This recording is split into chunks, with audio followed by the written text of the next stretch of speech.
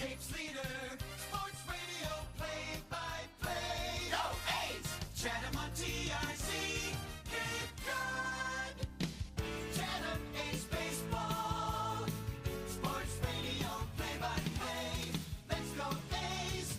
Wooden bats through the fog playing under the lights. The stars of tomorrow shine tonight. No one else can beat them. Come on out and see them.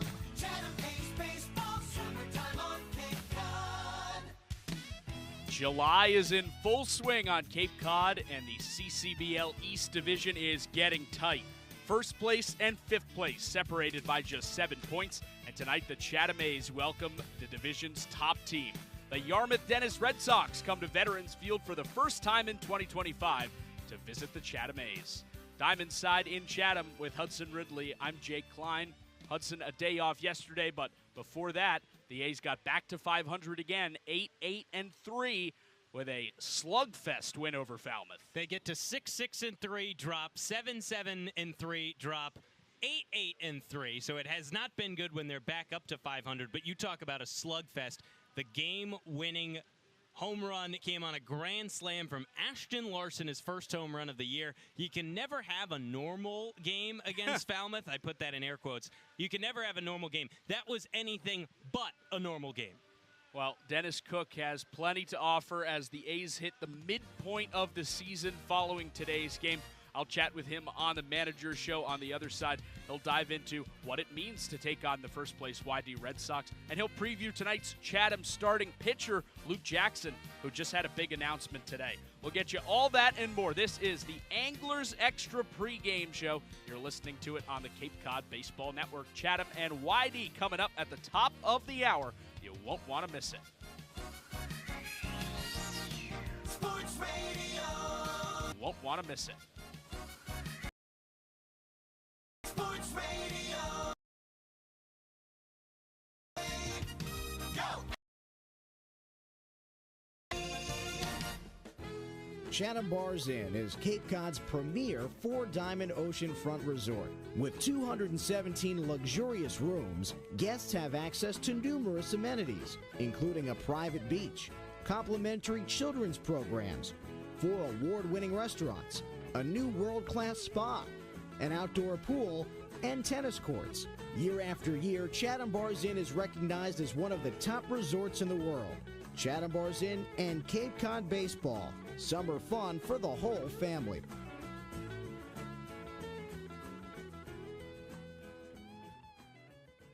Welcome back on the Anglers Extra pregame show. Almost time for Game 20 of the Cape League season. Chatham hosts first place Yarmouth-Dennis. It's time for the Manager's Show. I'm Jake Klein alongside the Chatham manager, Dennis Cook.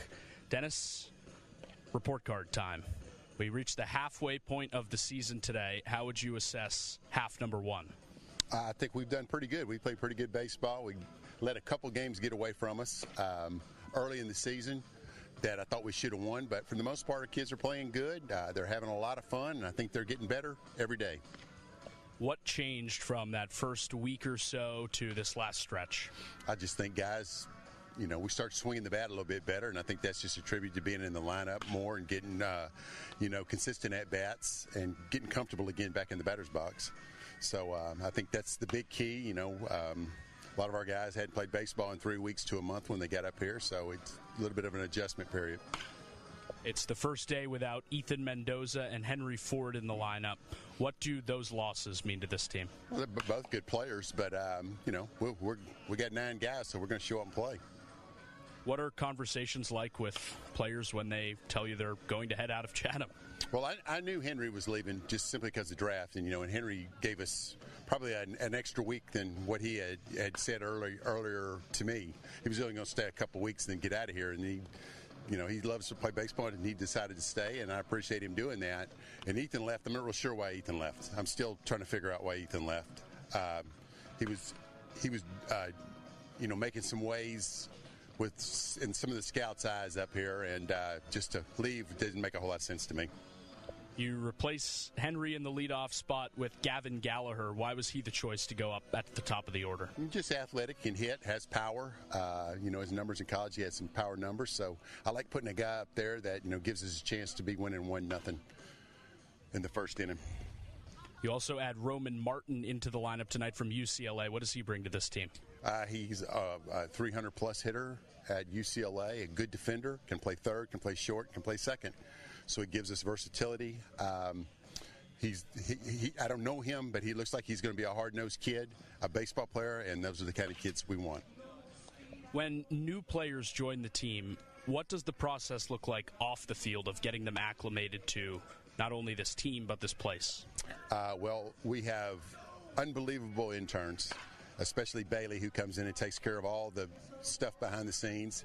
So she really helps a lot, and she deals with all that, the off the field stuff, and we just take care of on the field. So we appreciate her very much for her help.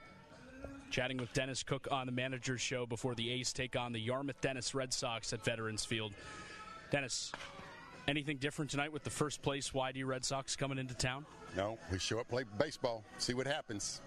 You send Luke Jackson out to the mound tonight. He was scratched from his last start. How's he come along in the last couple of days? He's fine. He just was a little bit, didn't feel real good for his last start. So, we'll get him out there, run him out there, try to get 3 out of him tonight, 3 to 4 out of him tonight, just depending on pitch count and how he feels, and go from there. What do you like about Luke's game on the mound? He can be a power pitcher. If Luke throws strikes, he's going to be successful. If he doesn't, he's not going to be. It's a pretty easy assessment for him. If those strikes, puts it in the zone, he's going to do okay. He just announced today his commitment to transfer to Dallas Baptist University.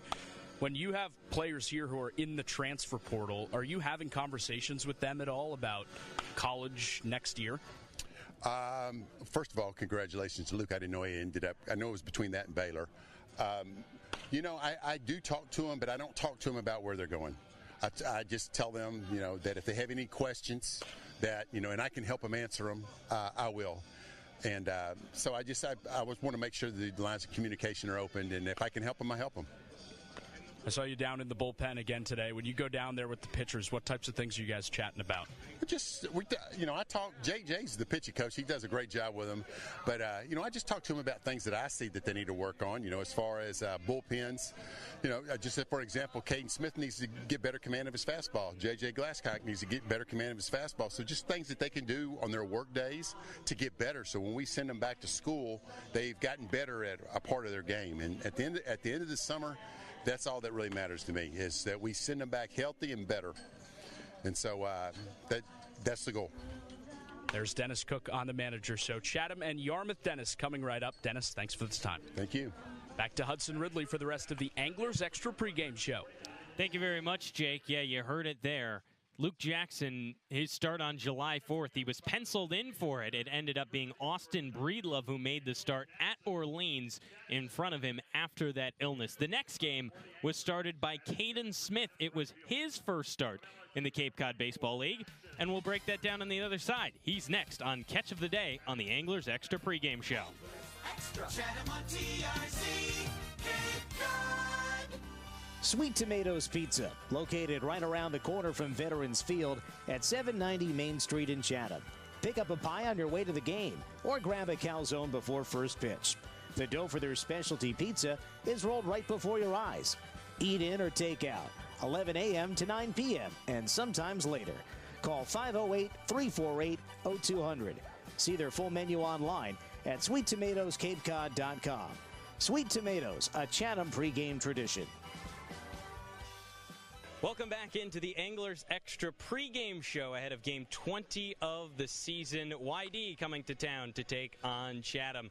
The catch of the day, it's time with Caden Smith. I'm Hudson Ridley. Caden, you started in the last game. It was an 11-8 win over Falmouth. That was your first start here in your 5th appearance. How did it feel to finally start this time and not come out of the pen? It was definitely nice to get the nod, get on the bump early, things rolling, so it was super nice getting the nod there. Mm-hmm. Do you like that role? Yeah, starting's fun. I don't really care whether coming out of the pen or starting, whatever gets me on the mound. Mm-hmm. Do you plan to start at TCU in the next year? What is the goal, or stay in the pen a little bit more? So next year, yeah, I'm definitely looking to start. Mm-hmm. And you like that a little bit more coming out early on. Your brother also started a game here. Is that something that, you guys both like? Do you talk about the role of a starter versus a reliever? Yeah, more of like just coming and starting, you just get an opportunity to get more innings just because if you produce, you're going to keep going on the mound. Like sometimes if you come in out of the bullpen, you'll only get 1 to 2 innings just depending on the scenario. Talked about your brother Colton a little bit earlier. He was here for 2 games earlier this year. What was it like to be on a team with him? It was super awesome to play with my brother. I mean, we haven't played together since high school, so it was super awesome to reconnect there. Were there games in high school where you pitched in the same game as him? Oh, yeah, there was a few. He was hurt majority of his high school career, but we got like 2 or 3 games where he would start and then I would close. So it was a lethal duel. And that happened again this year as well. What was that like following up your brother? I mean, we had Gabe in the middle of us. Gabe's a good guy, but it was awesome to come in after him, finish the game, get the dub. 20 games down this year. Well, at least it will be today. And then there's 20 games left. When you think about the first 20 games of the year, what do you make of those 20 games? I thought we started off a little slow, but we're kind of finding our groove, getting the bats hot, the arms are going. I mean, we've been rotating a lot of guys in and out, but I think the squad's kind of sticking together now, and we're looking pretty well the rest of the season. On a personal level, what's a big thing that sticks out to you memory-wise? Any fun memories that you've made in the first 20 games? I mean, just going to the beach with the fellas, hanging around the pool, just all the stuff off the field. And then in the next 20 games of the year, what do you personally want to get out of them? I mean, obviously get better, get closer with the guys, just do anything to win a Chatham championship. Now, earlier today, you were getting a little closer with the guys by playing, was that golf out there on the field? Walk me through what that was. Fungo golf, so you just pick a spot, get a fungo. It's basically golf with a baseball bat. Do you play fungo golf often at TCU? I played a lot in high school and a little bit at TCU, but I just got here early today and was kind of bored, so I asked a few guys if they wanted to play. Who's the best fungo golf player out of that group today? Probably Mr. Jackson Freeman. Where'd you finish in the clubhouse? Probably second. Second, okay. Who came last? Jake. Jake did, really? As a hitter, Jake came last. Yeah, but he's still good. We were all even pretty much. You got to start maybe a clubhouse, a leaderboard there. Yeah, we may. We'll probably run it here in the next few days, a little bit, before games.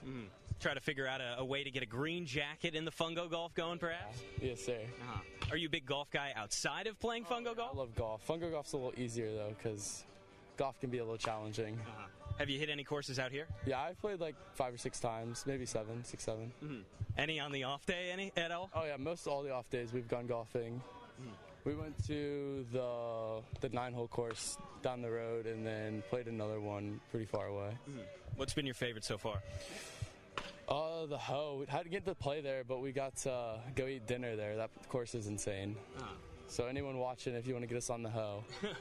Yeah. How do you find your way to Eastward Hoe? That is the biggest question mark. Now, your brother, Colton, also played for Team USA last year.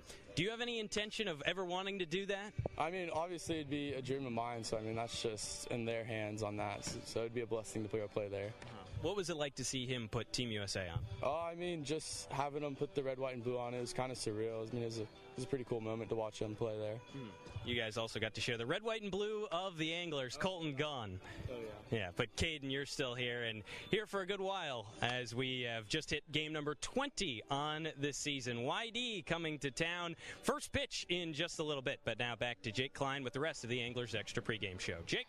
All right, Hudson. YD in first place, but only 5 points ahead of fourth place Chatham. Those two teams face at Veterans Field tonight. We'll get you the lineups, the pitching matchup, and first pitch. It's all ahead. You're listening to the Anglers Extra pregame show. Anglers Extra. Chatham on TIC. Cape Cod. Year after year, Cape Cod League Baseball and Chatham Bars Inn have been synonymous with summer on Cape Cod. The Inn has offered clam bakes, beachside barbecues, and oceanfront dining since 1914. The new Beach House restaurant at Chatham Bars Inn is open daily for breakfast, lunch, and dinner. Visit Chatham Bars Inn at www.chathambarsinn.com. Chatham Bars Inn and Cape Cod Baseball. Summer fun for the whole family.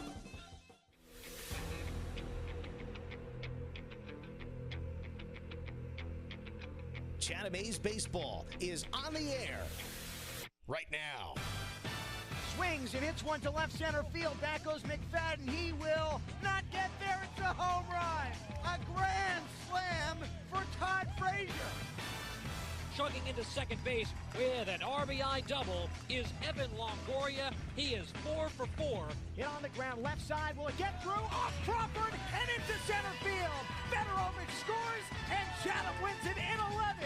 The game-winning hit from Seager. It's a 5-4 Chatham winner.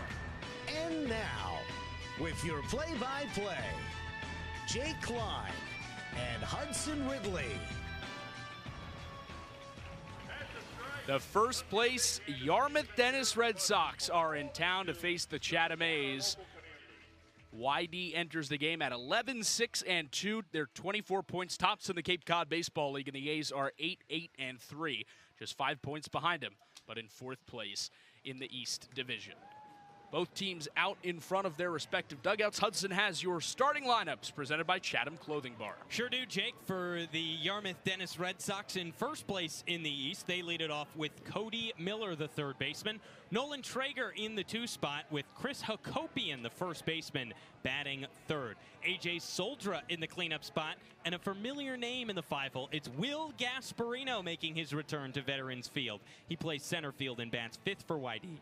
Will Baker in the 6-hole. He plays second base with Jace Tharnish in right field. He bats 7th. Jake Bold, the catcher, in the 8-hole, and Yomar Karesis in at shortstop. He bats 9th. A big switch up for Chatham after Henry Ford and Ethan Mendoza depart, so brace yourself. This lineup sounds a little weird. Gavin Gallagher leading things off. He plays at third base with Roman Martin making his Chatham debut in the 2-hole. Jackson Freeman moves up to the 3rd spot. Daniel Jackson ends up batting cleanup with Ashton Larson in right field batting 5th. Chase Freilich at first base bats 6th with Isaiah Lane, the shortstop, in the 7-hole. Jake Hanley back in the lineup. He finds himself in the 8-hole out in left field. And Noah Miller with the catching duties is at the 9 spot. Jake, you have the pitching matchup presented by Red Nun Bar and Grill. Get you that pitching matchup in just a moment, but first it's time for the national anthem at Veterans Field, and for that I'll turn it over to the public address announcer, the paragon of pronunciation, Dr. Peter Burns. Singing tonight's national anthem is Izzy Gomez da Silva. Please rise for the national anthem. Izzy Gomez da Silva is a rising 7th grader at Monomoy Regional Middle School. She enjoys animals, gymnastics, swimming, and family. With tonight's national anthem, Izzy Gomez da Silva.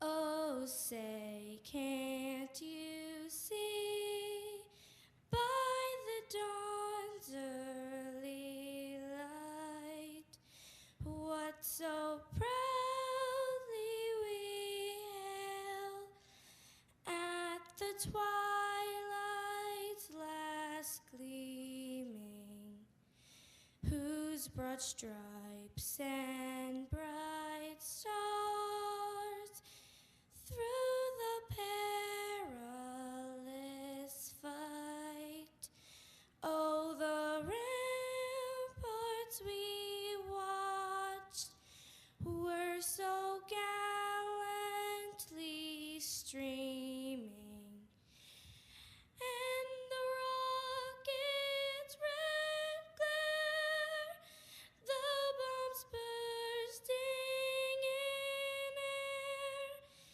gave proof to the night that our flag was still there. Oh, say does that star-spangled banner yet wave o'er the land of the free and the home of the brave?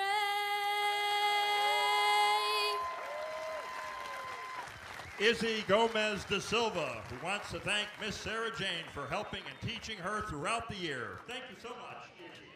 So there it is, the national anthem at Veterans Field. Chatham and Yarmouth-Dennis coming up in just a couple of moments. But first, it's time for your pitching matchup, presented to you, as always, by the Red Nun Bar and Grill. For Chatham, in the road half of the first, it'll be the right-hander Luke Jackson, 6'2", 190-pound right-hander.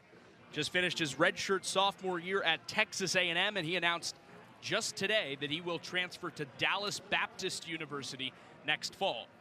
He makes his third appearance and third start. In his first 8 innings of the Cape League season, he has pitched to a 2.25 ERA with 6 strikeouts and 5 walks. He goes against another righty. It's YD's Carson Ballard, 6'1", 195-pound redshirt junior to be at Georgia Tech. He makes his 4th appearance and 4th start. In 11 innings pitched, he has pitched to a 3.27 ERA, 11 strikeouts to 3 walks. Chatham is back in the home white pinstriped uniforms, royal blue caps with the A fishhook logo in red on the front, red bills. White jerseys with the blue pinstripes, Angler A logo on the top left, blue numbers on the back, and the white pinstriped pants with the royal blue pinstripes. Yarmouth-Dennis is in their road uniforms, red hats with the Cape League outline and the Chicago White Sox style socks on the front.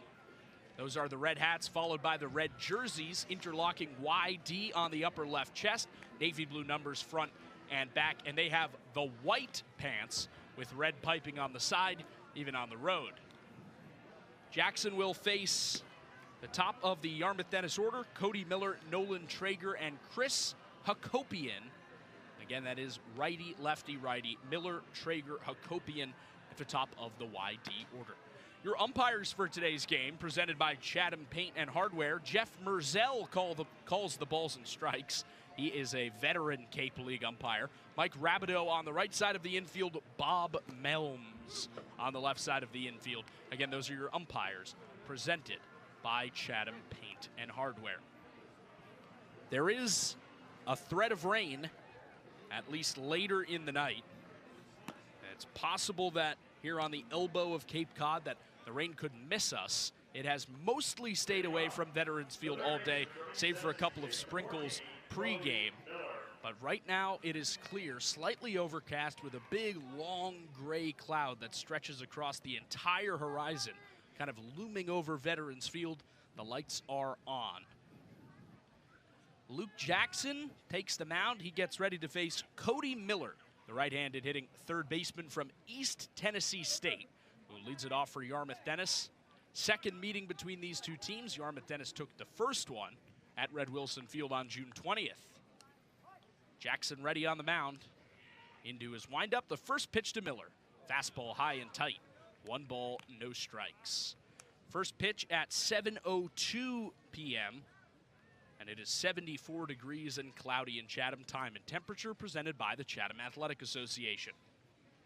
Here's the 1-0. Fastball just off the outside corner. 2 balls, no strikes. That fastball command will be critical for Jackson, according to Dennis Cook. 6 strikeouts to 5 walks for him in his first 8 innings. 2-0. Breaking ball. That was the fastball, rather. Called a strike on the inside corner. 2 balls and a strike. It's a 4-pitch mix for Luke Jackson. Winds up. Here's the 2-1. Breaking ball. Called a strike. Inside corner. 2 balls, 2 strikes. It's fastball, changeup, cut fastball, sweeper for Jackson. Looks in for the sign, nods, 2-2 to Miller. Swung on and flied into deep right field. Ashton Larson tracks it back on the track. He's at the wall. It's out of here. Leadoff, opposite field, home run, Cody Miller. And just 5 pitches into the game, Yarmouth-Dennis is on the board. 1-0 Red Sox in the top of the first. It was just a center cut fastball from Luke Jackson. Really right down the middle, 96 miles an hour. Not relatively hard to turn on when most of the at-bat had been fastball. 337 feet on that home run out to right. Just scraped the wall in straightaway right field. It's enough to give the first run of the game. It's the first pitch to Nolan Traeger. Misses inside, 1-0. Gets you the Chatham defensive alignment presented by Short and Sweet Ice Cream. But first, a 1-0 from Jackson. Changeup outside, 2-0.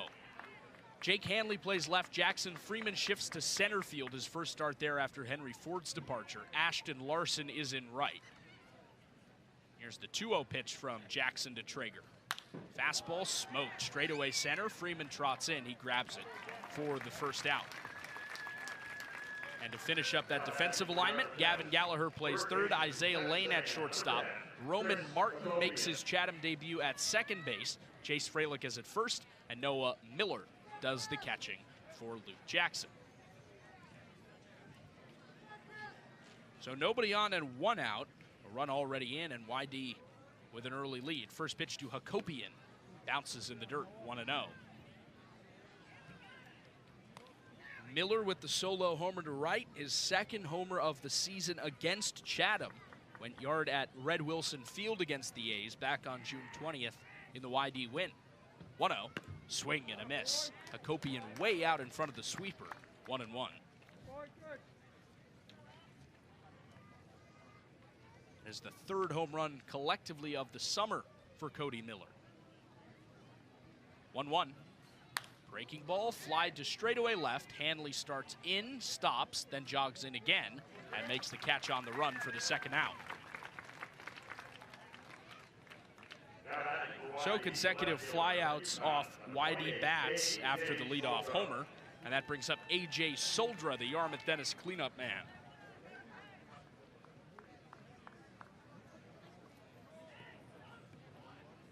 Jackson is ready to go on the mound. He's already agreed on a sign with the catcher Miller. Soldra yet to step in the box. Now does. Feet tight together in the very back of the left-handed batter's box. First pitch. Fastball, down and away, 1-0. A couple of shouts of nice pitch from the Chatham dugout. But it's ball one.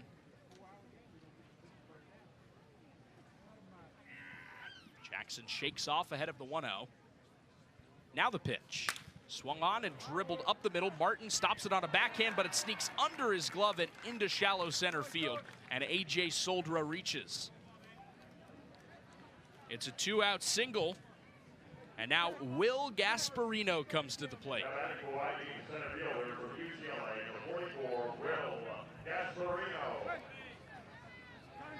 Gasparino out of Texas will transfer to UCLA for his junior season. He is a former Chatham A. Played just over a week here with the A's last summer, and now joins Yarmouth-Dennis. First pitch from Jackson to him.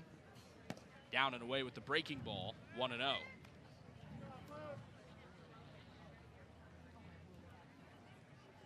Soldra takes his lead off of first with 2 outs. A run already in the top of the first for YD.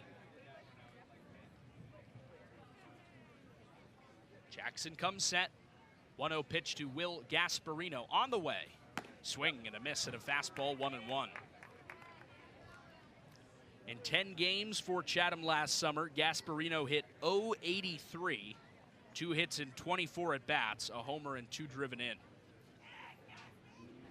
Was released mid-season by the A's. Picked to first, safe. Soldra dives back.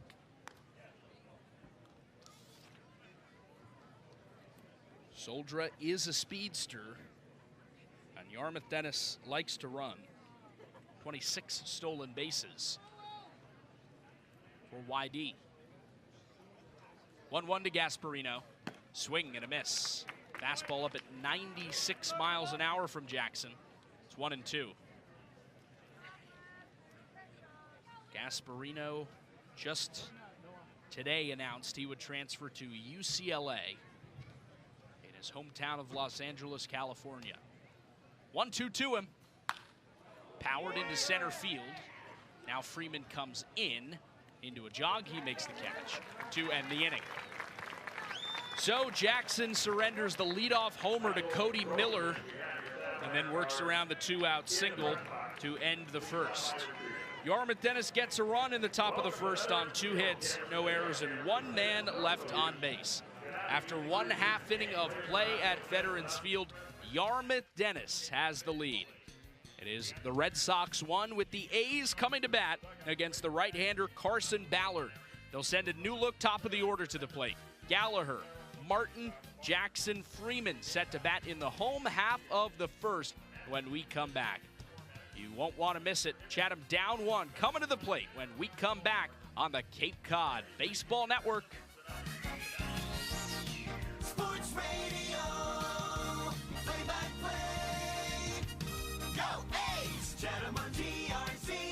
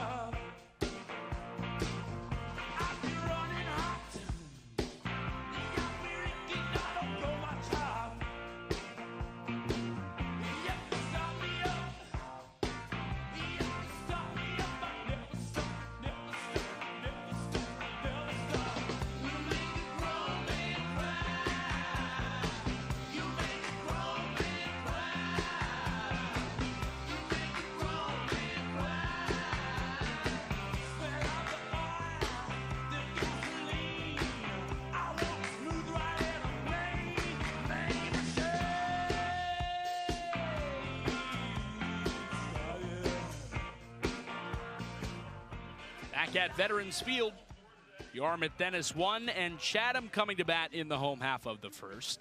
Jake and Hudson with you, high above Diamond Side at Veterans Field. And with Henry Ford and Ethan Mendoza departed from Chatham, it's the new look top of the A's order. Gavin Gallagher, Roman Martin in his Chatham debut, and Jackson Freeman. Righty, righty, lefty set to face the right-handed starter Carson Ballard for Yarmouth-Dennis. First pitch to Gallagher. Fastball on the outside corner, 0-1. It's a massive selection of pitches, 7 of them for Ballard to turn to. Is 0-1. Swing and a miss, 0-2.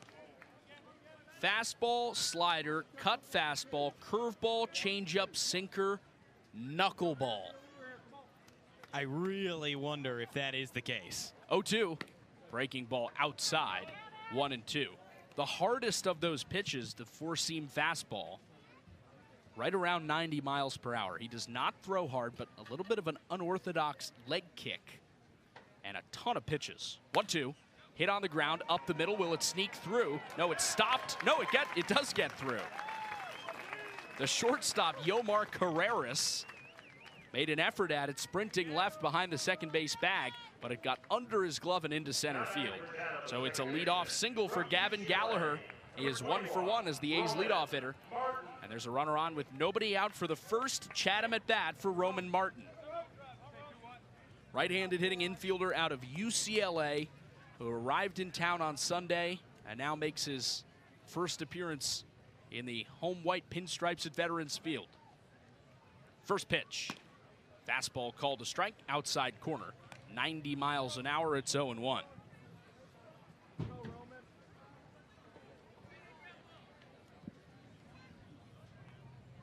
Gallagher takes his lead off of first with nobody out. The 0-1 pitch. Fastball off the plate this time. Misses outside, it's 1-1.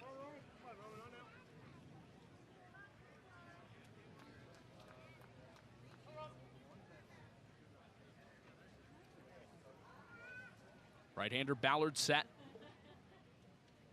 Long look in, the 1-1. Swing and a miss. There's the cutter, 1-2. Martin comes to Chatham from UCLA, where he hit .316 in 65 games for the Bruins. 75 of 237 as the everyday third baseman. 1-2. Swung on and popped up.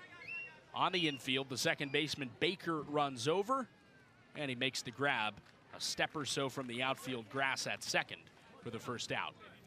So Roman Martin pops out. It's the first out of the home half of the first, and we'll get you the YD defensive alignment presented by Short and Sweet Ice Cream.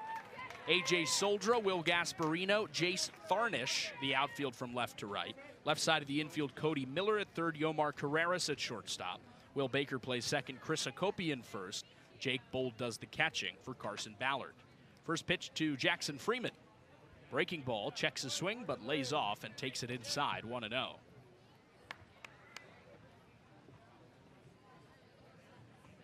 Freeman, the Cape League's Player of the Week last week. Got right back at it in the win over Falmouth. The pitch, clocked left side. It drops in front of Soldra, a base hit. Bobbled and left by Soldra. Gallagher heads for third. The throw in is in time. They got him. Soldra bobbled the ball maybe a foot away from himself, picked it up and easily threw out Gallagher trying to head to third. Freeman does move up to second, so there's a runner in scoring position with 2 out for Daniel Jackson.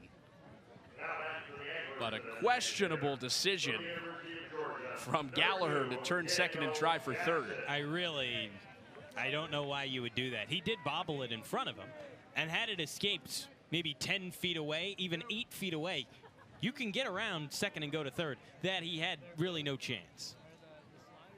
So Jackson with the runner on second, 2 out. The pitch. Dribbled on the ground, third base side. Brett Doe kicks it in the third base coaching box. So a foul ball makes it 0-1. Shortstop Carreras pulled toward the third base bag. He's way in the hole with his feet on the outfield grass. The pitch. Fastball outside, 1-0. 2 hits already for Chatham. The softly hit ground ball single by Gallagher, and then the single by Freeman to left. Got Gallagher thrown out. 1-1. Cutter called a strike. Outside corner, 1-2. Ashton Larson would be next. His grand slam helped lift the A's to that 11-8 win over Falmouth on Sunday night. 1-2 to Jackson. High with the fastball, 2-2. Yarmouth-Dennis already ahead 1-0. Bottom of the first. Cody Miller, the leadoff man in this ball game, went yard. Runner on second, 2 out. The 2-2. Popped foul in the air, first base side, over the trees toward the playground adjacent to right field at Veterans Field. Stays 2 balls, 2 strikes.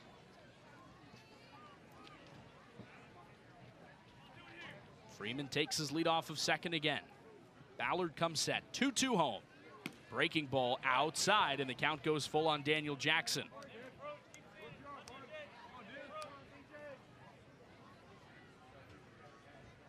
Three hits in 5 at-bats for Jackson on Sunday. 2 singles and a double. Now the payoff to him. Swung on and tapped foul to the backstop. Count stays full. And it will be a 7th pitch to Daniel Jackson. Rather, an 8th. The next pitch from Ballard will be number 18, which will put him, his pitch count, higher than Jackson's. 3-2. Caught on and missed, strike 3. So that ends the inning. Chatham gets a runner to scoring position, but Jackson strikes out, and Ballard escapes the first with his team's 1-0 lead still intact. No runs on 2 hits, no errors, just 1 man left on base for Chatham in the first. We go to the second. Yarmouth-Dennis 1, Chatham 0. Don't go anywhere. You're listening to the Cape Cod Baseball Network. Chatham on TRC, Cape Cod. Dream it. If you can cruise in it, if you can summer in it, fish from it, or take it for a day at the beach, we can protect it. The Baldwin Group. Protecting the possible.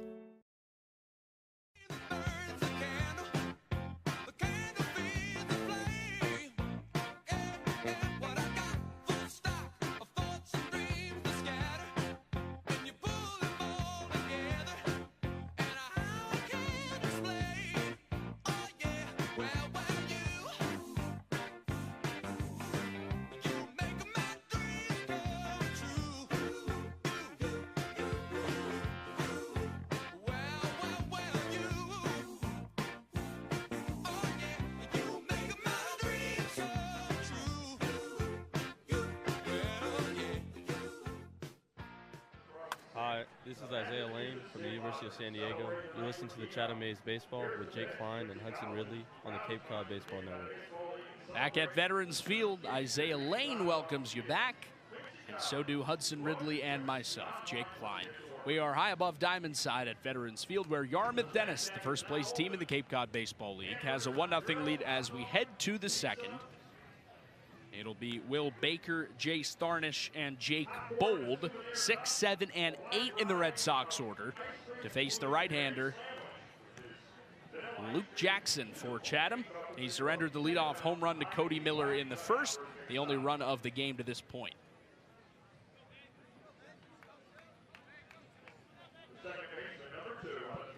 Will Baker, the second baseman from Georgia Tech, Australian-born, steps into the left-handed box. He faces Jackson with nobody on and nobody out to lead off the second. Gavin Gallagher, the Chatham third baseman, comes in on the infield grass. Right-hander on the mound, winds up. First pitch to the lefty hitter. Fastball chopped on the ground right side, over the glove of Jackson. Martin charges, off-balance throw to first, got him.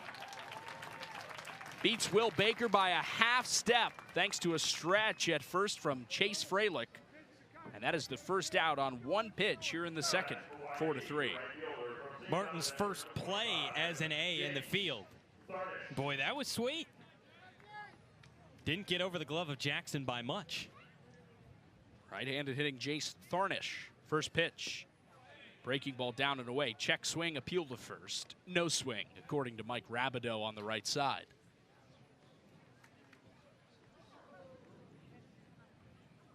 Jackson shakes off the sign from Miller. Now gets what he wants. 1-0. Breaking ball hit on the ground left side. Lane in the hole. Sprawls out, but can't do anything once he grabs it. So it's an infield single for Jace Tharnish. Third hit of the day for YD. And there is a runner on with one out. Lane tried. He raced into the hole between third and short, and all the way on the outfield grass, he gloved it as he lunged toward the foul line, but clearly had no throw. Jake Bold comes up, right-handed hitting catcher. First pitch, swung on and dribbled foul down the third base line, 0-1.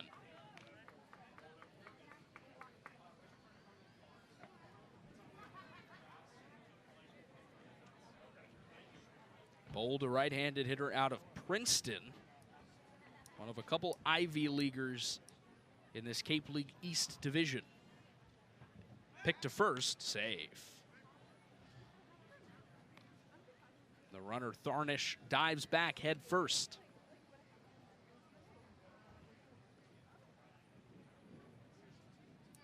A lot of the veteran Cape League managers tend to pick up the Ivy Leaguers. Only one in the West Division. 0-1. Swing and a miss. Fastball, and he cuts through at 0-2. Chatham has seen a couple of Ivy Leaguers in the last couple of days. Orleans has representatives from Brown and Harvard. Harwich players from Princeton and Penn. 0-2 to Bold. High with a fastball. Miller, the catcher, fakes as if he was going to throw to first, but holds it. A ball and 2 strikes.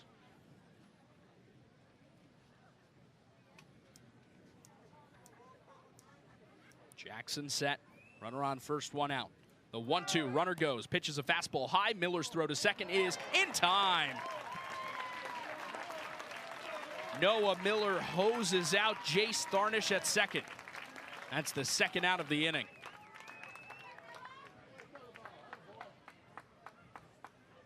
Not the ideal pitch to run on. The high fastball almost worked like a pitch out. So now nobody on and 2 out. 2-2 on Jake Bold. Luke Jackson deals. Breaking ball just off the plate away, and the count goes full.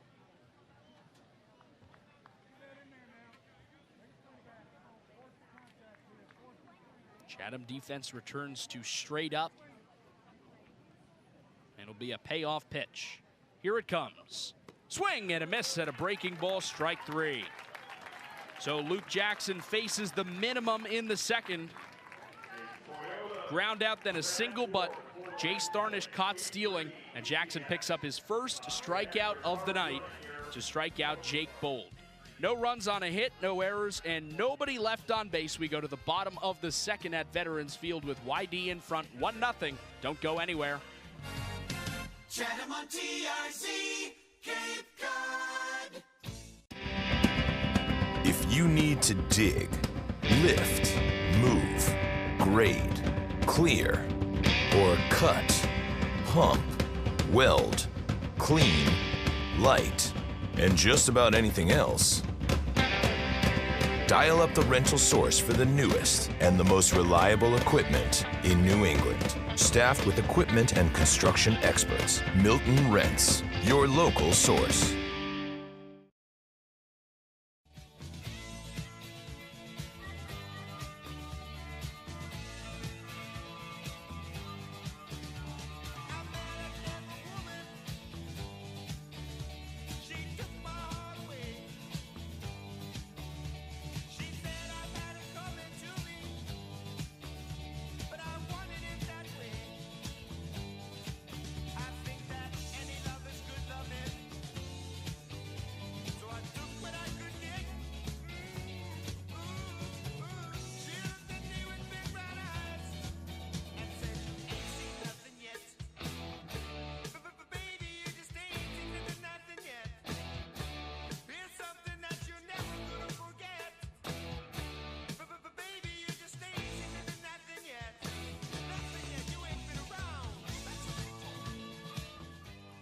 Back at Veterans Field in Chatham, 1-0, the Yarmouth-Dennis Red Sox lead over the Chatham A's.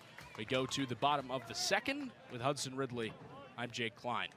Ashton Larson, Chase Freilich, and Isaiah Lane, two lefties and a righty against the righty Carson Ballard. First pitch to Larson, called a strike at the bottom of the zone, 0-1. There's that fastball, just 89 miles an hour, but it does the trick.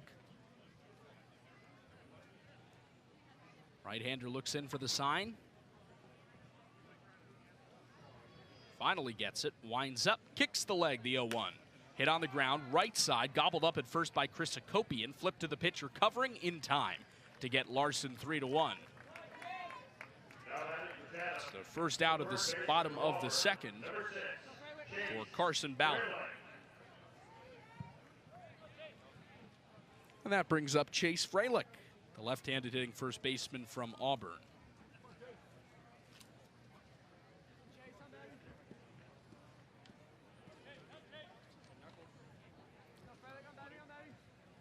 Right against left.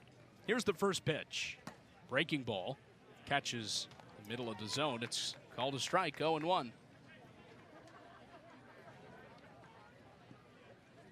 Freilich, big lefty hitter, the 0-1. Fastball called a strike at the knees. Shakes his head and talks to home plate umpire Jeff Merzel as he backs out of the left-handed box. Now he's in an 0-2 hole.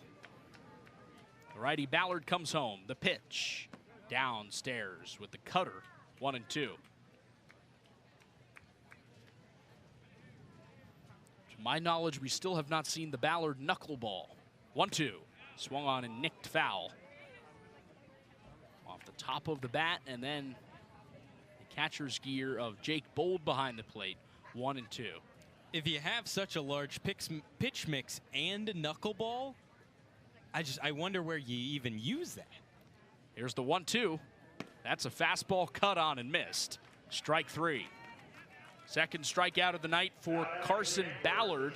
2 up, 2 down in the home half of the second.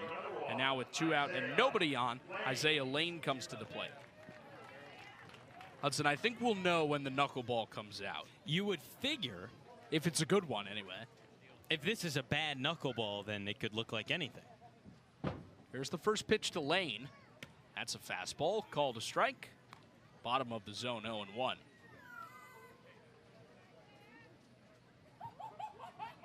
Lane, the right-handed hitting shortstop out of San Diego, has made almost every start at shortstop for the A's, save for a couple of days off. He was set on July 4th to have his second day off of the season, and 5 innings in, Dennis Cook said, no. We need him back in there at shortstop, and he started up a 6-4-3 double play as soon as he came in. 0-1, downstairs. Tips off the catcher's mitt and rolls to the backstop. A ball and a strike. Yarmouth-Dennis 1, Chatham nothing. We're in the bottom of the second. The homer by Cody Miller to lead off the game, the only run. 1-1, down and away. 2 balls and a strike. Jake Hanley is next. If Lane can reach with 2 out. He's back in the order after a couple of days away. 2-1 pitch. Swung on, hit on the ground toward third. Miller gobbles it up, slings to first in time to end the inning. It is a 1-2-3 inning for Carson Ballard. He sets down Fralick, or rather Larson, then Fralick, then Isaiah Lane in order. No runs, no hits, no errors, nobody left on base, 1-0 YD. We go to the third.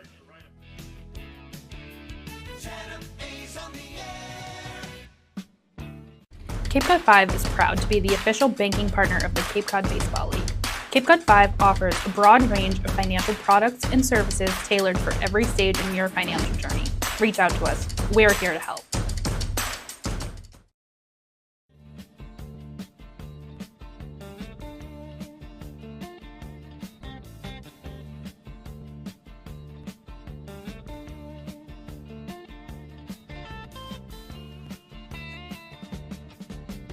Shiver in the dark, it's raining in the park, but meantime, sound of the river, you stop and you hold everything. A band is blowing Dixie, double fall time. You feel alright when you hear the music ring.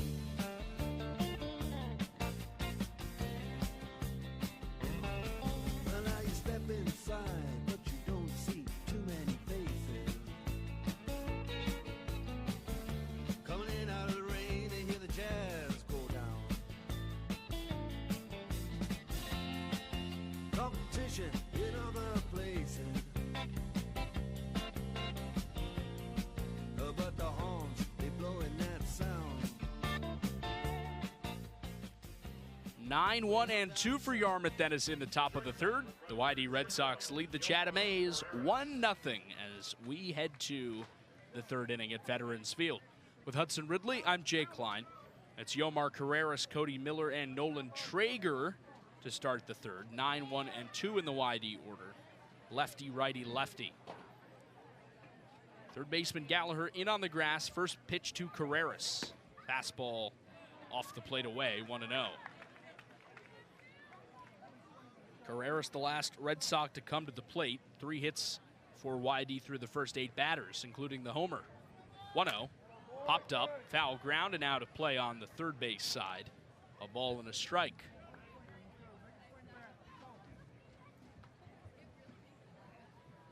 Chatham with a chance to move above 500 today for the first time on the season. 1-1, breaking ball tagged. Left field, Hanley trots toward the gap. The left fielder makes the grab for the first out. Carreras hit it pretty hard. 80+ miles an hour off the bat, and as lightning strikes above Veterans Field, the YD order turns over for Cody Miller. Mentioned there is a threat of rain, especially later on in the night, toward the 9 o'clock hour. A few sprinkles pregame, but nothing worse than that. First pitch to Miller. Breaking ball misses off the plate inside, 1-0. Miller responsible for the only run of the game to this point, his leadoff solo homer in the first to right. Jackson's 1-0. Breaking ball upstairs, 2-0. Already 5 hits between the two teams. It'll be a 2-0 to Cody Miller. Here it is. Hit him. Got him right in the black Bruce Bolt brand arm guard, which does its job. He earns the hit by pitch after his home run and trots to first with 1 out. What do you think differentiates Bruce Bolt brand and Big Baller brand? Is there the 3 big triple Bs? Yeah, well, it's just called Bruce Bolt. Ah. double B's. And they've got the lightning bolt as the logo. Those have become popular over the last couple years. Pick to first, save. I don't know if the oven mitt style handguard on Miller's left hand at first is also Bruce Bolt. They do make them. It wouldn't be Big Baller brand. I wouldn't imagine they would make them. Definitely not. No. First pitch to Nolan Traeger on the way. It's a fastball called a strike on the outside corner. The runner Miller started toward second, then broke it down and went back to first. 0-1 on Traeger, the designated hitter tonight out of TCU.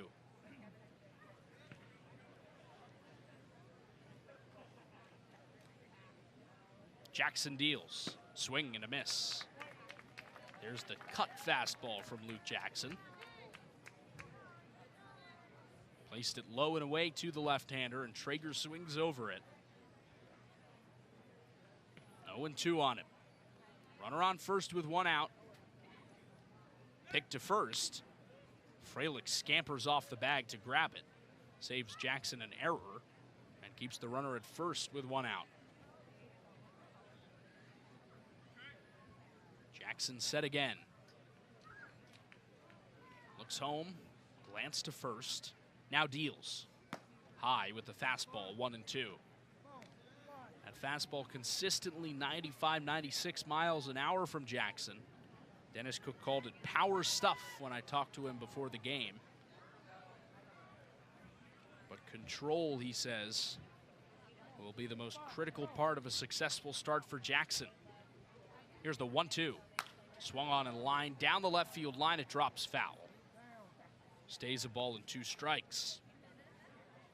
Jackson walked 5 in his first 8 innings on the Cape League season. Did strike out 6 as well.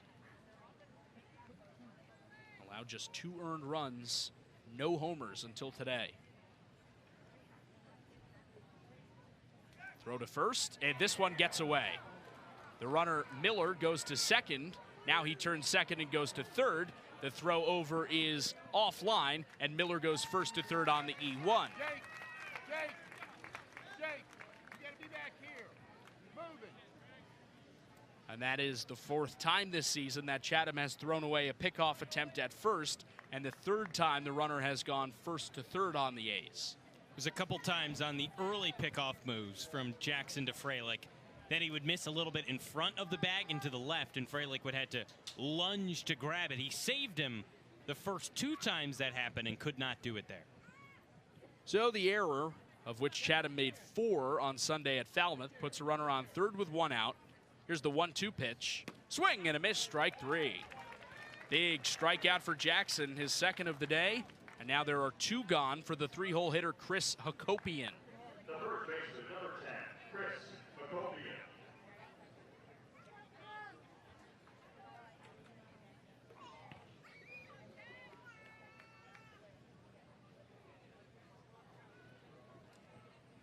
Hakopian in the right-handed batter's box. First pitch, breaking ball outside, 1-0.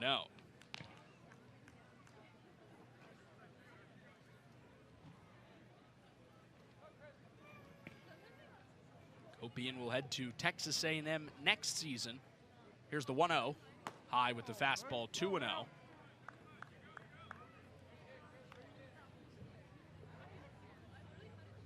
Comes from Maryland, where his team has had, or rather I should say his family has had, a lineage of history with the Terrapins. 2-0 in the dirt, blocked by the catcher Miller. Drops in front of him in the right-handed batter's box and keeps the runner at third with 2 out. Noah Miller has said it's taken him some time to get adjusted to the hitting here on Cape Cod, but the defense has been there. And Hudson, when you talked to him on Sunday, he said he's taken pride in the way he's caught. Now he's got something in his eye, calls timeout behind home plate, shakes it out, swats away a bug from in front of his face, and now gets ready to go. It'll be a 3-0 to Hakopian. Runner on third, 2 out, 1-0 YD in the 3rd inning. Here's the pitch. Fastball called a strike, inside corner, it's 3-1. The batting average for Miller, only .097. The 12 strikeouts, 3 hits, only 1 for extra bases. 3-1 pitch, popped up, first base side out of play, and now the count goes full. Jackson has worked it back from down 3-0 to a full count on Hakopian.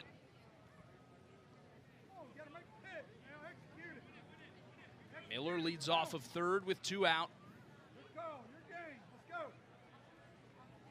Here's the 3-2 pitch. Breaking ball just tapped foul behind home plate. It rolls to the backstop offset toward the third base side. Count stays full. Hakopian just barely made contact. He was early and hit it off the end of his bat, just chopped it softly behind home plate. Now another 3-2. Here it is. Breaking ball, fouled off, slowly on the ground down the first base side, and the count stays full again. It'll be another 3-2 pitch. An awkward adjustment from Hakopian, too. That bat went around. He was early on the breaking ball. The adjustment he made to foul it off kind of sent a reverberation through his body. It snapped his neck back on his way down the first base line. Stands in, another 3-2. Broken bat, fists it over the mound. Jackson goes back, it drops in. There is no play at first. They try, but Hakopian beats it out on a dying Quail infield single over the pitcher's mound. YD makes it 2-0 as Miller comes in to score. The left fielder, number 28, A.J. Soldra. That could not have traveled more than 70 feet there. That died nearly instantly. Sounded like the interior of the bat broke as he made contact with it. An unfortunate infield single against what has been a good start for Jackson. First pitch to A.J. Soldra, fouled off in the air, third base side out of play. 0-1. Hudson, would you like to guess the exit velocity on that RBI single from Chris Hakopian? 80 miles an hour? 37 miles an hour off the bat. I don't know why I guessed 80. Yeah, 37 makes more sense. 0-1, swing and a miss. 0-2. That's baseball. Sometimes you smoke one for an out, and sometimes you get a 37-mile-an-hour RBI single. Runner on first with 2 out, 2-0 YD in the third. The 0-2 to Soldra. Fastball upstairs, a ball and 2 strikes.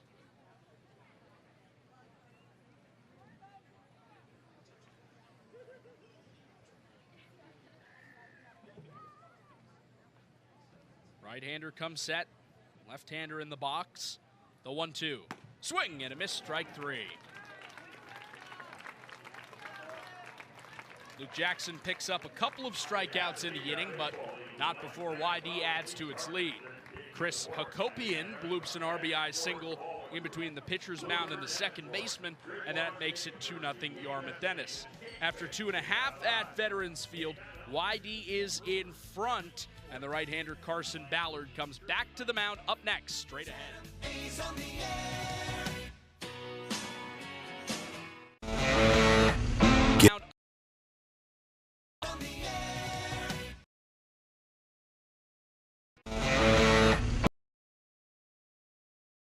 Machines. With more power, performance, comfort, and savings, they're ready for every job. And we're ready with plenty of inventory, the best support in the business, same-day parts availability, and locations across the Northeast. So you can always be ready to work. Milton Cat, always ready.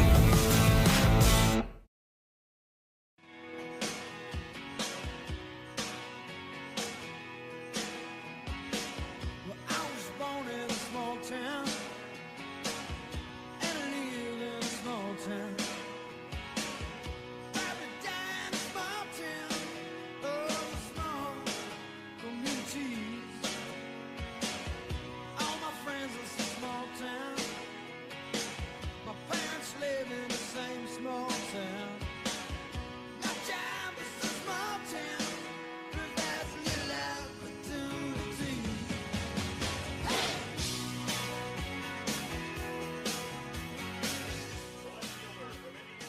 2-0, the Yarmouth-Dennis Red Sox lead the Chatham A's at Veterans Field.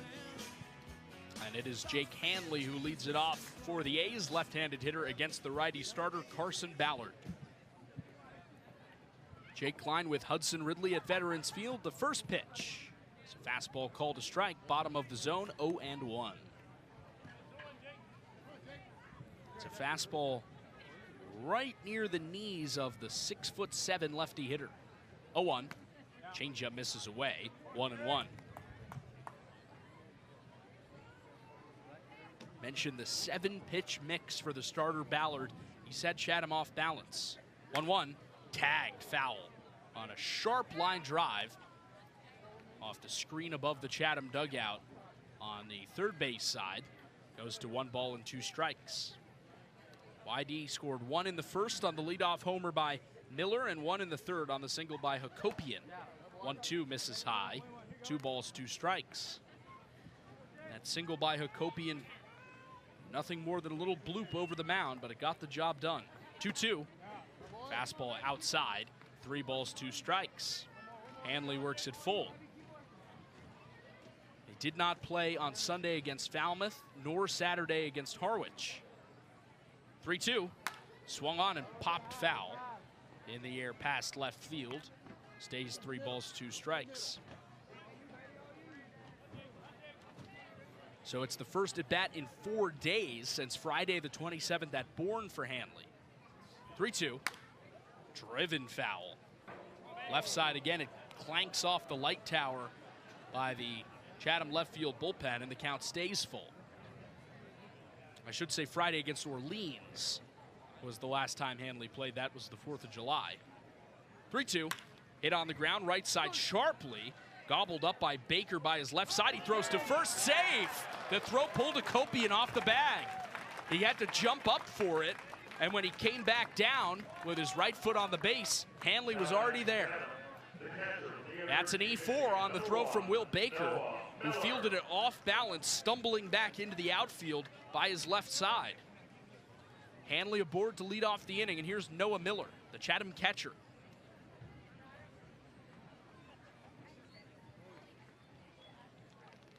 First pitch, high, 1-0. Mentioned some of the struggles at the plate for Miller. He's talked about it openly, but has brought a ton to Chatham defensively. Multiple pitchers have complimented. 1-0, down and away. Catcher pops up to throw, but Hanley scampers back, 2-0. Think on the very first night of the season when JT Quinn was dealing for Chatham in 5 innings, 1 run allowed against Falmouth. He gave a lot of the credit to Miller. 2-0. Fastball called a strike, low outside corner, 2-1. There's something to be said for catchers, too, who can call a game. Noah Miller caught Tate Carey, another Chatham A, in his 7-inning no-hit bid. Throw to first. Hanley just gets back safely. Rolls over onto his back, but keeps his left hand on the base as Hakopian applies the tag. And it's not easy to do in a summer league. And a lot of these pitchers you've never met, you've never seen until you're catching them in game. Another throw to first. Hanley gets back safely.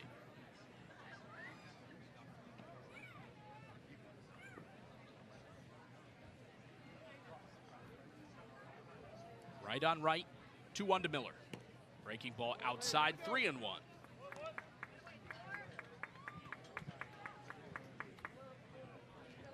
Scott Pickler, the Yarmouth-Dennis manager, looks on, calls the pitches from his signature bucket out in front of the dugout. 3-1, swing and a miss. Cut fastball, 3 balls, 2 strikes.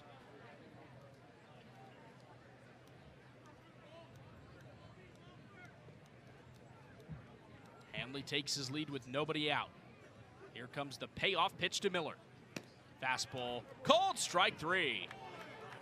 He tossed his bat toward the Chatham dugout and has words for Jeff Merzell, but he does not take the bat off of his shoulder in the 6th pitch at bat and strikes out looking. 1 gone.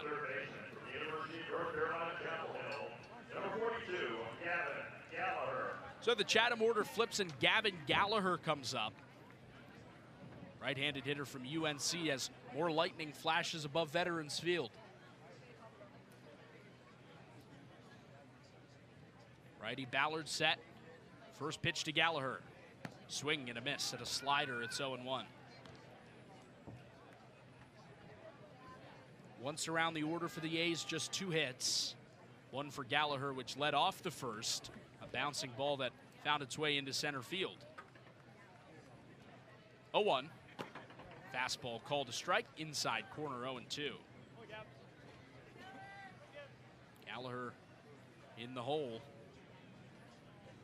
No balls and 2 strikes with Roman Martin waiting next. The pitch. In the dirt with a breaking ball. A ball and 2 strikes on Gallagher.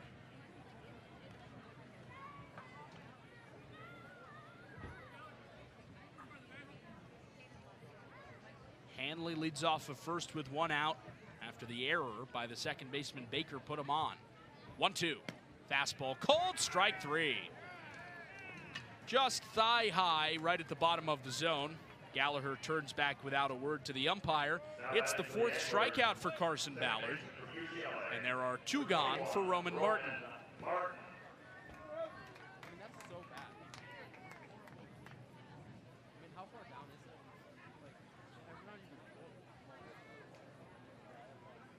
So here comes Martin, right-handed hitter, 0 for 1 on the game and in his Chatham tenure.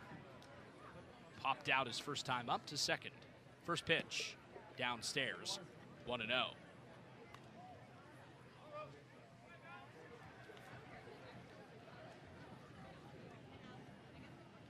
Yarmouth-Dennis 2, Chatham nothing, bottom of the 3rd.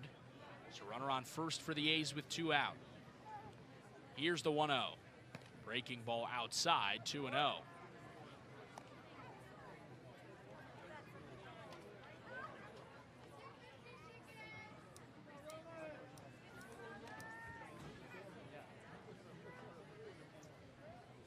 Righty Martin with a wide stance, taking up almost all of the box. 2-0. Breaking ball called a strike, low outside corner, 2-1.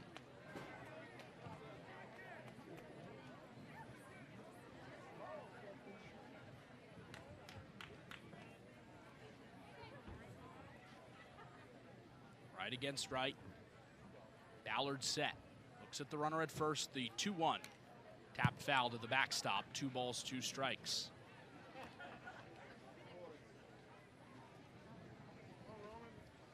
And for a guy who hasn't seen live pitching in a while, these long at-bats, or rather longer at-bats, are still good signs, whether they produce or not.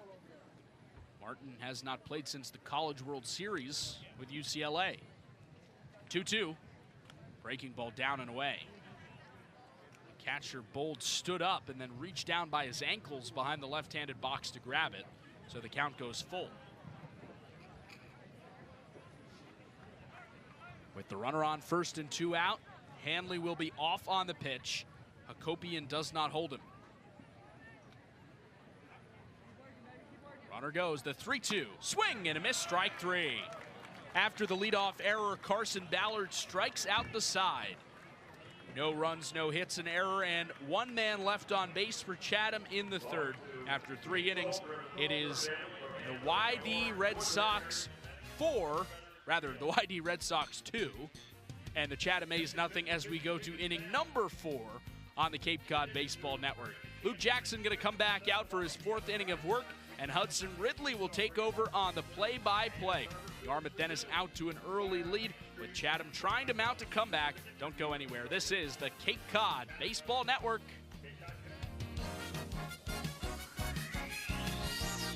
Sports Radio, play-by-play. Go A's, Chatham on DRC. Been a ton of training when it comes to bat speed, or products for players to be able to train bat speed.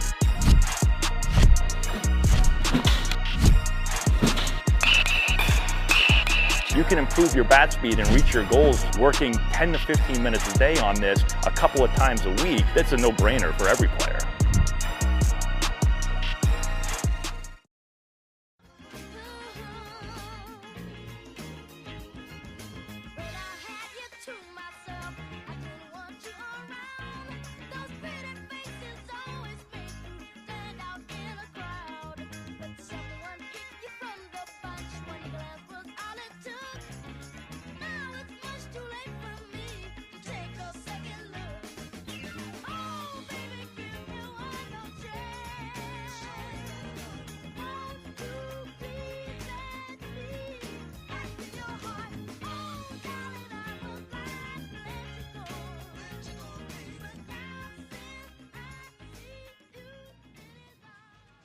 Hi, this is Dennis Cook, manager of Chatham Anglers. You're listening to Chatham A's Baseball with Jake Klein and Hudson Ridley on Cape Cod Baseball Network. Welcome back. YD2 Chatham nothing. As we go to the fourth, here is Hudson Ridley on play-by-play. Thank you very much, Jake. Will Gasparino, the lanky right-hander, to lead it off against the righty Luke Jackson on for his fourth inning. A big lightning flash in the distance, and now all of a sudden, home plate umpire Jeff Merzel makes his way out, points to the night sky where he saw that lightning, and now may gather his umpires.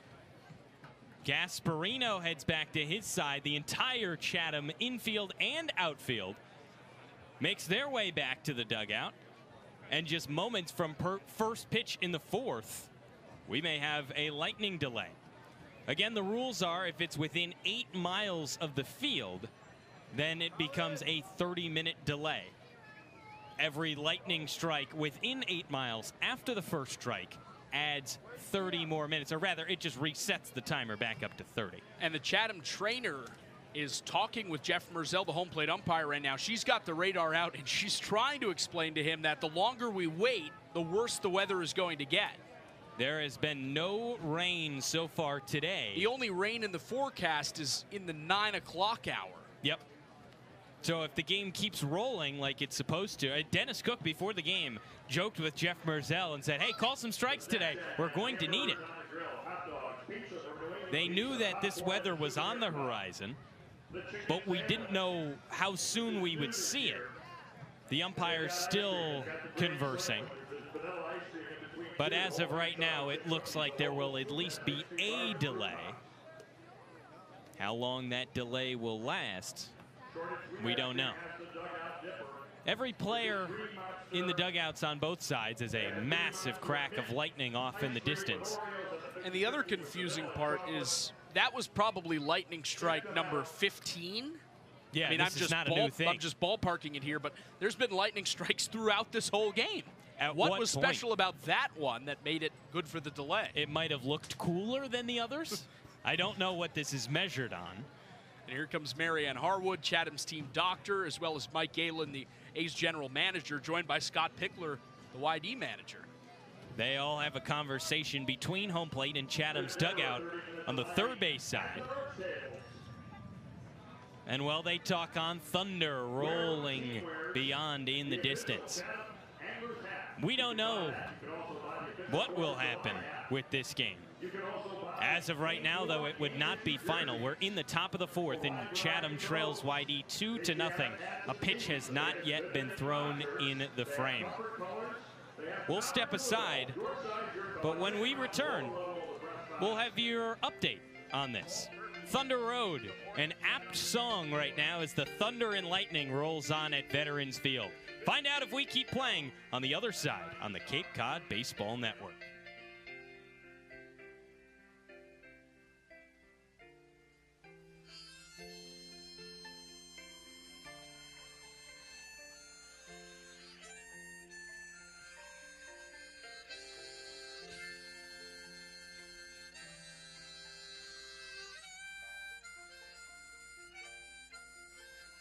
Screen door slams, Mary's dress sways. Like a vision, she dances across the porch as the radio plays. Roy Orbison singing for the lonely. Hey, that's me and I want you only. Don't turn me home again. I just can't face myself alone again. Don't you run back inside, darling, you know just what I'm here for. So you're scared and you're thinking that maybe we ain't that young anymore. Well, show a little faith, there's magic in the night. Ain't a beauty, but hey, you're alright. Oh, and that's alright with me. Covers and study your pain. Make crosses from your lovers, throw roses in the rain. Waste your summer praying in vain for a savior to rise from these streets. Well, I'm no hero that's under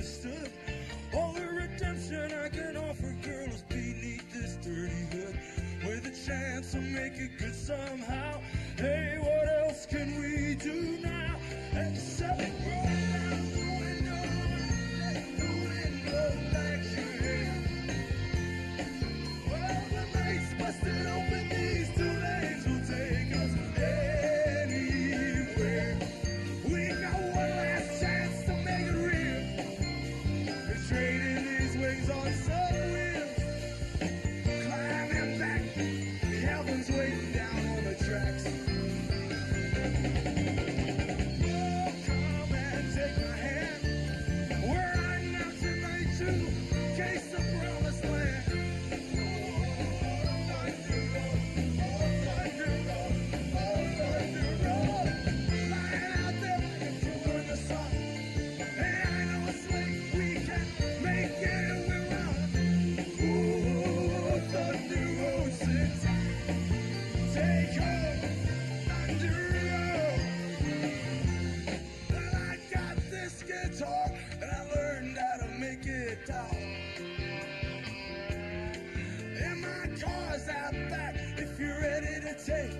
That long walk from your front porch to my front seat. The door's open, but the ride, it ain't free. Hey, I know you're lonely. There's words that I ain't spoken, but tonight, girl, we'll be free. Welcome back at Veterans Field. Jake Klein with you high above Diamond Side. It is a no rain delay at Veterans Field. Thunder and lightning strikes in the distance, enough to get this game stopped by the home plate umpire, Jeff Merzel. The score is 2-0 Yarmouth-Dennis. Cody Miller, the YD third baseman, led it off with a solo home run to right field and made it 1-0 in the first. Chatham threatened for runs in the bottom of the first, but nothing came of it after Daniel Jackson struck out with a runner in scoring position. Later on in the third, Cody Miller was hit by a pitch with 1 out. He moved up to third on a throwing error on a pickoff attempt from the pitcher, Luke Jackson, and then came in on a 2-out infield single. A little soft line drive right over the pitcher's mound, kind of in the Bermuda Triangle between pitcher and middle infielders. Chatham tried to throw him out at first, but Hakopian beat it out, and that plated the second run of this game, which made it 2-0 Yarmouth-Dennis. We were just about to start the fourth inning. Jackson, the Chatham starter, came back out, and then lightning struck again, a larger strike, a larger bolt over the center field horizon, and that is when the home plate umpire, Jeff Merzel, made the call. And so we are in delay. Still plenty of thunder, still plenty of lightning throughout this delay, although no rain, which has been notably missing from this rain delay. The A's players and coaches did get out there and put the covers on the areas around home plate and the pitcher's mound, but no rain yet at Veterans Field. So we have the no rain delay for you here on the Cape Cod Baseball Network. Again, according to the Cape Cod Baseball Network Doppler 4000, there is rain on the horizon, although not expected to come until about the 9 o'clock hour. So that would make this rain delay counterintuitive. If you want to beat that rain in the 9 o'clock hour, you want to play baseball and get to an official game before that rain hits, rather than just sitting here and waiting for it to arrive. The sky has significantly darkened. That long gray cloud that was hovering over the horizon in right field to start the game has since covered most of the sky here above Veterans Field, save for but a few streaks of blue sky right along the horizon past the right field foul pole. But other than that, this is an ominous sky and getting darker as the lights start to appear brighter and brighter at Veterans Field. We will take a break on this rain delay without rain. And when we come back, don't go anywhere. It'll be just a moment or so, and we'll come back with a special guest. On the other side, it's a rain delay, and Chatham is trailing Yarmouth-Dennis 2-0. We are set to start the fourth. We'll get you an update and have a whole lot more. It's Rain Delay Theater on the Cape Cod Baseball Network.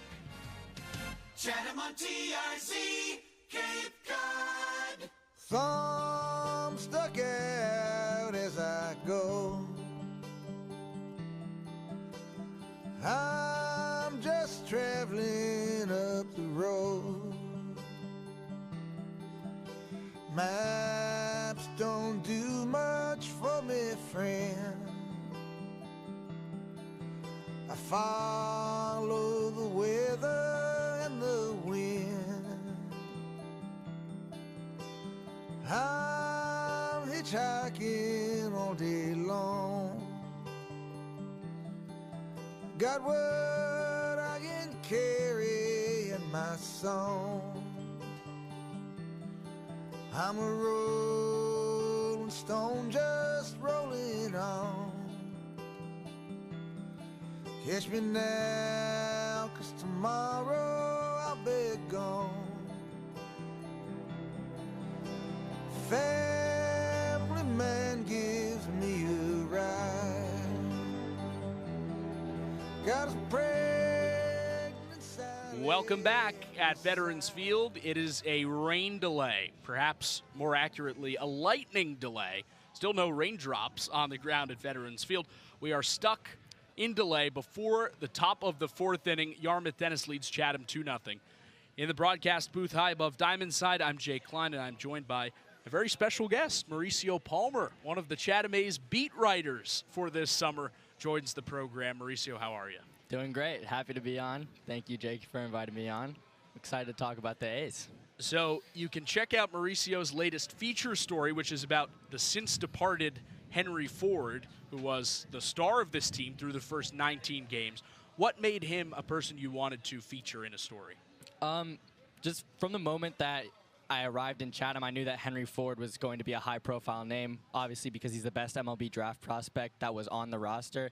He'll likely be drafted within the first 3 rounds, if not maybe even the second round in this upcoming MLB draft. So I figured that it would be important for Chatham fans and the community to understand who this person was before he inevitably departed prior to the MLB draft. And the story got a lot more interesting once I found out that he was going to leave Virginia to arrive at Tennessee this upcoming season just because of the whole high school background, which I guess we can get into. Or do you want me to explain? Yeah. So for those who don't know, what is the story with Henry Ford? Perfect. So Henry Ford is a Charlottesville native, grew up going to UVA baseball games, and went to high school at a private school in Charlottesville called St. Anne's Belfield. And then he played 2 seasons there, eventually realized that it wasn't the right fit for him developmentally, realized that they didn't have really the right resources to support his development, and he felt that a lot of his improvement in his game was just coming from independent work. He wasn't really getting enough out of it that he thought he should be to prepare for college, because he had committed to Virginia since his freshman year. He had always known he wanted to play for the Cavaliers, and he was really on this path to where he was going to be a star for the Cavaliers. And he thought that he needed to be in a better position to set himself up for success in the ACC once his freshman year arrived. So he ultimately decided that he was going to leave Charlottesville for the first time in his life, essentially, to go to Chattanooga, Tennessee, play at a prep school called the Baylor School, which has produced some pretty highly touted MLB prospects. Nick Kurtz, Oakland Athletics first baseman, is one of them. Cooper Kinney, who's a highly touted prospect in the Tampa Bay Rays organization, is another one. And yeah, so he just went to the Baylor School, sort of revamped his routine, began hitting with Mike Kinney, the father of Cooper Kinney, who's the coach at the Baylor School, drilling these elevated fastballs, low breaking balls, just certain type of pitches that really helped him develop his approach and sort of develop his work ethic, which he has so far demonstrated in Chatham before he left.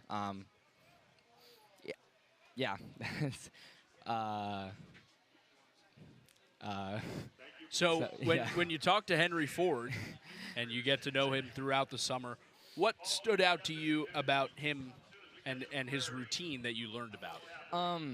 Just one of the things that you notice just being at the ballpark throughout the summer is that Henry Ford was always one of the first people who arrived here. Yeah. Him and Ethan Mendoza, who he grew really close with, who Ethan Mendoza also departed along with Henry Ford after the Falmouth game on Sunday. They would always be here earliest earlier than any other players, around probably 2 p.m. if there was a 7 p.m. game. They would always be hitting in the batting cages together and just drilling the same pitches over and over again. And really just putting in the early work to set them up for success in their games going forward. And that's really a routine that started from his time at Baylor, which the school sort of taught him how to be more independent, and it essentially prepared him to return to Tennessee again in his decision to come to Knoxville after 2 star years as an outfielder with the Cavaliers in Virginia. And that was a little bit of a surprise to some people, like just talking to scouts at the different ballparks, the fact that Henry Ford chose, rather than to just enter the Major League Baseball draft like I think a lot of people thought he would, he chose to commit to Tennessee and at least has that option going into the draft this summer. Was that as much a surprise to you as it was seemingly to everyone else?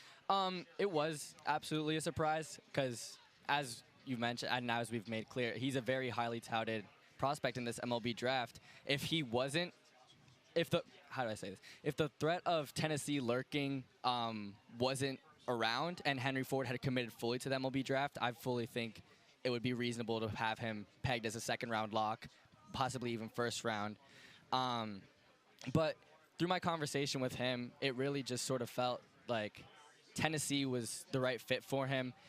Mike Kinney, who I mentioned before was the head coach at Baylor, is no longer the head coach at Baylor, but he lives in Knoxville, Tennessee, so there's already sort of a familiarity there as he goes to the Volunteers. He said he really enjoyed his visit, enjoyed the hitting coaches there. Josh Elander, Tennessee hitting coach, thought that they were really well prepared for him on his visit, and he really liked their offensive philosophy, so he thinks that that's really going to be the best fit for him to blossom and develop as a player going forward as he heads into a pivotal junior year, which could possibly launch him into 1st-round contention in the 2026 MLB draft. So where can people find your story? You can find my story on chathamanglers.com. It is the top featured story on the website, and it is titled, "For a Second Time, Henry Ford is Leaving Charlottesville to Blossom in Tennessee." So chathamanglers.com, you click Info, Chatham Anglers News. It's right there at the top. And Mauricio Palmer, where can folks find you to follow your work the rest of the season? You can follow my work through Twitter at mpalmerdo. You can also follow the Chatham Anglers Instagram, just because we will be posting our stories that we do on the Instagram. So when I come out with more features going forward, you can also find those on the Instagram for easy access at Chatham Anglers on Instagram and also at mpalmerdo on Twitter. All right, so there you have it, Mauricio Palmer, about his feature story on Henry Ford. Thanks for coming on. Thank you. All right, we'll take a break. Still in a rain delay with no rain. It's a lightning delay at Veterans Field. When we come back, we'll have an update from Hudson Ridley, who just went down to the field to chat with some Chatham players and coaches. It is still 2-0 Yarmouth-Dennis. We are in a lightning delay before the 4th inning. We'll have more information on the other side when we come back on the Cape Cod Baseball Network. Chatham on TRC, Cape Cod. Did you write the book of love, and do you have faith in God above? If the Bible tells you so. Do you believe in rock and roll? Can music save your mortal soul? And can you teach me how to dance real slow? Well, I know that you're in love with him, 'cause I saw you dancing in the gym. You both kicked off your shoes. Man, I dig those rhythm and blues. I was a lonely teenage bronc buck with a pink carnation and a pickup truck. But I knew I was out of luck the day the music died. I started singing bye bye Miss American Pie. Drove my Chevy to the levee, but the levee was dry. Them good old boys were drinking whiskey and rye and singing, "This'll be the day that I die. This'll be the day that I die." Welcome back at Veterans Field, high above Diamond Side. This is Jake Klein speaking to you. We will start the top of the 4th inning between the Chatham A's and YD Red Sox at some point. Hudson Ridley, my broadcast partner, just went down to the field, chatted with Mike Galen, the Chatham general manager, a couple of the A's coaches as well. The feeling is that this game will continue as the rain just ever so slightly starts to come down at Veterans Field. This rain is expected to pass through. It is not here to stay, and so the prevailing feeling from players on both teams as well as the members of the coaching staff and the Chatham Athletic Association who make these types of decisions for the A's is that this game will continue.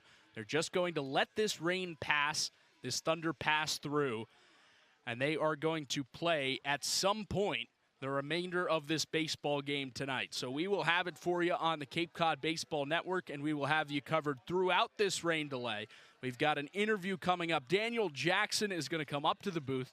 He's going to talk with us during this lightning delay. And it is now, I think we can call it officially a rain delay. There is some light rain coming down, sprinkling onto the stands behind home plate, which have been vacated, obviously, because of the lightning. And we will get back to you in just a moment. Daniel Jackson's going to join us here on the Cape Cod Baseball Network when we come back. So you won't want to miss our conversation with him. That's coming up in just a moment. We are still in a rain delay. It is still 2-0 Yarmouth-Dennis over Chatham. We will get you an update and a conversation with DJ on the other side. This is the Cape Cod Baseball Network. Chatham on TIC, Cape Cod.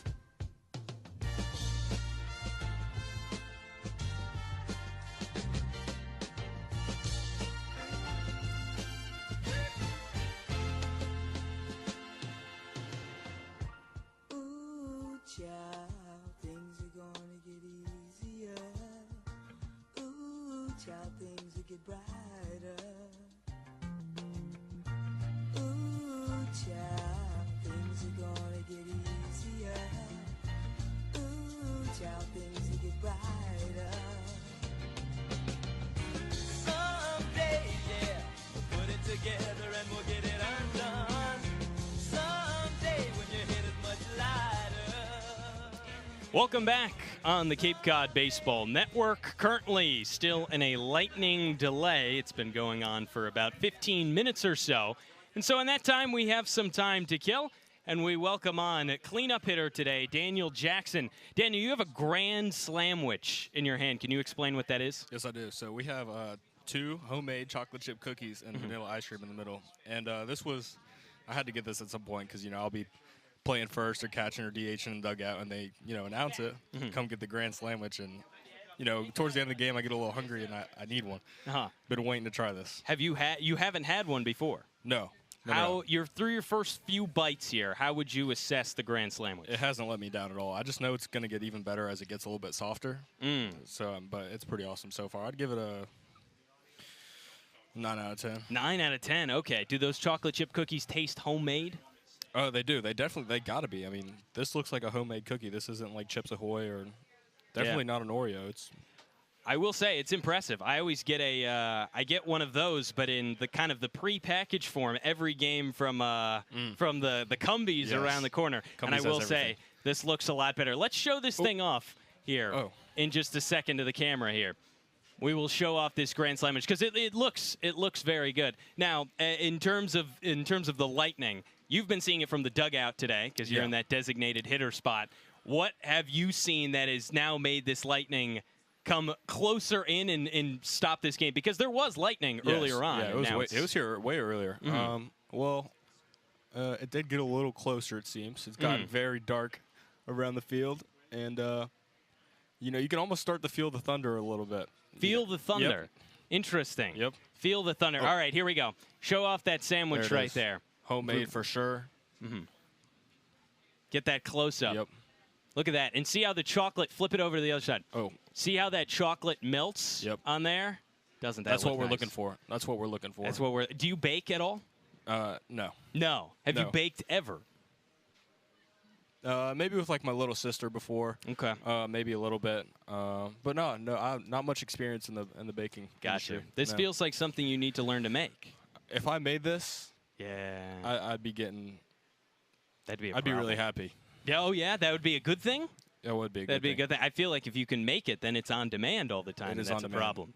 Maybe. That may be a problem. That may be a problem. But I burn stuff off pretty quick, so like I don't think I'd be hurting myself too much with this. No. But the problem would be is when I do start making them and have them on demand, like that's when I kill like 3 or 4 in one night. Exactly. That's the problem. And then you're in the DH spot the next day, and all you got to do is run down to first. And that may not be a lot of calories burned off that Grand Slam. Well, that's why I'm eating it right now because I'm DHing. So true.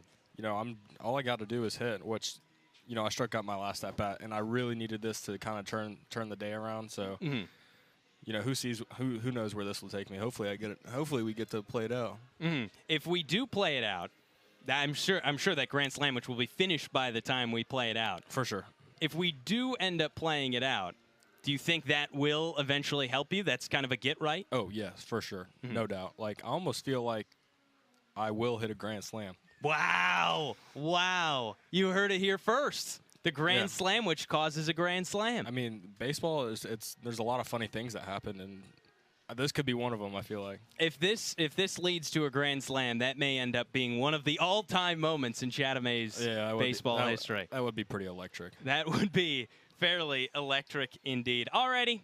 That's Daniel Jackson. That's the Grand Slam, which, if you hear us right now and you're over by the Snack Shack, you can get one. It looks pretty good. I think I'm going to get one myself after we leave this spot right now. Daniel, thank you so much for joining us. Of course. Alrighty, we'll be back on the other side. More Chatham A's baseball rain, lightning, delay. You won't want to miss it. It's Chatham A's baseball on the Cape Cod Baseball Network. Chatham on TRZ, Cape Cod.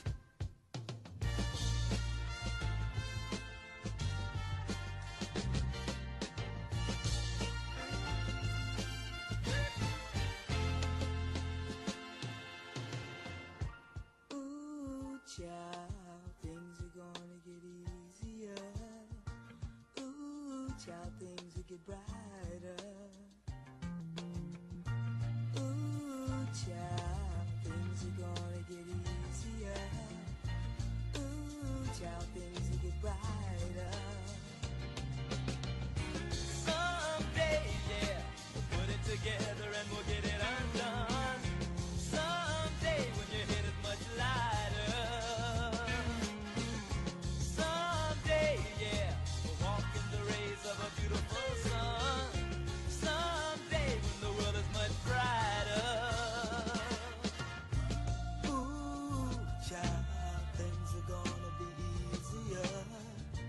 Ooh, child, things will be brighter. Ooh, child, things are gonna be easier.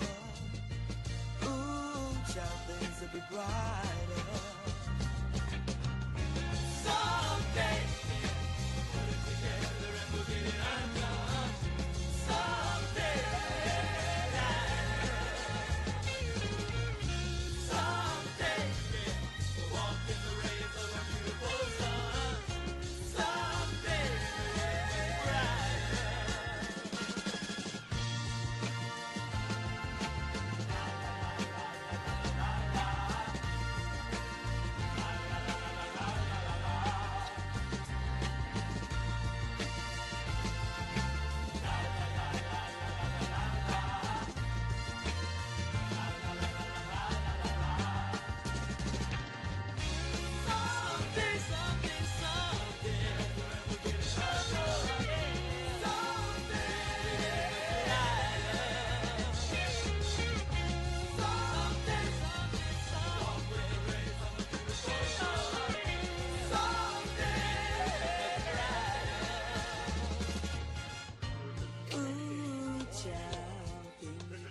Welcome back to Veterans Field on the Cape Cod Baseball Network. Still in a lightning delay between YD and Chatham. Only 3 innings played, and YD on top 2-0. So if this game doesn't resume, it will have to be picked back up and replayed at a later date. Jake, the rain, which has not really been the problem so far, has pretty much subsided. That was only a small bit of rain. And now, over the left field side, behind the trees and left, there's an orange hue that appears just above the tree line. You can see where that sun is setting in the western sky. The rest of it, pretty much, from left to right, is entirely gray clouds. But the lightning that was so persistent in center field, it has not flashed in quite some time. And this is the way the clouds always come, and the fog over Veterans Field, right? Everything seems to come from left field across toward right field, and that's the way the clouds have come in today. And now a good sign for hopes of baseball tonight at Veterans Field, that there is streaks of blue sky starting to appear in the clouds, seemingly at least starting to pass over Veterans Field. When I talked to pitching coach Jay Powell at the very beginning of this wait in the lightning delay, he said it is likely in his mind that we would play on. He said at that point, give it about an hour. We are chipping away at what he set in his mind as an hour. And right now, the players just milling about in their dugouts. A lot of Yarmouth-Dennis players had originally left. Some of them now coming back. They kind of go back and forth, knowing that this will be a long wait. But as you mentioned, Jake, it does look like good signs as those clouds move from left to right. And you can see it, even since we've started talking in the last couple of minutes, you can see how much of a difference it is in the western sky over there by those trees. It is just continuing to move and move and move. And the sun is getting a little bit brighter in the sky behind those clouds. It's funny because basically as the dark clouds start to roll out, the sky in the background that's becoming revealed once again is only going to get darker and darker. So I don't know that it's ever really going to get any lighter tonight at Veterans Field, but at least for now we can see the setting sunset. The setting sunset. The setting sun, or the sunset, starting to poke through above the trees in left field. So that's a good sign. It's a good thing that Chatham is playing YD at home today and not on the road. Right. Because dark skies under dark clouds means one thing at a ballpark with no lights. That means the game is over. For right now, we still don't know, so we're in a lightning delay as we roll on here on the Cape Cod Baseball Network. But don't go anywhere. There is still a chance of baseball when we return. It's Chatham A's Baseball on the Cape Cod Baseball Network. Chatham on TRZ, Cape Cod.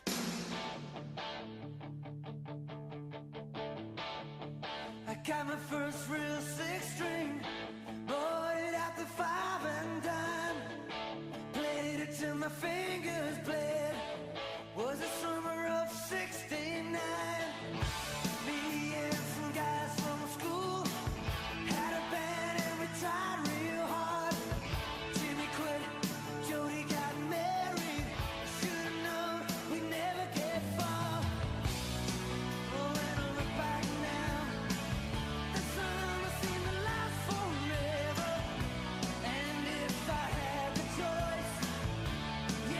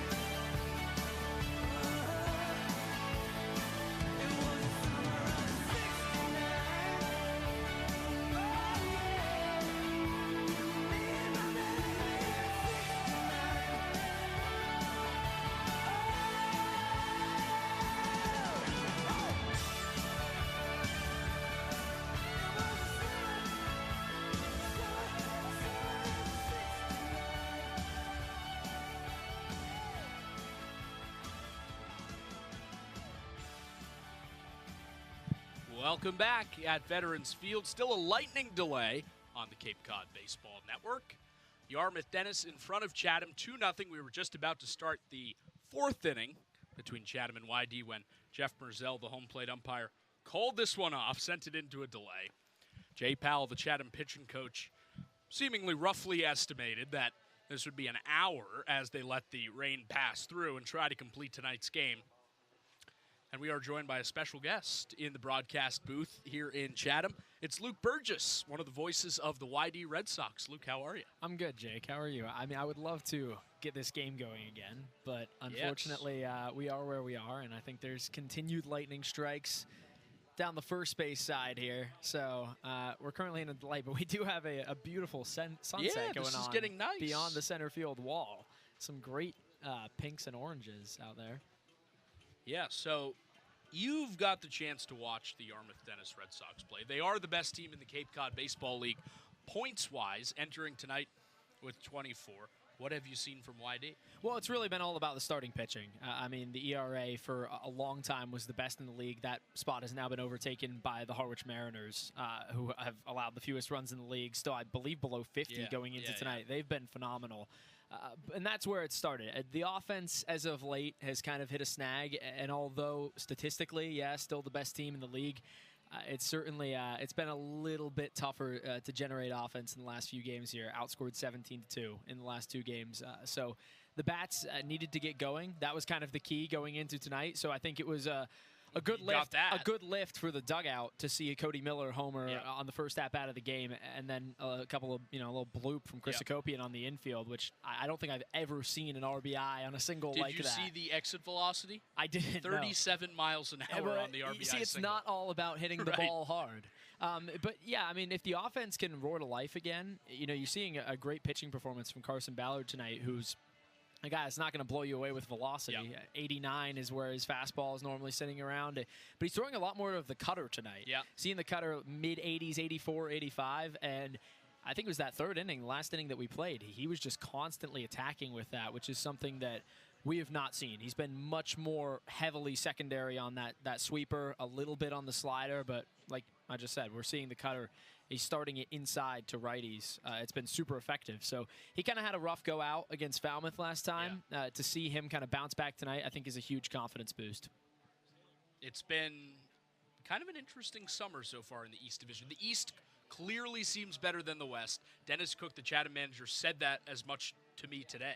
Yeah, it's the opposite of last year, where four teams in the West had better records than I believe the second-place Chatham Anglers in the East. At so 500. It's completely flipped. Yeah, I don't know why it shakes out like that on a year-to-year basis. I mean, I guess it's a talent distribution thing. You never really know how stuff like that is going to work, but yeah, certainly the East has been good, especially I think offensively. There's a lot of teams. Chatham.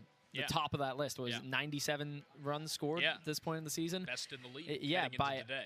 Right. I think 94 is second. I think that's Falmouth, who's just hit a ton of home runs. So yeah, it's been concentrated offensively in the East. But I mean, I think with Harwich's pitching as well, that's another thing that's really caused the East to be as good as it has been to this point of the season. But I think everyone in the YD circle, media, players, believes that the team has another level than what they're at right now. It's just been a slight offensive slump over the last week and a half. And the question always is, what's the roster going to look like? And that applies for every team.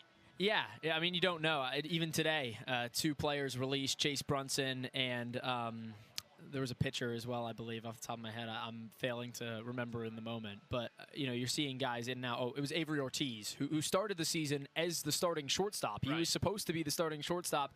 He was injured most of the season at Oklahoma State, and then he became their regular starting shortstop into the NCAA tournament. And then he was starting to start this season, picked up another small knock, and now he's gone. So it was kind of, you maybe wanted to see a little bit more of him rather than a cup of coffee because he hit really well while he was in the starting lineup, but it just didn't get extended beyond 3 or so games. And when he came back, he was not playing in the field. So you're seeing guys in and out here in the early portion of the season, and it's unfortunate. I mean, but that's the nature of the schedule and the nature of the league. You have to work with what you have on a night-to-night basis. Yarmouth-Dennis is in front of Chatham 2-0. We are in a lightning delay ahead of the start of the fourth inning at Veterans Field. Jake Klein with you in the Veterans Field broadcast booth, chatting with Luke Burgess, the voice of the YD Red Sox. It is crazy how many players come through every single Cape League team. I think the average in the Cape Cod Baseball League was 57 players on a team last year. It is mind-boggling at times the number of transactions that these teams go through. That being said, though, I can speak to that because YD has seen, to my estimation, which has been scrolling through the pages manually, the fewest transactions of any team in the league to this point, especially when it comes to players that have been released. They've still released only single-digit players. They did not release a player until the 27th of June. Wow. So they've largely kept the same roster. And when you look at a lineup like tonight, Jace Tarnish, this is just his third game out of St. Bonaventure, but in the transfer portal. Outside of that, you're looking at a lot of guys. The only other guy that was not with the roster to start the season that's in the starting lineup tonight was Will Gasparino. Right. And he showed up a week into the season. He wasn't activated until 5 days later, but for the most part, I mean, you're seeing guys that have been around, and this lineup has definitely been able to form some familiarity with each other. Which is not something that can be said about all the teams. And you don't know if that's going to continue either. I mean, that could flip on a dime tomorrow. But to this point, for whatever reason, this team has really stuck around, even with the pitchers as well. Obviously, the pitchers, there's always going to be a little bit more turnover. But to this point, yeah, it's been largely the same group, largely the same rotation. I mean, we're seeing the fourth start of the season tonight for Carson Ballard. Yeah, Harwich last season, just as an example, went through a total roster turnover at about the midway point. They only won 3 games in all of July, and then went on to win the title. Yeah, well, I was looking today, actually, 16-23 for the season, finished 4th in the East, and then you're working with a new group of guys. So, you know, things can change. And that was a similar situation for YD last year, actually, because they had a huge turnover. I don't have the exact number off the top of my head, but a huge turnover toward the end of the season. And the team that lost to Harwich in the playoffs was not the same team that sent 6 All-Stars to Falmouth earlier on in the year. It was largely a big, different group of guys. So, yeah, I mean, it's part of navigating it, though. I mean, you have to be ready to see new guys on a day-to-day basis. Otherwise, you're not going to survive in this league. Speaking of which, any preparations for the All-Star game at Red Wilson Field later this month? There have been some preparations starting to undertake here. Yeah, I mean, it's a big process, but it seems like there's going to be a pretty cool fan fest that maybe will include an appearance. This might be breaking news from Wally for a couple of hours from the Boston Red Sox. Yeah, so I know we're going to have cornhole and, you know, a bunch of the regular fan fest things that people have grown accustomed to, I guess, at most All-Star games. But it's going to be a fun time. I mean, the energy. I have been pleasantly surprised in my first season with YD at the energy on a night-to-night basis, you know, drawing crowds pretty regularly between 1,500 and 2,000. And fans stick around, too. You know, we had a game the other night. It was actually, I mean, YD's 7-1-2 at home so far this season. And the first loss came right before the off day on today is Sunday. Today is Tuesday, yes? Yeah. Yes. So on Sunday, it was their first loss at home all season. And the fans have been sticking around for these games. You know, there's energy late in the game, which is great to see. That did change a little bit with the loss. We saw a little bit of a smaller crowd toward the end of the game. All right, that's Luke Burgess of the Yarmouth-Dennis Red Sox. Hey, thanks for having me on, Jim. Absolutely. Appreciate it. We are still in delay here at Veterans Field. We'll get you an update whenever we can. Keep it right here on the Cape Cod Baseball Network. One more time, it is Yarmouth-Dennis 2. It is Chatham 0. We were just about to start the 4th inning of this one when it got delayed. Rain Delay Theater continues on the other side. Don't go anywhere. You're listening to Chatham A's Baseball on the Cape Cod Baseball Network. Chatham on TRC, Cape Cod. Here at the Mass State Lottery, we're known for our monster wins. But there's no bigger win than the $1 billion we provide each year to support all 351 cities and towns in Massachusetts. In our game, we know that supporting local businesses and helping communities is how we all win. Because at the lottery, we're all playing for the home team. The Mass State Lottery. Welcome to the state of winning. Keep the ends out for the tie that binds, because you're mine. I walk the line.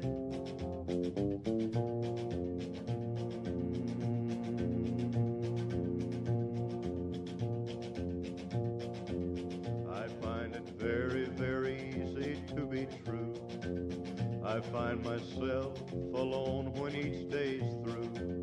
Yes, I'll admit that I'm a fool for you. Because you're mine, I walk the line.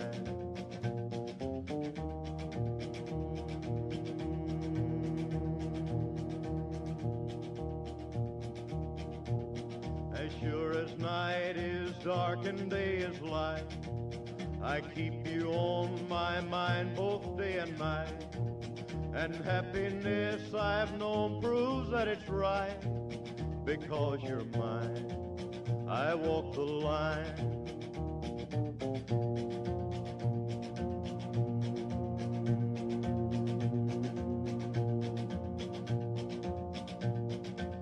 You've got a way to keep me on your side. You give me cause for love that I can't hide. For you I know I'd even try to turn the tide. Because you're mine, I walk the line.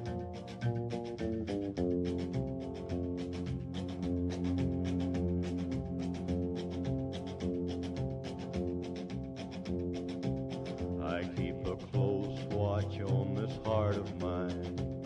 I keep my eyes wide open all the time. I keep the ends out for the tie that binds. Because you're mine, I walk the line.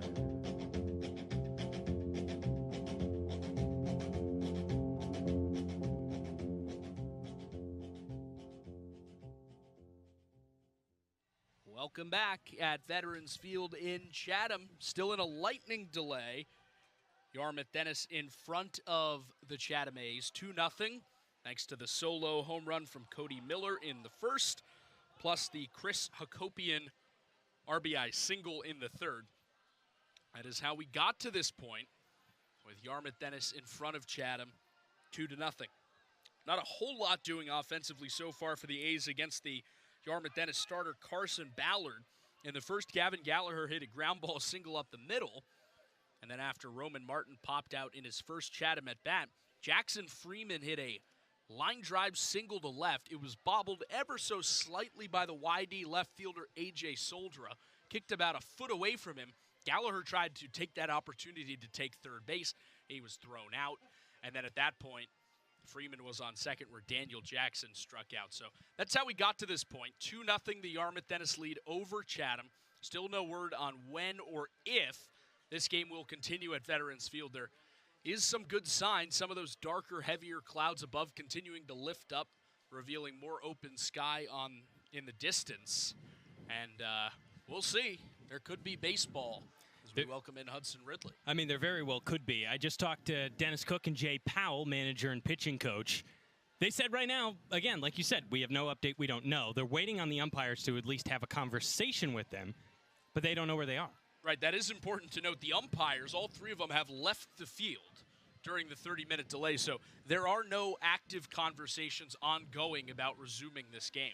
They will have to wait until the umpires, on their own time, return to the field at Veterans Field and join in with the Chatham coaching staff, the Yarmouth-Dennis coaching staff. Mike Galen, the A's general manager, is on the field as well, and they'll have to collectively make a decision about this game. But you can't make any decisions without the umpires. Exactly right, and that is right now the larger problem. Dennis Cook, Jay Powell, and general manager Mike Galen are all standing together in the on-deck circle of Chatham on the third base side, just standing together waiting for these umpires. That's what they were doing at the moment. Scott Pickler, the manager for Yarmouth-Dennis, is by the first base side dugout, just waiting. He's just standing there waiting with his hands around. They're both pointing at each other from either side, just waiting. I talked with Taylor Sanagorski as well, the first base coach for Chatham, about delays like this. And, you know, some guys kind of prefer them, he said, and goofing off a little bit. He hates it. He says he absolutely hates it, and especially in a game like this where you want to kick up the momentum and get things going again. He says he's just a very impatient person. Trying to wait this out is very hard for him. And then behind him, his team is playing hacky sack in the foul ground and, you know, having a good time trying to pass this delay. Jake Hanley and Gavin Gallagher. Are they playing Pepper? I believe so. I have not seen that in a while. They were playing fungo golf earlier today to pass the time, except now they have only half the field because YD is on the other half. There's plenty of obstacles in the way and people to hit, which I'm sure for some people adds to the fun maybe of fungo golf, but not necessarily for the obstacles in the way. So everybody just passing the time in their own way as Dennis Cook now makes his way from the third base side dugout over to the first base side dugout. Him and Pickler meet kind of towards the middle. Yeah, it was kind of a standoff there. Each manager with his top assistant coach, Dennis Cook with Jay Powell, and then Scott Pickler with Craig Giannino were just kind of standing outside their respective dugouts. And finally, Dennis Cook said, okay, enough of this staring contest across the field. And he just walked over to Pick. And now the four of them are kind of conferencing outside of the YD dugout. It looks like Dennis Cook has the phone out with the radar on it, so maybe something coming soon. YD has brought its team in from the bus that's parked next to the Little League field off towards the right side. They were playing hacky sack over there, killing time. They had all packed up their backpacks and left, and now they've all made their way back to the field, which could be signs of things to come. Right now, filing in. I wouldn't imagine you would bring your entire team off of the bus onto the field if you didn't at least think there was a chance the game would continue. You would imagine. That's the scenario right now, is both managers talking it over. Again, no umpires present. Right now, the score 2-0 YD on top of Chatham. A leadoff bomb in the first and a dying quail single in the third. The 2 runs for YD, the A's just with 2 hits. We were moments away from first pitch in the top of the fourth. Luke Jackson had made his way on at that point and was ready to throw. And then when everybody was set, there was a lightning strike in deep center field, and that started the clock, which has just rolled on and on and on at this point. Now, the NCAA rule is that lightning within 8 miles means the game is stopped. There had been lightning all throughout the first couple of innings of this game. It did seem to be getting closer just based on the size of the strike. They were distant. They were almost faint at the start of the game. That last one that caused Jeff Merzel to put this game into a delay, I should say, was pretty close. At least it appeared. It was certainly a much brighter, a much larger flash of lightning. And so maybe within 8 miles, I guess I have no way to tell. I'm not a meteorologist or a lightning scientist, but that is the NCAA rule. I must say, neither am I, but I will tell you that right now we're just about 50 minutes from when the game was originally paused at 7:57 p.m., and we've been waiting it out. The initial scope out from Jay Powell, who is also not a meteorologist, said that maybe about an hour, and as now the umpires have made their way back onto the field, we have found them. They're over on the first base side dugout, chatting with members of the YD team, while Dennis Cook and Scott Pickler are still in the middle of the field, and they call the umpires over to have a chat. Looks like there very well could be reconsideration here as to whether or not we play. All signs right now are indicating towards this delay subsiding at least somewhat soon. But it all depends on this conversation right now behind home plate. On the other hand, though, it could be a conversation between the two managers where, right, in all likelihood, they're both already going to have to take their starting pitchers out of the game. Yes. You had Luke Jackson, who was back out there to start the fourth, probably not going to continue for Chatham. I would imagine the same is true of Carson Ballard for Yarmouth-Dennis. If you're Dennis Cook and Scott Pickler, do you want to play this game with bullpens the rest of the way into the wee hours of the morning, or do you want to play this as a partial doubleheader some other day? So they could be telling the umpires that as well. That would be a decision that I feel like most teams would probably appreciate, the doubleheader on another day. You know the starters may as well. Luke Jackson, the starter for Chatham, ended up making it through those first 3. Same with Carson Ballard, the starter for YD. Ballard only allowed 2 hits, but for Luke Jackson, it was 2 runs on 4 hits, including the leadoff home run. It's 2-0 YD in the fourth. If this game was to continue right now, that is where we would pick up. There's a lot of shrugging going on in this meeting with the umpires. You've got Dennis Cook shrugging. Jeff Merzel, the home plate umpire, keeps shrugging. Scott Pickler just shrugged his shoulders and walked away. How many shrugs can you have? Who's making the call? at this point if everybody's shrugging. So Steve West, the Chatham Athletic Association president, tells us this game is going to be played. It's the umpire's decision once the game has begun versus the team decision if the game has not started. So this is up to the umpires whether or not this game will continue. And it sounds like they have insisted to the general managers and presidents of both teams that they're going to play baseball at some point tonight, just a matter of when. It's mutually agreed upon as well. The next off day is July 10th. That is a Thursday. And if this game is to be rescheduled, there is a chance where that game would be played on July 10th. This is the first time YD has visited Chatham this year, the last ballpark that the Red Sox had to come to, the last team that Chatham has had to host of the teams in the CCBL. So Scott Pickler and Dennis Cook just fist bumped. Usually when you get the handshake, that means, okay, we've agreed not to play this game. I don't know what the fist bump means. That's different. That's very interesting. What if a high five may mean what does a high five mean? I don't know. They've both gone their separate ways toward their dugout. Neither side appears to be pulling their team off the field. You've got the A's still playing hacky sack and pepper down the left field line. Some Yarmouth-Dennis players are up and throwing again in the outfield down the right field line. Again, we are told that they're going to play baseball. It does certainly seem like baseball will be played. YD has now populated its bullpen down the right field line as well. Chatham is yet to send the guys down the left field line to the A's bullpen. So right now, two teams on two very different wavelengths in terms of getting back and ready for this game.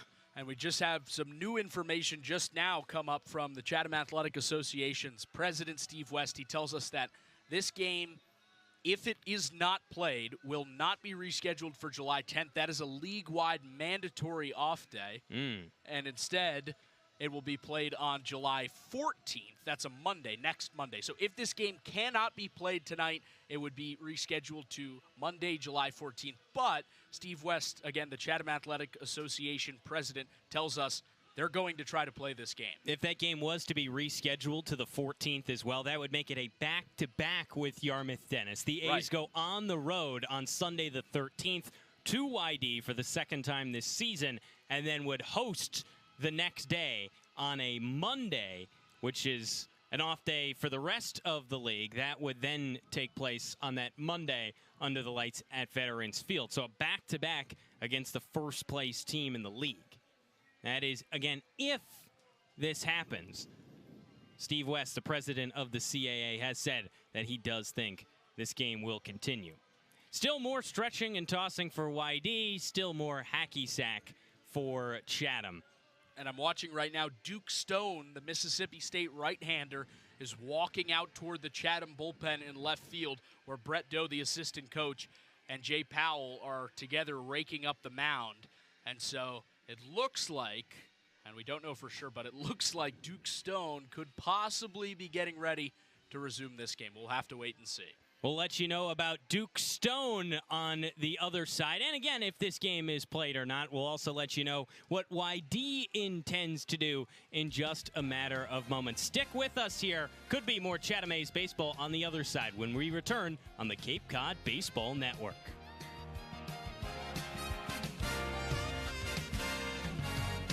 Chatham on TRC, Cape Cod.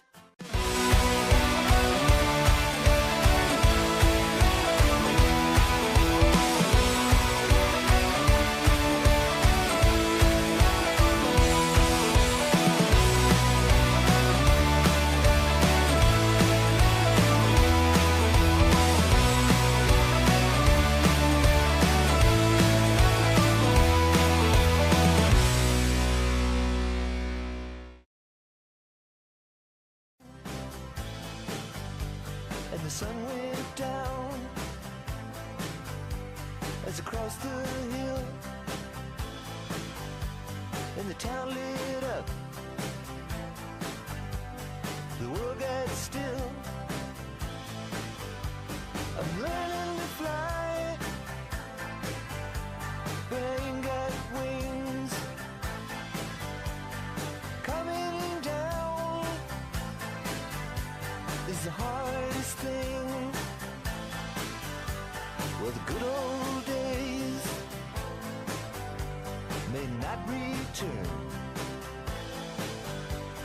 rocks might melt, and the seed may burn. I'm learning to fly, but I ain't got wings. Coming down is the hardest thing.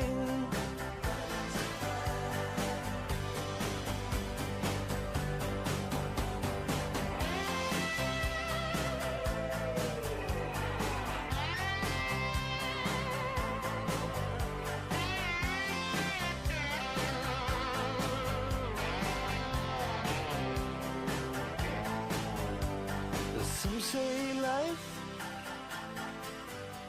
will beat you down and break your heart, steal your crown. So it started out. Welcome back to Veterans Field on the Cape Cod Baseball Network. 1 hour officially since lightning struck in this game had been postponed. But as of right now, it looks like we will have a baseball game. If and when it resumes, it will be in the top of the 4th inning. The leadoff man will be at the plate for YD. Will Gasparino will lead it off. And there will be pitching changes on either side. For Chatham, Tate Carey, the right-hander, will make his way on. And for YD, it'll be a lefty in the tall 6'7" Chris Downs. That also gives us plenty of time to look around the league. It's time for your Cape League scoreboard presented by Sweet Tomatoes Pizza, Jake. And this is really the first time all season that weather has impacted the Cape League schedule, which is pretty impressive considering that it's July 8th. So we're almost a full month into the Cape League season, and for the first time weather impacting games, there are 2 other games in a delay. Falmouth is up on Harwich 5-3. There are 2 outs in the top of the 5th. So they are 1 out away from making that a complete game. Although, actually, they are 4 outs away from making it a complete game because the road team is in front there. That's Falmouth at Harwich. So they are 4 outs away from a complete game, but in a delay at White House Field.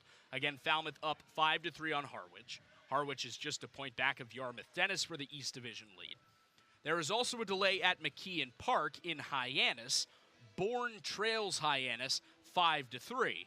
And there is 1 out there in the top of the 4th inning, so they're still almost a full inning away from making that one a complete game.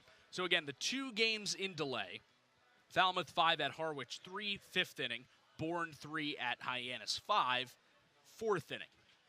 You also have Brewster visiting Wareham. The rain seems to have passed Spillane Field at this point because they are on and playing at Spillane Field. They're in the bottom of the 6th. Brewster is in front of Wareham 4-2. That would be a big win for the Whitecaps to try to snap what has been a brutal stretch since they got off to that 6-0 start at the start of the year. And then the other game today is in 10 innings. You have Orleans and Catuit at Lowell Park. Earlier today, they tied 2-2. So Orleans remains in last place in the Cape League's East Division. They are now 8-10-2, but they pick up a point. And so Orleans now just trails Chatham by a single point for the 4th and final playoff slot in the Cape League's East Division. Again, Yarmouth-Dennis is in front with 24 points. Harwich with 23, then Brewster with 21, Chatham with 19, Orleans with 18. But as of right this moment, Orleans has a game on the other 4 teams in the division. Those top 4 teams in both divisions do make the cut for the playoffs. So really, it's just about who ends up in that last place spot. And right now, it has been that battle between Chatham and Orleans. The A's have led for a week plus now on top of the Firebirds, who got off to a slow start as well, but are also starting to claw back. Chatham and Orleans split 1-1 over the 4th of July festivities on the 3rd and the 4th, and that brought Orleans much closer. Granted that Chatham has had up and down performances, winning one, losing the next, winning one, losing the next, going to 500 and just below it. Again, we are expecting that Chatham and Yarmouth-Dennis are going to play tonight. According to the Chatham manager, Dennis Cook, should only be about 10 minutes or so before these teams get going again. And Hudson, you want to reiterate what's going to be the new pitching matchup presented by the Red Nun Bar and Grill. Sure will. I mean, you might as well. This is a whole new ball game of starters here. The right-hander Tate Carey on for the A's, 6', 209 from Michigan. This would be his 4th appearance. He's made 2 starts this season and has played in 3 games, so a second relief appearance on the way. 1-1 record in that span, a 4.66 ERA through 9 2/3 innings. 5 earned runs allowed in that span, 5 walks and 7 strikeouts for the righty. On the other side, it's the tall left-handed pitcher Chris Downs, 6'7", 230 pounds from Cal Poly. He'll make his 3rd appearance of the Cape League season, an ERA of 3 in 3 innings pitched, 2 walks to 5 strikeouts for the left-hander, who is not up and warming as of right now in the YD pen, but down the left field line, there is action from Tate Carey. A little bit of stretch and toss before he gets ready. No live throwing yet. Again, 2-0 YD the score in the top of the 4th. The leadoff man had not yet seen a pitch. It'll be Will Gasparino, Will Baker, and Jace Tharnish on the other side when this game does eventually resume. But at this point, it almost seems as if it's a given that it will. We still have more coverage as we wait out these final minutes of the Lightning delay, so don't go anywhere. Chatham A's baseball will likely resume when we come back. It's Chatham A's baseball on the Cape Cod Baseball Network.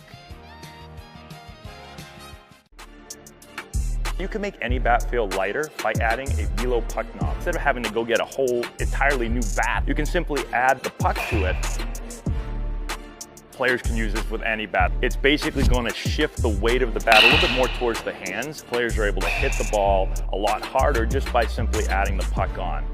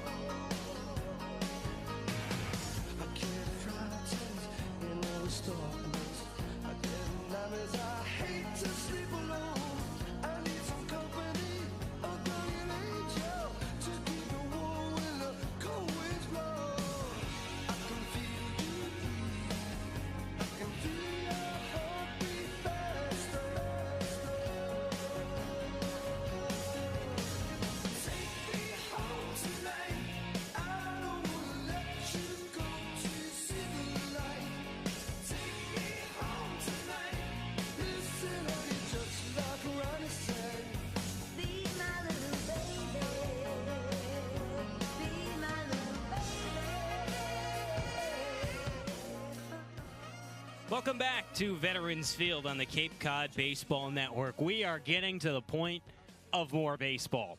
The delay was over an hour ago when lightning struck in center field, and since then, preparations have been made to continue this game. A 2-0 lead as it stands right now for the visiting YD Red Sox, the first place team in the Cape Cod Baseball League. The stadium is mostly empty, but the fans who are here did celebrate the pulling the tarp off home plate.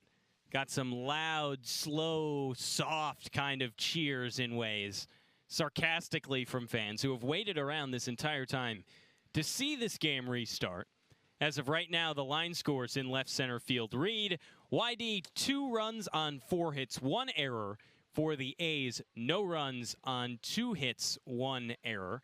You heard from a lot of people during this delay, including Daniel Jackson, designated hitter today for the A's. You also heard from Luke Burgess, broadcaster for the YD Red Sox, kind of preparing you for what could be a very long delay. And now the umpires are gathered close to home plate as the time melts away. It was 15 minutes to go about 10 minutes ago, and so this game will likely resume very soon. Will Gasparino will lead it off, then Will Baker and Jay Starnish. But if you didn't hear on the other side, there will be pitching changes for both teams. Chris Downs will come on for the YD Red Sox. Tate Carey will make his 4th appearance of the season for Chatham. Players milling about the dugout right now as the hacky sack is pretty much mostly stopped to kill the time. Only one pitcher up and throwing. It's the right-hander for Chatham, Tate Carey, because he has much less time than the reliever Chris Downs for YD to get this thing up and rolling. So again, there will be no rescheduling. Originally, it was thought that this game would be rescheduled to the 14th on a league-wide off day, but if this game is played the full way through and does count as a game, that will mean that still through the 8th of July, there has not been a rescheduled game for Chatham. There have been a few scares. A couple weeks ago, some fog during a home game hosting Brewster. Not even a couple weeks ago, just 1 week ago. That was on July 2nd. The fog rolled in the 5th, but with Chatham on top 2-1 in the bottom of the 5th at that point, that meant that that game was over. Another scare just a little bit later when the Red Sox, when Chatham played Orleans, rain ended that game, but it was final for an Orleans win as Jake Klein joins me in the booth. I come bearing good news. Oh, yes. Home plate umpire Jeff Merzell tells me this game will resume at 9:15, which is in just under 10 minutes. Oh, beautiful. 7 minutes at this point, so plenty of time to readjust at this point what has been a roller coaster of a delay. At the beginning, it looked like this thing could stretch long into the night, but a majority of the rain that was moving from west to east seemed to have missed Chatham, as for the most part, the rain did not hit Veterans Field. It was really only that lightning in center field when the sky was light. Now, at this point, the sun has fully disappeared, and we are under a dark black sky. It's kind of hard to tell if there are any clouds or not. It really is hard to tell. From what we can tell out in left center, there is a spattering of clouds where the light is kind of breaking through. But out into right field, out into the abyss, and as you go on further towards the Atlantic Ocean, there is absolutely nothing in that night black sky. Again, though, the rain was not the issue. It was the lightning. There was hardly any. The biggest issue is the fact that the lightning delay resets the clock to 30 minutes every time there's a strike within 8 miles. So at the beginning, when there was continuous strikes, it almost seemed like there was not going to be a game if those strikes just continued in bunches like they did. Once they slowed down, though, we got a whole lot more. If you had been listening through this entire time, shoot us an email if you want to chat with us. ChathamBroadcast@gmail.com. That is where you can email. ChathamBroadcast@gmail.com. All lowercase if you would like to say a word to Jake and I. Get your thoughts on this lightning delay, the Chatham season, what you think of the idea of a Grand Slam, anything you really want to talk about. Jake and I are open to conversing about. This game will go late into the night, so if you send us something, we will see it. This delay has now gone over an hour and 10 minutes, officially at an hour and 13 minutes since Lightning delayed this contest. And this is a long delay for players to stay warm in. A couple of guys that thought that this delay maybe could, affect what had gone on a little bit. Austin Breedlove, I chatted with him, the starter on 4th of July against Orleans.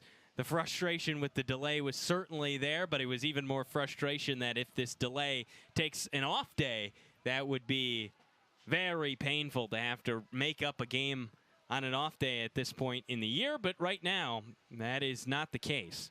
Rolling on 4 minutes at this point from first pitch.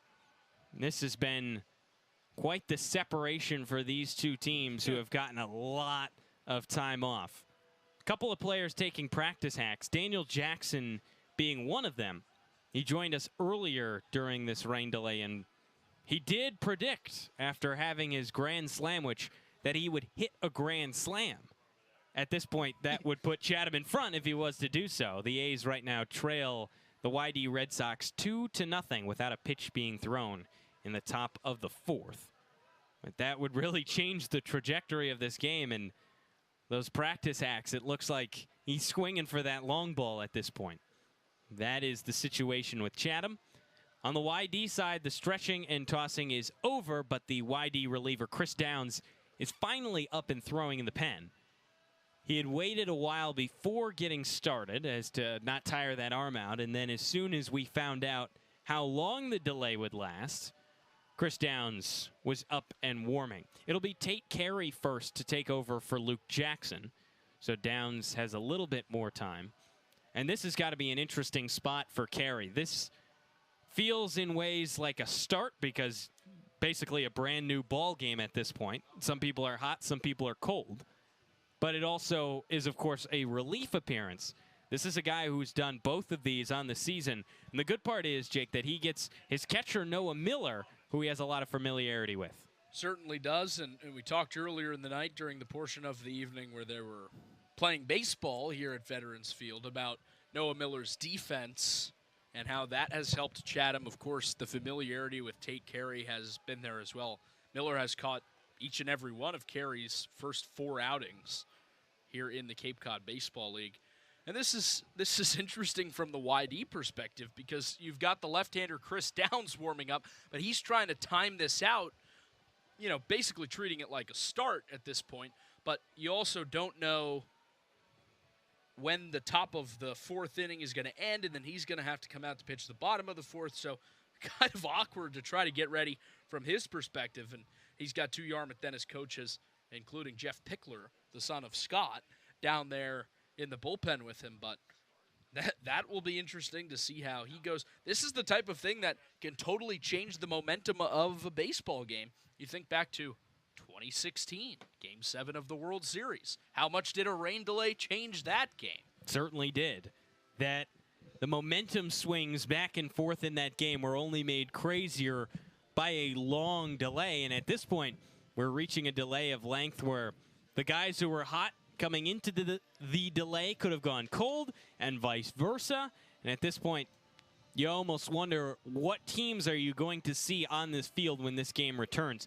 The Chatham offense had been slow. Again, it's 2-0 YD in the top of the 4th when this game resumes. 2 hits for the A's. One of those hits was by Gavin Gallagher as a leadoff single and then was thrown out at third, which basically erased what would have been a runner in scoring position, what was a runner in scoring position if he had held up at second. And right now the A's with no runs on the board. Chatham also struck out 4 times against the starter Carson Ballard. 4 Ks to no walks today for Ballard. He ended up pitching 3 innings, allowing no runs on 2 hits. None of them earned, of course, because no runs and no walks to 4 Ks. So a good start for Ballard on his line.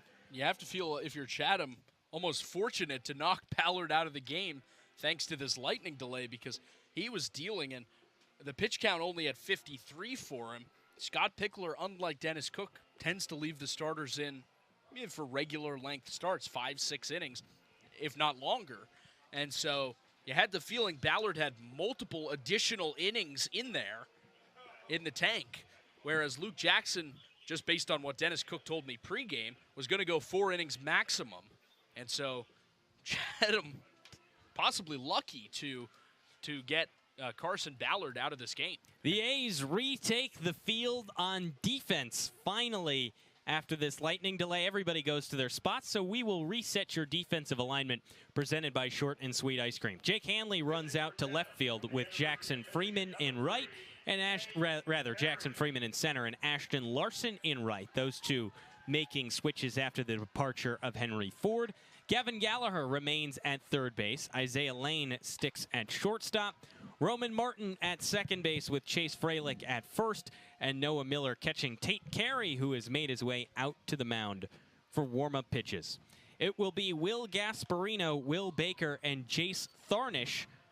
That is 5, 6, and 7 of the YD order. Righty, lefty, righty to face the right-hander. A handedness advantage on 2 of those batters. The A's offense has been what has struggled, and you're right, Jake, about the fact that when Carson Ballard gets knocked out of this game, this could be a good thing for the A's because of how much the pitching has really shouldered the load for YD this year. 71 runs allowed this season. That's second least in the Cape Cod League. Their offense sits in the middle of the league at 81 runs scored. The biggest differential right now belongs to Harwich. The Mariners have only allowed 50 runs. That's 21 less than second place YD. So this has changed by a decent bit. Tate Carey, the right-hander, continuing his warm-up pitches. Both teams have now filed back into their dugouts and bullpens. The hacky sack and all that fun is fully over. And the sky is dark at Veterans Field. The bleachers nearly empty. The hill beyond center field and right field virtually fully empty. Will Gasparino finally up to lead it off after a delay that lasts an hour and 20 minutes exactly. Gasparino, the right-hander, digs in. Right foot at the back of the box to face Tate Carey. Carey's first pitch. Fastball, called strike 1. 9:18 is when we resume. An hour and 21 minutes passed since the last time these two teams took the hill. And immediately Noah Miller runs out from the catcher spot to have a meeting with Tate Carey. He only saw one pitch. It was a fastball called for a strike. And now the need for a meeting. It's just the two of them. Nobody from the infield, nobody from the dugout. Those two get on the same page. We talked about it earlier, how Miller catches Carey at Michigan.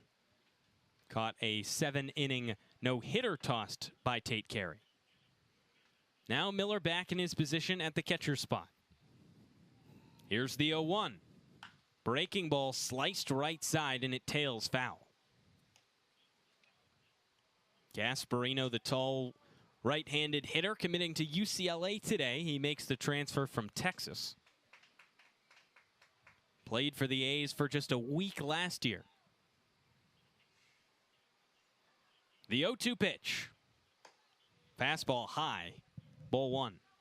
94 on the gun for Tate Carey. Came in an unexpected situation. Luke Jackson would have resumed had there not been that lightning delay. He was out and warming up on the mound. 1-2 pitch. Breaking ball spoiled off right side. Rather, the fastball. It was high and outside on Gasparino. He lurched over the plate to foul it off. 1-2. The American flag in dead center field is still. The weather has passed. 1-2 pitch. Strike 3 called. Fastball clips the upper inside corner on Gasparino, and it is 1 up, 1 down for Tate Carey out of the pen. I credit all these fans who have stayed here at Veterans Field or at least come back. It's probably a couple hundred of them at all different parts of the ballpark, but this is pretty old school, just two teams on a baseball field. The allure has mostly gone. First pitch to the lefty, Baker. Fastball above the zone, 1-0. You know, this is kind of the feeling you get like 8th, 9th inning of games at Veterans Field, not top of the 4th. Certainly not, and now with the crowd cleared out, not a whole lot of noise. 1-0, ducks inside. It's 2 balls and no strikes.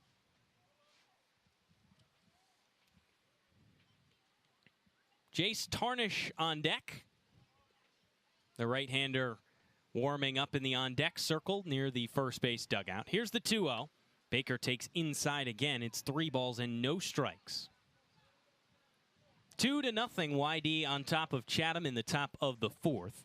Just coming out of a 1 hour and 20-minute lightning delay at Veterans Field. 3-0. Fastball rocketed left side and deep. Over goes Hanley. He backpedals and makes the grab far from his left shoulder for out number 2 in the top of the 4th. Jake Hanley getting the start in left today. He got a few days off, now returns to the lineup. That's his second 2-game break this season. He makes the start in left after the outfield has to shift around. Again, no Henry Ford, no Ethan Mendoza for the rest of the year. First pitch to the righty, Tarnish. Breaking ball below the zone, ball 1.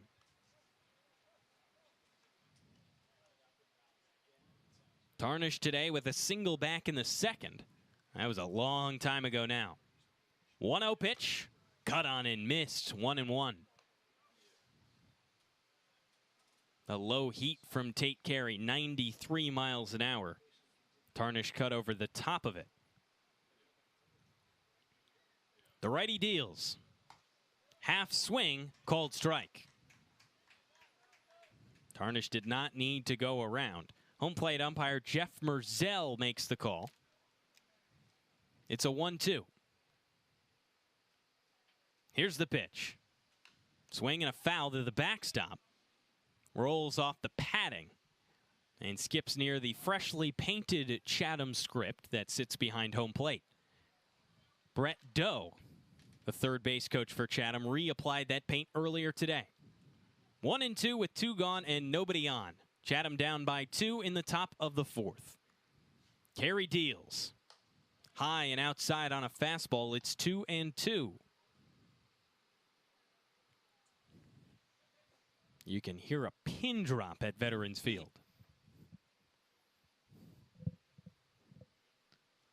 Two-two pitch. Swing and a liner sent out to dead center field. Freeman moves in on it and grabs it for out number 3. So 1-2-3 goes YD, and after an hour and 20 minutes, we are back playing baseball again at Veterans Field. No runs on no hits, no errors, and nobody reaching base for the Red Sox. On the other side, it's Jackson Freeman, Daniel Jackson, and Ashton Larson, the 3 up for the A's. They'll face a new left-hander on the mound in Chris Downs when we return. YD up 2-0 on our way to the bottom of the 4th. Don't go anywhere. Chatham A's baseball is finally back on the Cape Cod Baseball Network. Chatham on TRC, Cape Cod.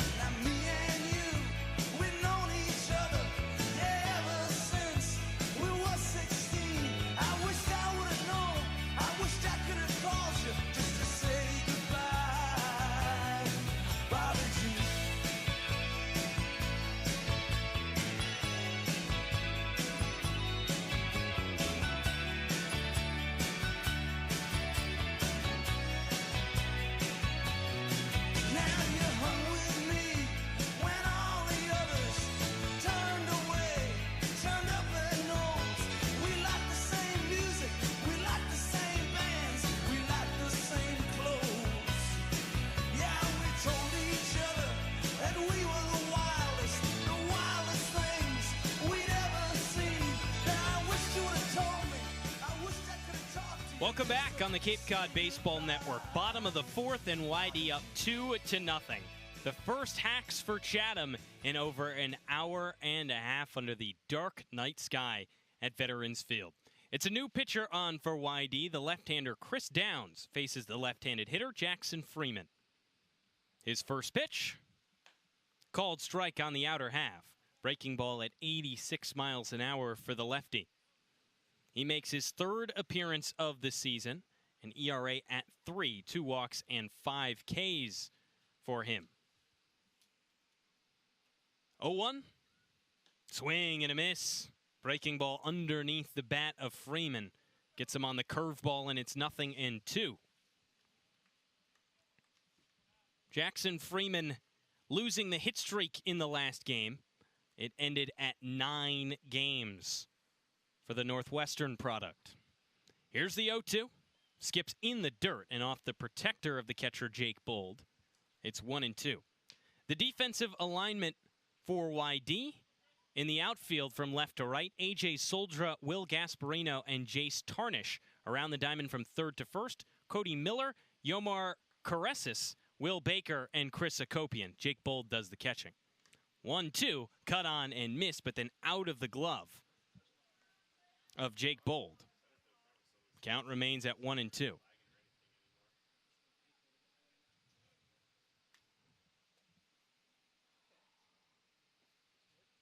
Freeman waves the bat over his left shoulder. 1-2 pitch. Swing and a liner left side, and it gets into the outfield. It's a base hit. A long turnaround first for Freeman. He holds up. And it is a lead-off single in the fourth for Jackson Freeman. That brings up Daniel Jackson. Right-handed hitting DH from Georgia. He joined our broadcast during the lightning delay on promise that he would get a grand slam, which he did. It's just vanilla ice cream in between chocolate chip cookies, and he said it could help him hit a grand slam. He only has a runner on first, though. First pitch, called strike at the knees. Breaking ball down and in on Jackson. It's 0-1.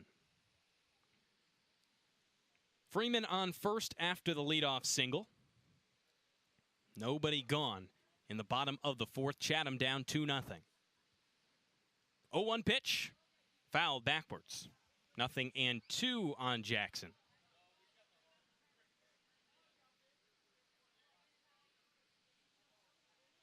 Will Baker, the second baseman, very close to the bag at second. Makes it a massive gap between second and first on a shift from YD. Pick off to Freeman at first. Not in time. He's back standing. That ball was high out of the hand of the reliever Downs. Saved by Chris Hakopian at first base. Still 0-2 to Jackson. Here's the pitch. Swing and a miss. Waved on a breaking ball low and away. And that is strike 3. The first strikeout today for Chris Downs. The 5th combined by Red Sox pitching on the afternoon and now deep into the night. With one gone and a runner on first base, it brings up the left fielder, rather right fielder today, Ashton Larson. Pushed to that spot after Jackson Freeman migrates to center. Lefty on lefty, the first pitch. Outside, ball 1. Freeman's leadoff single also beat the shift. Everybody was piled over towards the right side, and the left-handed hitter hit it through a massive gap down the left field line. 1-0.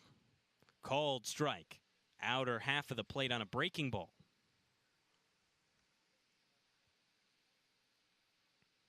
The light tower's beaming down at Veterans Field. That is the only light right now for what feels like miles around.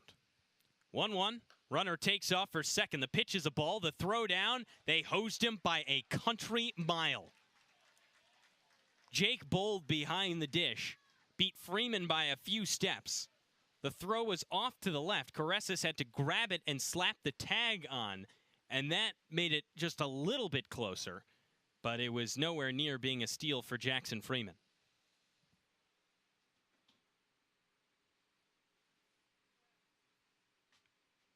That's the second time he's been caught stealing this year on 3 attempts. 2-1 pitch, low and away. Runs the count to 3-1, but now with 2 gone and the base is empty, so the YD defense back to playing against Larson straight up.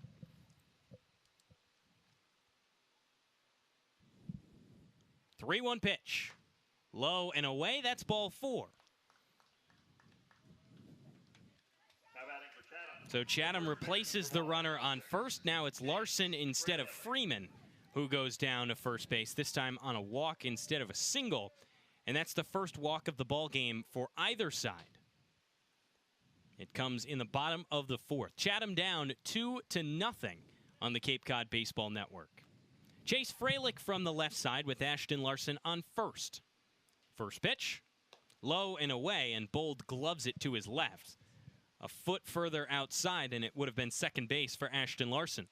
Chatham, by the way, still dead last in the league with stolen bases with only 17. They're the only team in the league with less than 1 a game.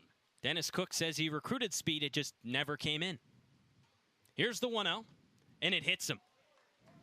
Big curveball that slips out of the hand of Downs, and it plunks the right shoulder of Chase Fralick, who heads down to first base. That's back-to-back base runners for the A's as Ashton Larson moves up to second. 2 straight free passes to bring up Isaiah Lane. And now Chris Downs on the mound readjusts. He moves his belt around a little bit. Perhaps that could have been the problem for the 6'7" left-hander. He walks back up the bump. Lane in from the right side. Stands straight up in his stance. First pitch, called strike. Breaking ball right down the middle on Lane. It's 0-1. Lane grounded out to third back in the 2nd. That ended the frame. A 1-2-3 inning for the A's. 0-1 pitch. Another called strike on another curveball from Down. He's got Lane in an 0-2 hole. Larson on second, Fralick on first with 2 gone.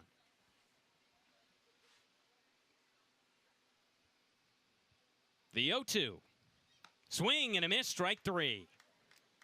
2 Ks in the frame for Chris Downs as he comes on in relief and allows 3 base runners but escapes the frame with no damage. It is no runs for the A's on 1 hit. No errors in the 2 runners left on base as we are through 4 on the Cape Cod Baseball Network. When we come back, it is 8-9-1. Bold, Careses, and Miller for YD in just a moment. They face the right-hander Tate Carey on the Cape Cod Baseball Network. Chatham on TRC, Cape Cod.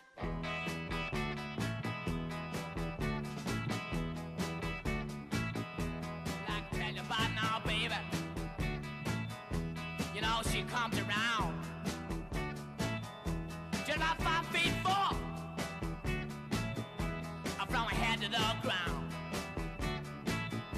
You know she comes around here just about midnight. She make her feel so good, love.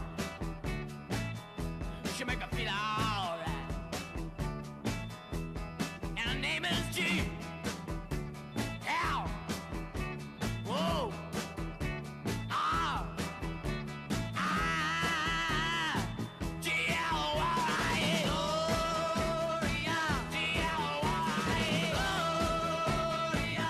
I'm gonna shout it all night. Gloria. I'm gonna shout it every day. Yeah, yeah, yeah, yeah, yeah, yeah.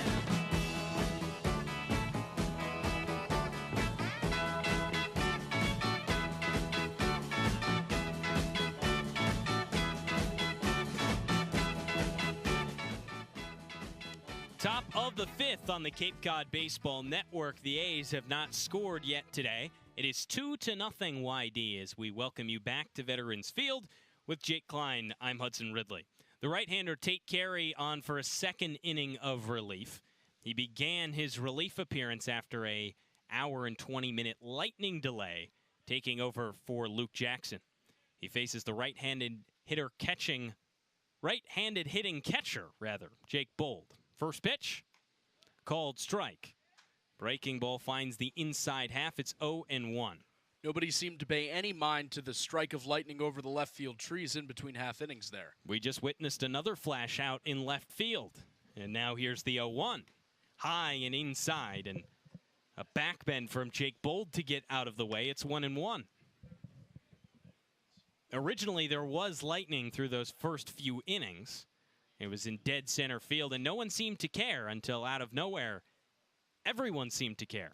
Here's the 1-1. Cracked right side and foul. Drifts off towards the Little League field. A dog pile on that field past the first base side. It's 1-2 at the dish to Bold. He stands straight up. Here's the pitch. Low and outside. He does not offer. It's 2-2.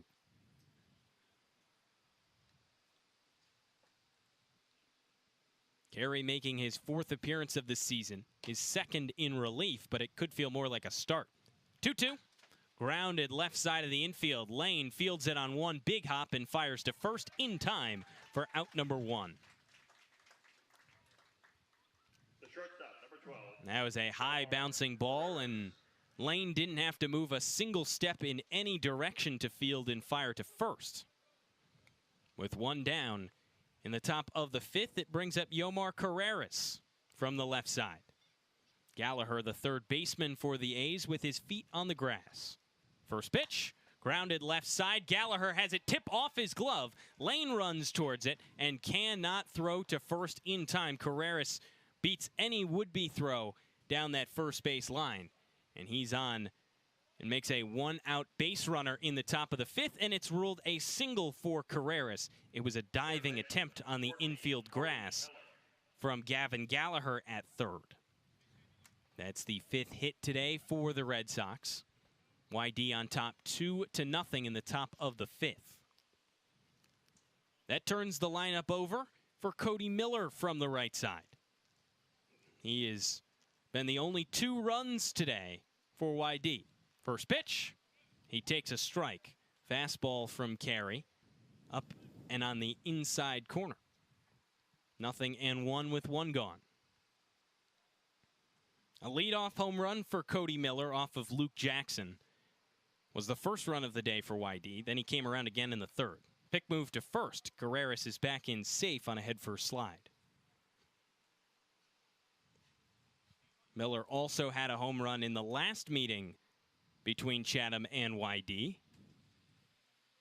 That came back on June 20th in a 9-3 loss for the A's. Another pickoff move, this time a lot closer, but Carreras is safe and the ball drops out of the glove of Frelick at first.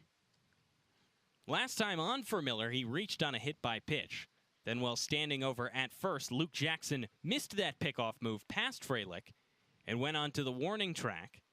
And then all of a sudden, Miller went up to third, and he came in. 0-1, low and away, 1 ball and 1 strike. YD in the red jerseys today. Still wearing the white pants on the road, the red stripes down either side of them, blue numbers on the back, blue YD on the front. Pickoff move to first again. Carreras beats it safely once more. That's 3 times now for Tate Carey. Not an easy pickoff move to make for the right-handed thrower.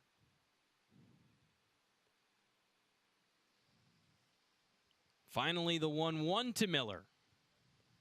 Here it is. Called strike at the knees. Another fastball out of the hand of Carey. This time it clips the edge at 91. Carreras retakes his lead off of first. Another pickoff move, this time awfully close again, and Carreras back.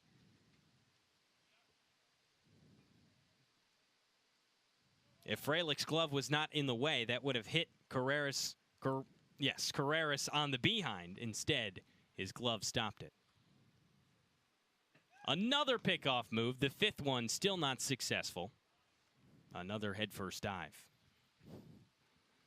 Getting that red jersey dirty over at first base. A washout a lot better than the white pinstripes the A's are wearing today. Now the 1-2 and the runner takes off. Pitch is fouled back on a fastball, and Carreras will have to retreat to first. He would have had second easily. Got a perfect jump on it, and Tate Carey was right to be worried about him on first.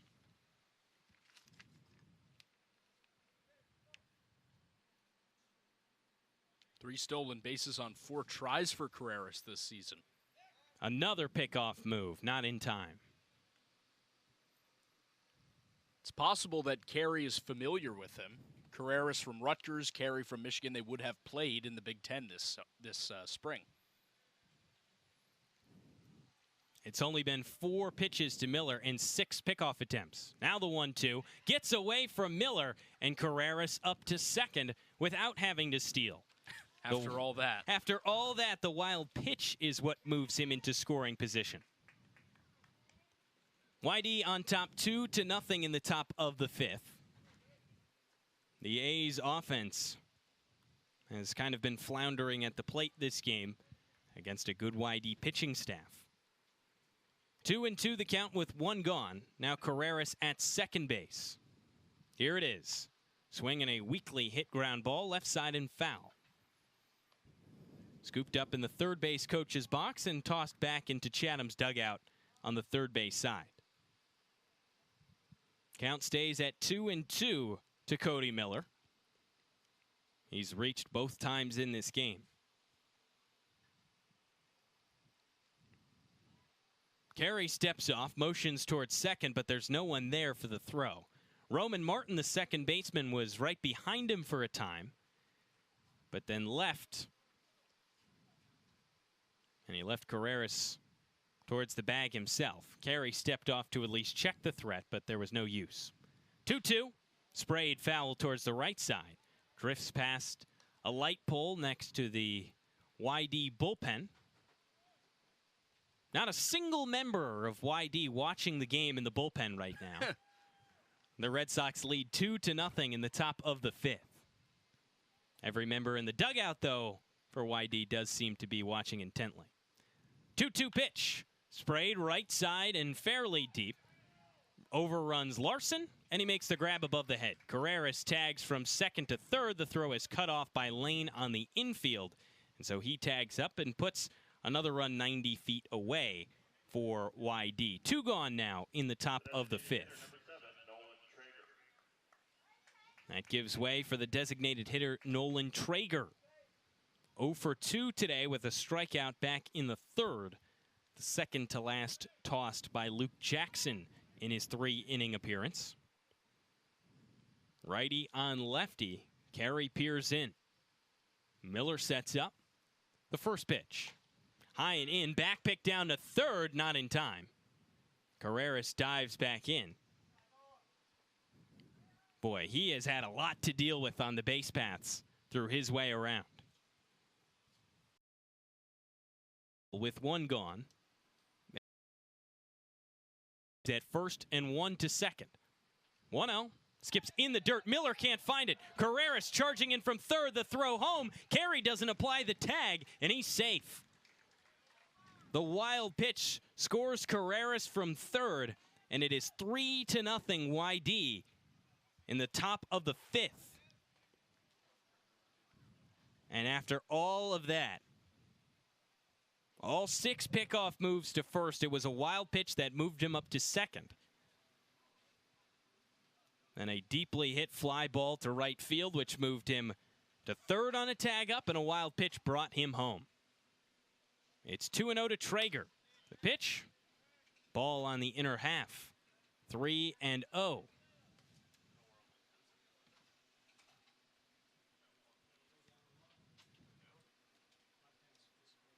3-0. Called strike down the middle on the fastball from Carey, and he gets one back.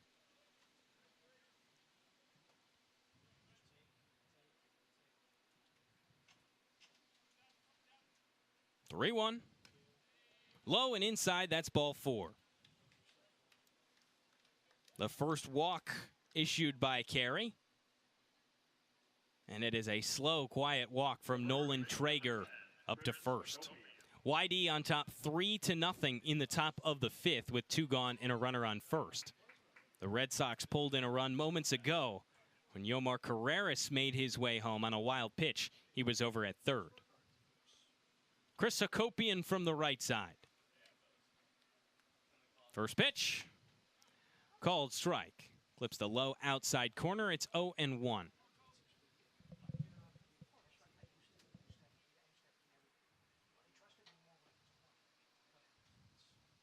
2 hours and 44 minutes into this game with a 1 hour, 20-minute delay. 0-1, cut on and missed. It was tipped back into the glove of Miller. It's 0-2 with 2 gone, and all Carey needs is 1 more strike. Hakopian stands back in. 1 for 2 on the day. A single in the 3rd brought home Cody Miller. 0-2, upstairs. Miller tried to drag it down and get a call from Jeff Merzel behind the dish. Instead, it's a ball and 2 strikes. Traeger takes his lead off of first, being held on by Fralick. 1-2. Swing and a ground ball up the middle and through for a base hit. Traeger stops at second, station to station, and Hakopian is on with a 2-out single. The 6th hit of the day for YD. The 2nd for Hakopian in a row. And now it brings up A.J. Soldra, the cleanup hitter. Transfer on his way to UConn after the end of the summer.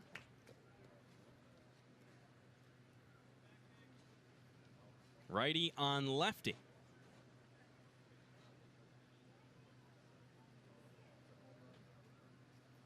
First pitch. Up and out. Gloved by Miller. It's ball 1. Soldra in sole possession of second place in home runs in the Cape Cod League. The lefty bat has 4 on the year. Trails only Micah New, who far and away leads the league with 7 for Falmouth. 1-0 with 2 gone. Runners on first and second in the infield in. 1-0 pitch. Low and in. Rather, the corner's in. Tight towards the bag at second for Isaiah Lane, who waves just behind Nolan Traeger. He drew a 2-out walk. 2-0 pitch. Spoiled off at the plate. Count runs to 2-1 on A.J. Soldra.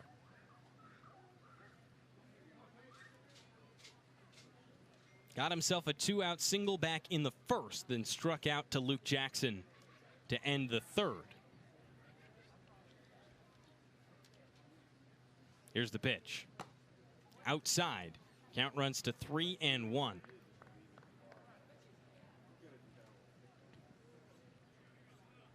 This will be Carey's 43rd pitch out of the bullpen. He's made it through 1 2/3. Here it is. Fouled off left side. When Dennis Cook had to take his starter out of the game an inning earlier than he had wanted to, I'm guessing 43 pitches in the first inning and 2/3 from the reliever was not what he was looking for. This game will go late, and the threat of rain is gone. 3-2. Runners on the move, and the pitch is fouled back, skipped in the dirt, and into the screen on the first base side. Remains 3-2 with 2 gone. Traeger took off from second, Hakopian from first. They'll move again.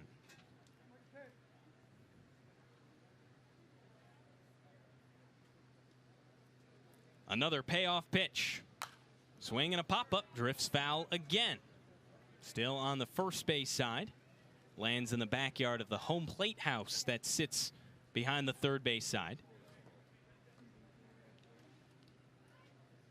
The miniature Ridley stands that sit on top of a fence that look out over onto Veterans Field are at least halfway full with people right now as we wane on into the night. 9:50 Eastern time. 3-2 again, and yet again fouled off. This time, Soldra early on the pitch. 75 miles an hour on the curveball from Carey.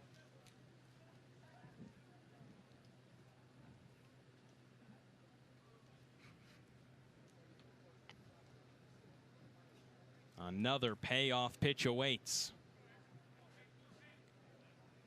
Carey looks over at second. Now deals. Below the zone, ball 4.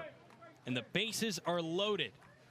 All of this traffic on the base paths coming with 2 outs. Traeger up to third, Hakopian up to second. It's Soldra who moves to first with Will Gasparino coming up from the right side. Gasparino led us off after the delay. It was an hour and 20 minutes because of lightning, and he struck out looking against Tate Carey. Now he comes up with the bases loaded and 2 outs. Whitey on top 3-0 in the 5th. First pitch. Called strike.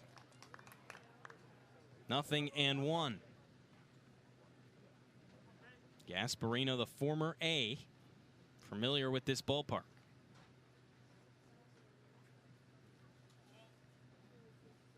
The 0-1. He takes upstairs. Fastball just above the zone. It's 1-1. Soldra on first, Hakopian on second, Traeger on third. Bases are loaded against Carey, who only needs to focus on Gasparino. 1-1. Swing and a lofted foul ball right side. Count runs to 1-2 and Carey a strike away. And just like in Carey's last couple of appearances, the issue is never getting to 2 strikes. It's what happens once he does. That put-away pitch is something that Dennis Cook is trying to develop with him. Here's the 1-2. Called strike 3. A long windup for Jeff Merzel, and the bases are left loaded. Gasparino strikes out looking for 2 innings in a row. But YD pulls across a run. It is 1 run for the Red Sox on 2 hits. No errors, and the bases left loaded.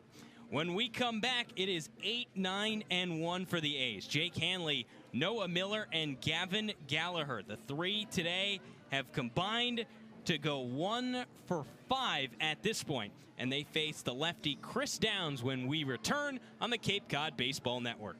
The Cape's leader, sports radio, play-by-play. Go A's! Chatham on TRC. Cape Cod. Oh, we're halfway there.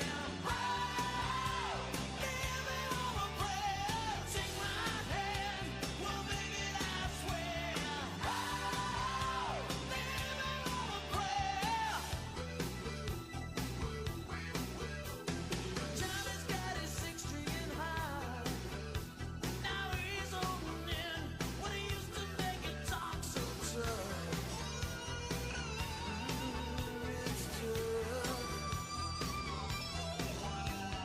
Cheetah dreams are running away. She cries in the nighttime and whispers, baby, it's okay. Something we gotta hold on to what we've got. It doesn't make a difference if we're making or not. We got each other, and that's a lot for love. We're giving it a shot. We're halfway there on the Cape Cod Baseball Network. Chatham trails YD 3-0 as we begin the bottom of the 5th. With Jake Klein, I'm Hudson Ridley. Jake Hanley, the lefty, digs in to face the lefty pitcher Chris Downs on for his 2nd inning of work. First pitch. Swung on and chopped on the ground right side. Scooped on first. Throw over to first is not in time as the tag was, rather the step from Chris Downs, who tried to step on the bag. He was covering, missed. He swiped his foot at it a couple of times, and Hanley had already beat him. By the time Hanley crossed that bag, Downs even dropped it. So a tough pitcher fielding play as Chris Hakopian could not help out Chris Downs. Leadoff man aboard, Jake Hanley reaching on a single. And that brings up Noah Miller, the catcher from the right side. 0 for 1 today as he struck out looking in the third. First pitch to him. Popped up. Right side, foul ground. Hakopian runs over from first, tracking it, and he grabs it on the warning track. There was a time where he had no clue where that ball was, searching around, and then at the last second, reached out his left arm and made the grab. And the bullpen for YD down the right field line explodes. Just unlucky from Noah Miller, who continues to have a streak of bad luck this season at the dish. That makes one gone in the bottom of the fifth and turns the lineup over for Gavin Gallagher. And now fog starting to enter the lights at Veterans Field. If the lightning wasn't bad enough. Lefty righty the first offering. Fastball high and outside. It's ball one. Jake, we've seen a fog cancellation this year against Brewster on the second. That was just 6 days ago. Since then, there's also been a lightning cancellation. 1-0. Breaking ball low and away. It's 2 balls and no strikes. In both of those games, it was pretty clear that they would end. In that fog out, you could not see center from left. 2-0 pitch. Upstairs again, it's 3 balls and no strikes on Gallagher. 1 for 2 today. Led off the A's order with a single in the first, then tried to stretch a first to third on a single from Freeman and was thrown out by a mile at third base. Jake Bold lifts off the catcher's mask. He heads down to have a word with Chris Downs, the left-handed reliever from Cal Poly. He's got a runner on first. It's Jake Hanley after the single. And now the pitching coach for YD comes on to join this meeting. No action in the Yarmouth-Dennis bullpen until just now. A left-hander gets up and kicks some dirt around as he leaves the chained-off area where the YD bullpen sits down the right field line. Home plate umpire Jeff Merzel comes out to break up the meeting. For those of you who forgot, the umpire alignment tonight, Jeff Merzel behind the dish, Mike Rabideau at first, Jeff Melms at third. Your umpire alignment presented by Chatham Paint and Hardware. It's 3-0 at the dish to Gavin Gallagher. A runner on first and 1 gone. Chatham down 3-0 in the bottom of the fifth. Downs ready. He deals. Swing and a lofted ball out to shallow right center field. Tarnish in on it, and he calls off the second baseman Baker to make the grab for an out. Gavin Gallagher swings at 3-0 and pops it up. The second baseman from UCLA, number 21, Roman Martin. And now he has to make the long walk back to the dugout as he shakes his head. And Dennis Cook has some words with him. Gives way for Roman Martin. Now there's 2 gone with a runner on first. Martin from the right side. The pitcher Downs throws lefty.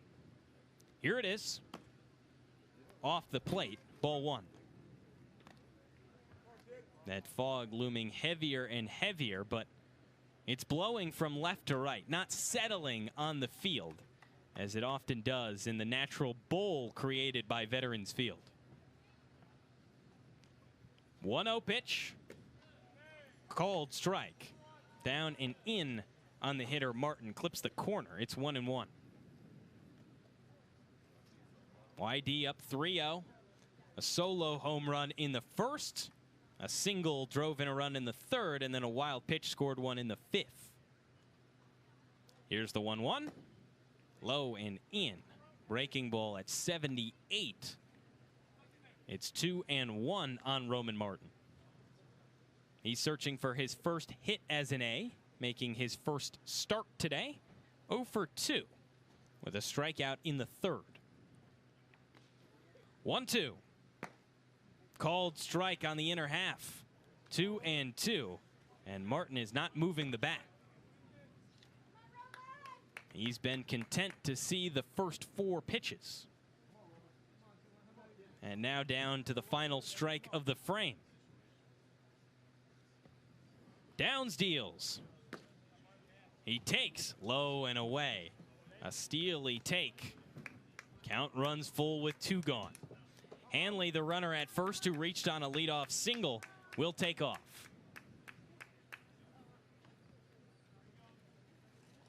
Downs comes set. The payoff. Swing and a high fly ball sent out to left center field. Gasparino in on it. He reaches up the glove and makes the grab for out number 3. So the A's get a lead-off single, and then after that go down 1-2-3. Noah Miller pops up. Gavin Gallagher then pops up, and Roman Martin flies out to dead center field. This game is now official as the fog drifts in, but there seems like there will be more baseball to play on the other side. When we return, it's 7, 8, and 9 of the Order for YD on the Cape Cod Baseball Network. Chatham A's on the air.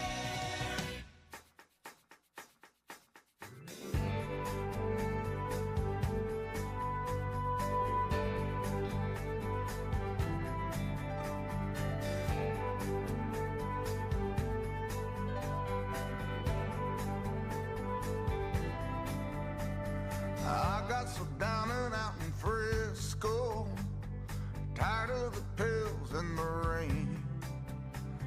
I picked up, headed for the sunshine. I left a good thing behind. Seemed all of our love was in vain. Now my baby's coming in on the Tucson train.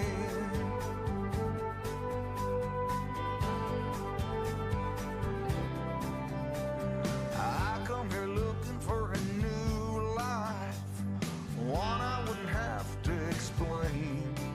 To that voice that keeps me awake at night, when a little piece would make everything right. If I could just turn off my brain. But now my baby's coming in on the Tucson train.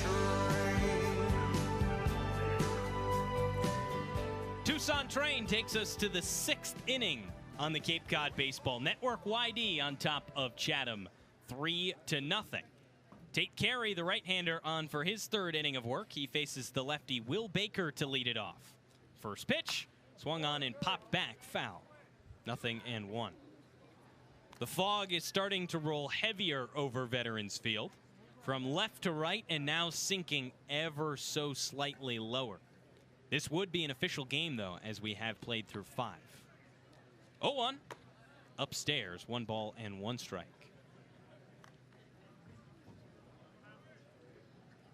Weather has been a factor tonight. An hour and 20-minute lightning delay after 3 innings pushed this game back. 1-1. Fastball taken on the bottom inside corner. It's 1-2 on Will Baker.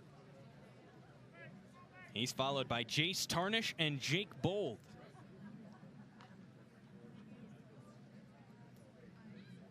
Nobody out, nobody on as Carey steps off. Gives Baker some time to push around some dirt in the lefty box. And now a pitch clock violation. And Carey stepped off. And so he thought that he'd have that full clock. And it doesn't appear as if he gets it. And now Dennis Cook is arguing the same thing, that he stepped off. But he gets sent back, and it's 2-2.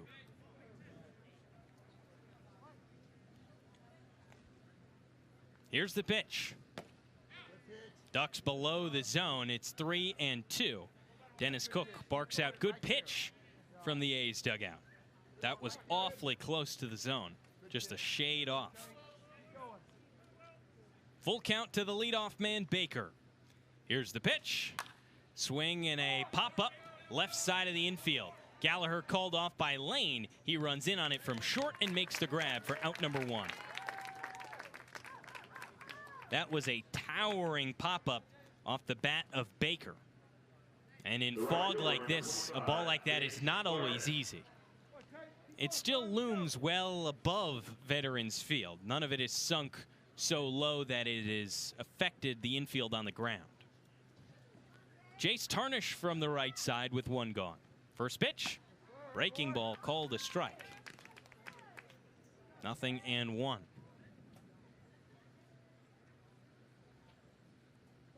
The trees and the flags are still at Veterans Field. No wind to speak of.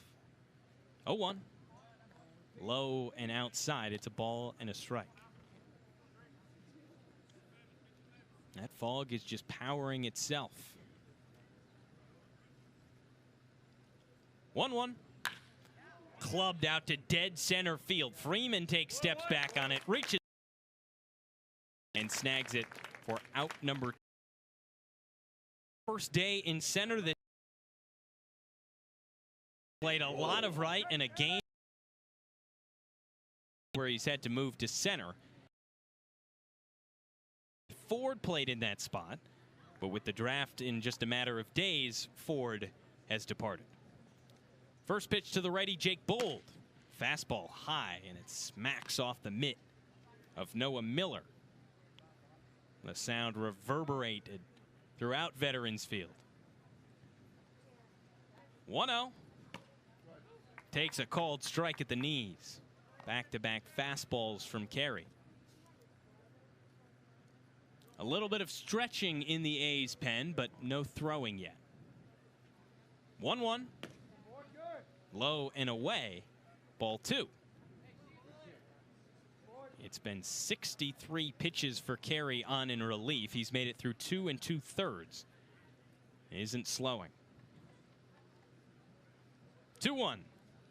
Swing and a bouncing ball left side. Lane charges at short, fields it, fires to first in time. 1-2-3 goes YD.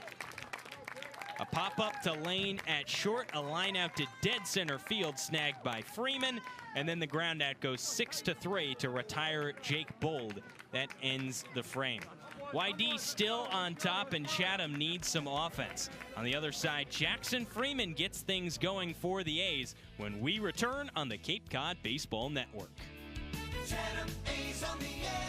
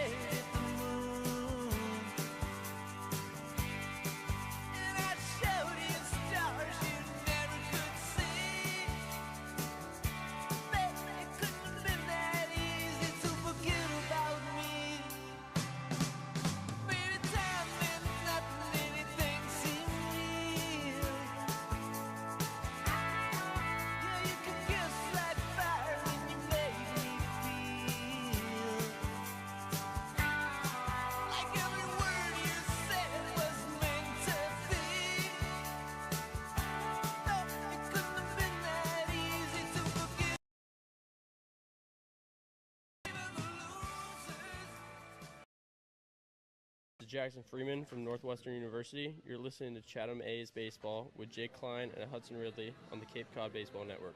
That's the perfect time, Jackson Freeman, as he leads off this bottom of the 6th on the Cape Cod Baseball Network. With Jake Klein, I'm Hudson Ridley. YD on top of Chatham 3-0 after 5.5.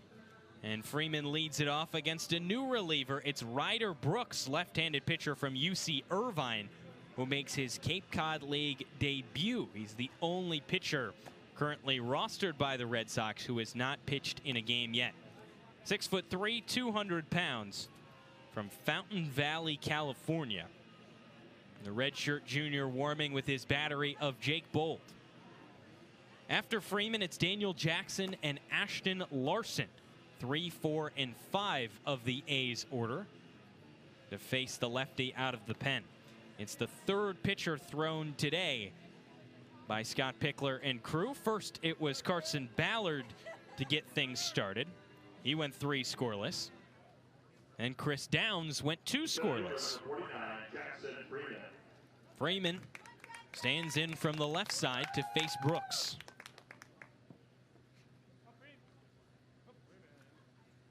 First pitch. Called strike at the knees. Freeman grits his teeth in the box. Gets some encouragement from the crowd, which, even though a portion of it is left, some still here. Dead center field with about 7 or so fans. The right field hill with around 8 or 9. 0-1. Low and away, and skips out of the glove of Bold. 1-1. Around 100 still in the lower bowl. Watching on as the fog rolls over the top of Veterans Field. Nothing yet that would indicate that we'll see any kind of fog out. Not at that strength yet.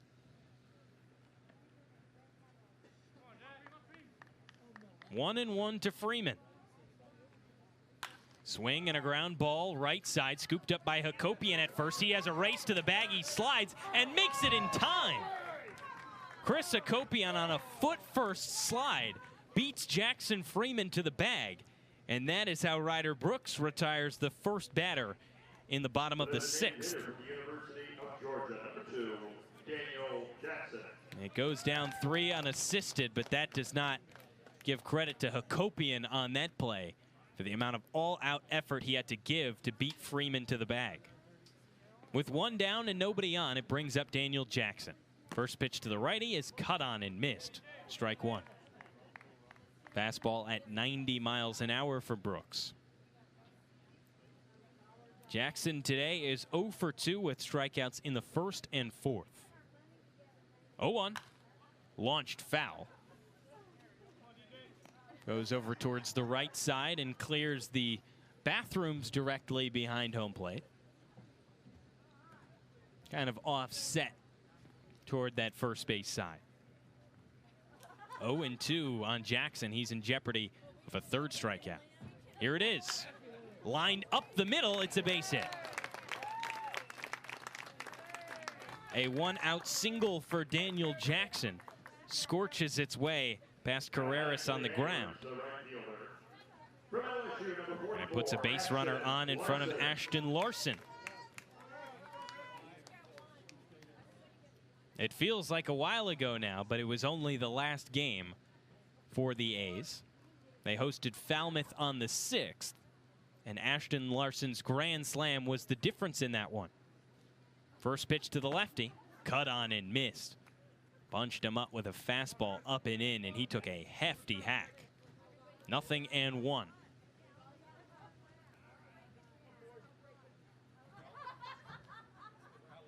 Jackson creeps off of first.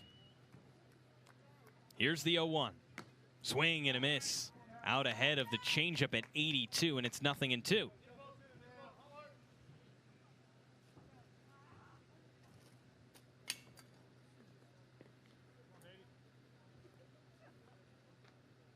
Larson ready. The 0-2. Swing and a miss. 3 pitches, 3 strikes to Larson, and he's gone. Now batting for Chatham, the first baseman. From Auburn, number 6. That's the first strikeout in relief for Ryder Brooks, his first in the Cape Cod League. And that sets down the 2nd in the bottom of the 6th. YD still on top 3-0. Runner on first and 2 gone for Chase Freilich. The first pitch, low and away, gloved by Bold. It's 1-0.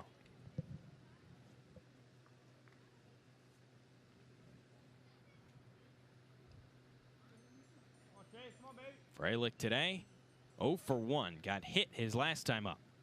1-0. Called strike. Bottom outside corner on Freilich, who watched it the whole way. Gets the start at first tonight. Continues his drought without an appearance in the catcher spot. Mostly been first base DH. 1-1. Breaking ball outside. 2 balls and a strike.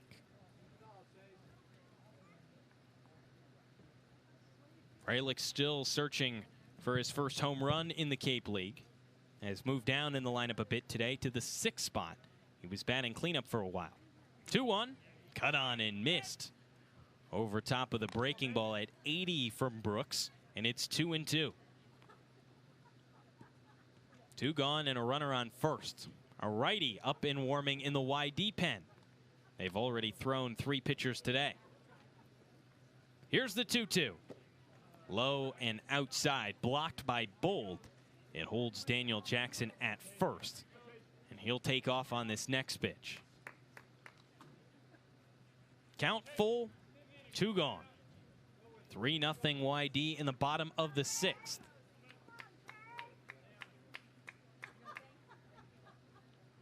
Here's the payoff. Weakly chopped left side and foul.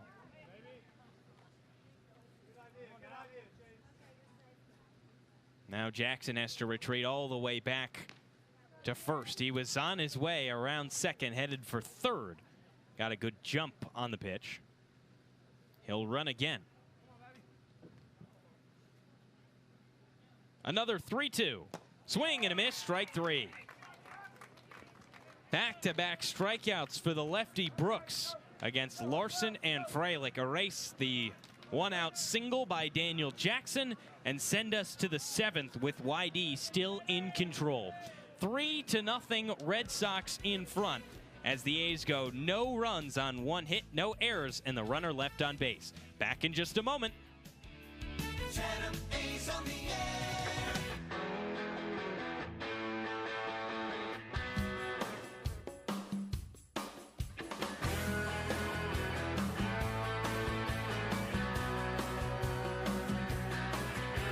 Sun coming up over New York City.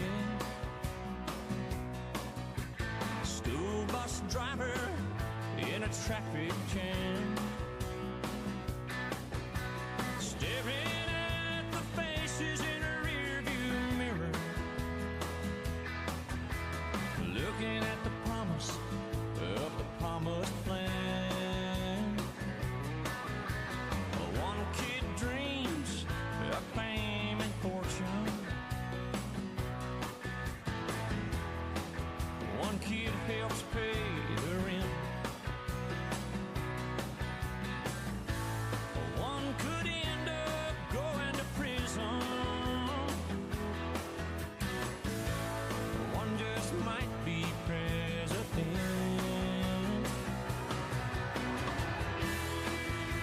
Only in America, dreaming in red, white, and blue. Only in America, where we dream as big as we want to. We all get a chance. Everybody gets to dance. Only in America. Sun going down on an LA freeway. Newlyweds in the back. Top of the 7th on the Cape Cod Baseball Network. It's a Chatham Bars in call to the bullpen for the A's as Chatham trails 3-0 against YD. The left-hander Josh Swink comes on for a team-leading 6th appearance, carrying in a 1.93 ERA in his first 9 1/3. 2 walks to 9 strikeouts for the lefty from Liberty. He faces Yomar Carreras, the 9-hole hitter from the right side. First pitch, clubbed on the ground, left side, and foul. 0-1. It's Carreras, then Miller and Traeger. Carreras, the switch hitter, batting from the right side for the first time tonight. Miller a righty, Traeger a lefty. Swing comes set. Here's the 0-1. Swing and a miss. Waves at a high fastball, and it's 0-2. Carreras singled his last time up. A wild pitch moved him to second, a fly out to third, and a wild pitch brought him home. He's the 3rd run of the game for YD. 0-2. Swung on and driven out into right center field. It drops down in front of Larson for a base hit. He charged it just slightly late, and it curved down and dropped at his feet. A leadoff base hit for Carreras. He's got 2 singles today. Third baseman, number 14, Cody Miller. That turns the lineup over for Cody Miller. He got this whole thing started back in the first with a leadoff shot. His second home run against the A's this year. Stands in from the right side. Carreras on first. Frelick standing closer to the bag than him. First pitch. Chopped up in the air. It's 0-1 on a foul ball from Cody Miller.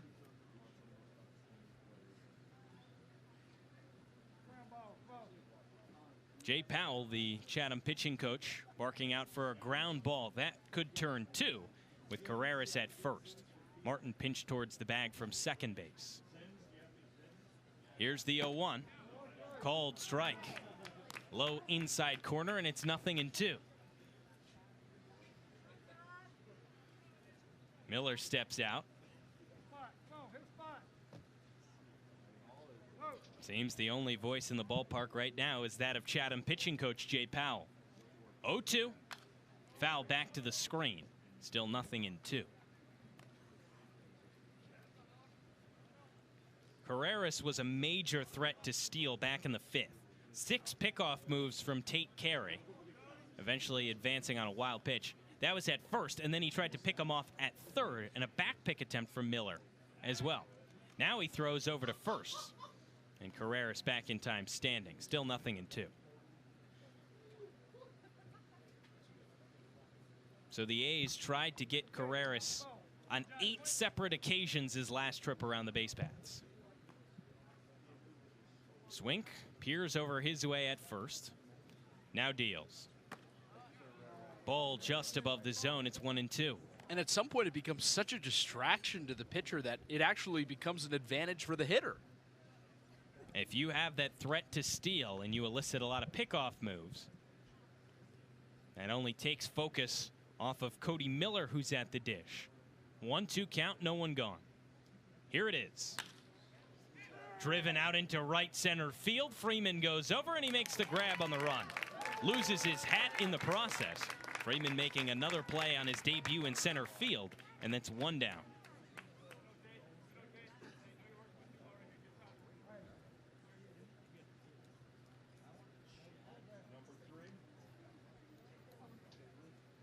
And now Scott Pickler makes his way out to make a change. Garrett Wright makes his way in for Nolan Traeger. Takes over in the designated hitter spot.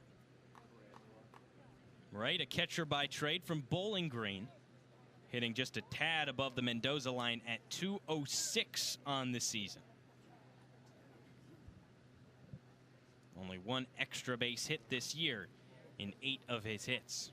He's got a runner on first and 1 gone. Roman Martin tight to the bag at second. Isaiah Lane playing at normal depth in his shortstop spot, ready to turn 2. Lefty on righty, but first a pickoff, and Carreras back in time. Once again, the threat of him stealing is pretty prominent.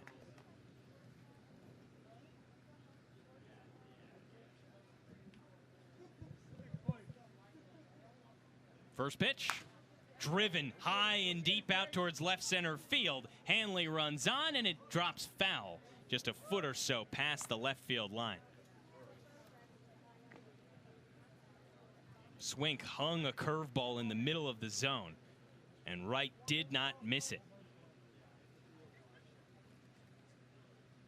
Just drifted too far towards the left. Makes the count 0-1. Swink agrees on a sign with Miller, who sets up down and a little away. 0-1. Fastball goes high and out. It's 1-1.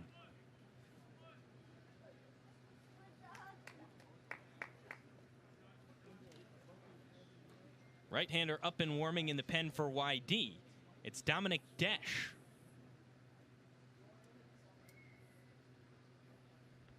One, but first another pickoff. Carreras has been hounded by both Carey and Swink, the 2 pitchers to face him on the base paths today. He singled against both of them. Now the 1-1. Foul back and over the top of the screen. 1-2 on the pinch hitter right.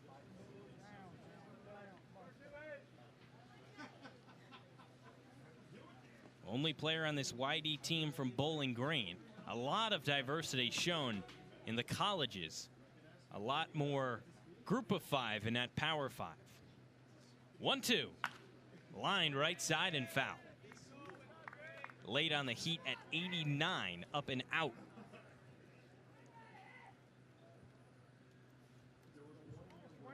Still a 1-2 count. Carreras with a very small leadoff at first. Now he extends it. Swink looks his way and deals. Fouled off again. And Wright stays alive at 1-2.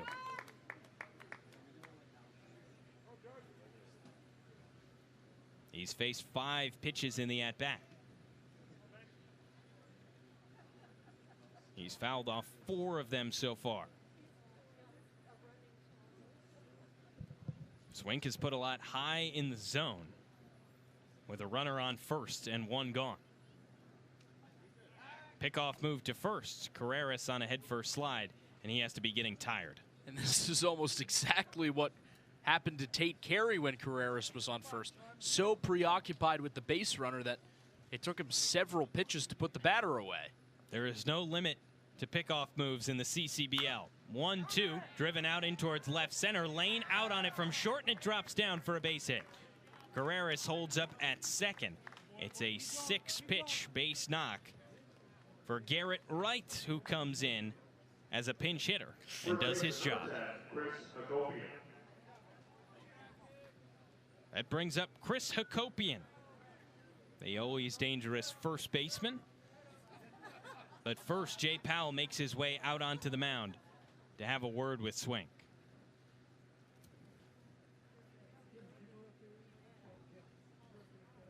Swink has allowed singles to Carreras and Traeger. He got Cody Miller to fly out, the second batter that he faced, but he drove it pretty deep into center field, and Jackson Freeman had to make the grab in right center. Hakopian today, 2 for 3 singles in the 3rd and 5th. On his way after the summer to Texas A&M from Maryland. Swink kept in to face the right-handed hitter as Jay Powell makes his way back to the dugout. YD on top 3-0 in the top of the 7th. The Red Sox have runners on first and second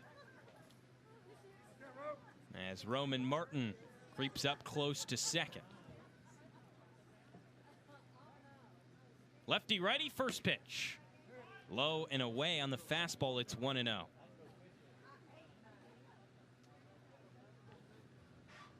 YD with a 1-point lead of the Cape Cod Baseball League. The Red Sox came into today with 24. That, of course, leads the East as well. 1-0 on the ground. Taylor made for 2. Martin scoops and flips to second. The fire to first is in time, and they turn 2. 4-6-3 double play to end the inning. Hakopian grounds out to Martin, who fired to Lane and went over to Freilich at first to end it. Time to stretch on the Cape Cod Baseball Network, so we'll keep it right here and send it to our public address announcer, Peter Burns. All right. You ready? On 3. But host families, here we go. We're coming up. She's going to root for the wrong team. All right.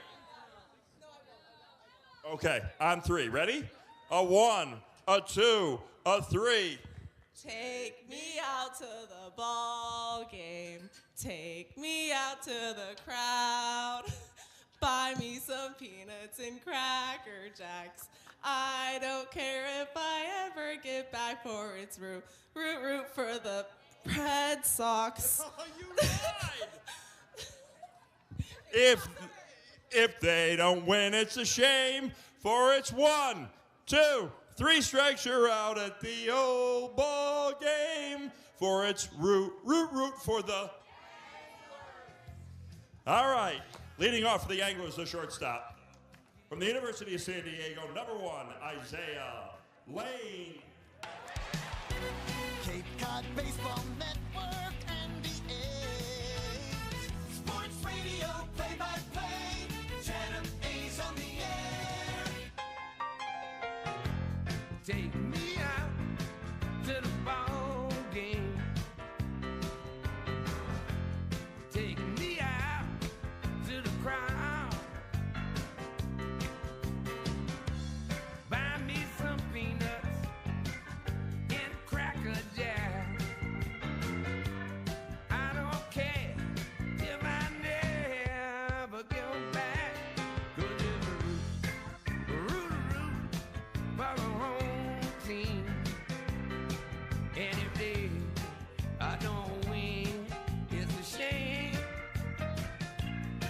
'Cause it's a 1, 2, a 3 strikes. Seventh inning stretch over on the Cape Cod Baseball Network. YD on top of Chatham 3-0 as the Red Sox hijack Take Me Out to the ball game from public address announcer Peter Burns. What a shame. Chatham bars in called to the bullpen for YD. It's the right-hander Dominic Desch coming on to tie the team lead in appearances with Bo Rudy at 7, the right-hander out of Nevada.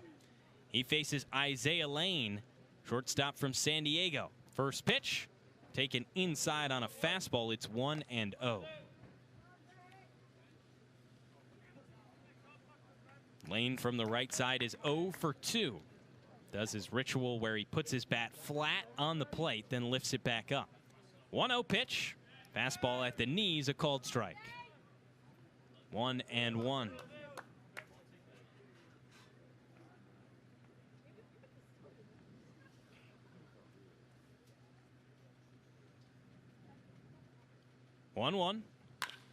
Dribbler left side, gloved by Carreras at short. He charges and fires to first. The throw is in time for out number 1. Retires the shortstop 6-3. It's Jake Hanley up next for the A's. He's followed by Noah Miller. This is 7, 8, and 9 of the Chatham order. Only 2 pitch mix for Desch. A sinker and a slider.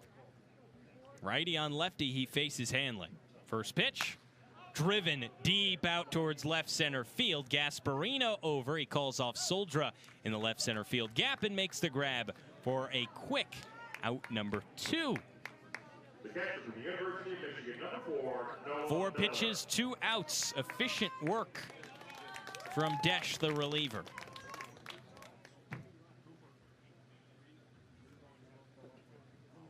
Now up comes the right-handed hitter Noah Miller. 0 for 2 today with a K. 2 gone and nobody on. First pitch, he takes a called strike 1. The sinker from Desch. He throws his whole body into it. Almost loses himself as he lurches off the mound. 0-1. Driven out into deep right center field. Tarnish over on it, and he makes the grab. 6 pitches that time from Dominic Desch, and that is all that is needed in the bottom of the 7th. The first what feels like quick inning on the Cape Cod Baseball Network as the A's go no runs on no hits, no errors, and no runners reaching base. We have gone awfully long into the night. 3.5 hours. 1 hour and 20 minutes filled with a lightning delay. Fog looming overhead, but there is still baseball to be played at Veterans Field. Top of the 8th inning up next with YD on top 3-0. Don't go anywhere. It's Chatham A's baseball on the Cape Cod Baseball Network. Sports Radio, play-by-play. Go A's! Chatham on GRC.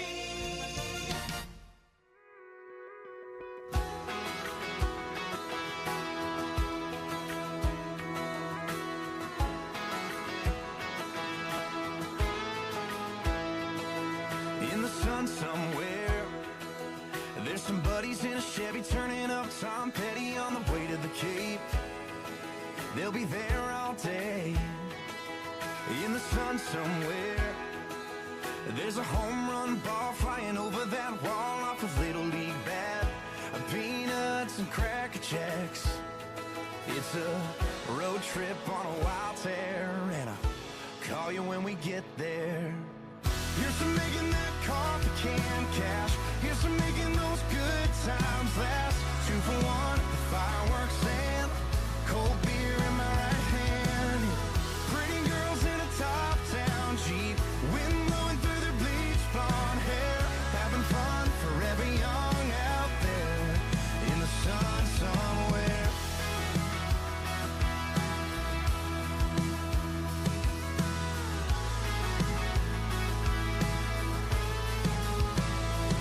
Between May and September, it's windows on a road and a grape snow cone and a feet on the dash. Chris Rudiger brings us back to Veterans Field, where Jake Klein has the rest of your ball game. Jake? A.J. Soldra leads off the top of the 8th for the Yarmouth-Dennis Red Sox. They lead the Chatham A's 3-0 at Veterans Field. We start the 8th. Jake and Hudson with you. We have made it to the 8th inning. Just over 3.5 hours past first pitch. It's a left-on-left matchup. The first pitch to Soldra from Josh Swink is a breaking ball line, foul to the screen, 0-1. Soldra is just one of those old-fashioned baseball players, if you ask just about anyone who knows him. He has played just about every day for Yarmouth-Dennis and will continue to climb the college ranks next year. 0-1.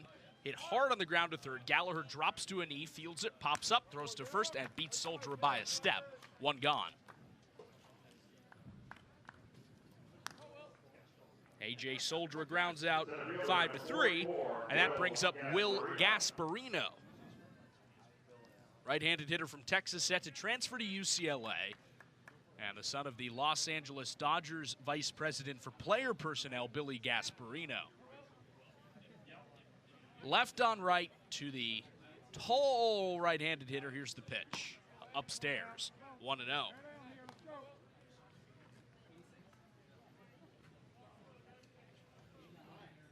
Gasparino now 3 of 26 on the Cape League season after his 0-for-3 start. 1-0, popped up, shallow left field. Isaiah Lane, the shortstop, goes out. A step onto the outfield grass. He makes the catch for the second out. Gasparino 0 of 4. So that'll bring up Will Baker. But instead, it's going to be a pinch hitter. Pinch hitting, number 16, Connor Capice.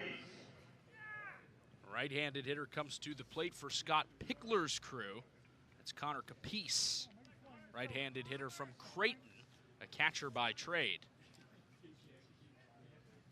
First pitch to him, fastball downstairs, 1-0.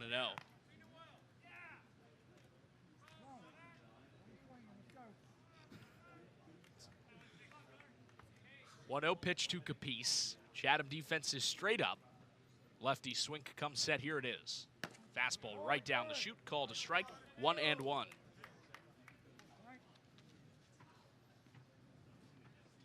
It's the 6th appearance for Swink. That now leads the team. Lefty set. 1-1. Swung on, hit on the ground. Lane backhands it short from the hole. He throws to first in time. Isaiah Lane flashes the leather. He darts to his right, fields it near one knee in the hole, and throws out the pinch hitter Capice. 6-3 to end the inning. So let's go to the bottom of the 8th at Veterans Field. Chatham still chasing 3. Nothing across for YD in the top half. Chatham sends the top of the order to the plate when we come back. Straight ahead. Chatham on TRC, Cape Cod. Coming out of my cage and I've been doing just fine. Gotta be down because I want it all. It started out with a kiss. How did it end up like this? It was only a kiss. It was only a kiss. Now I'm falling asleep and she's calling a cab while he's having a smoke and she's taking a drag. Now they're going to bed and my stomach is sick and it's all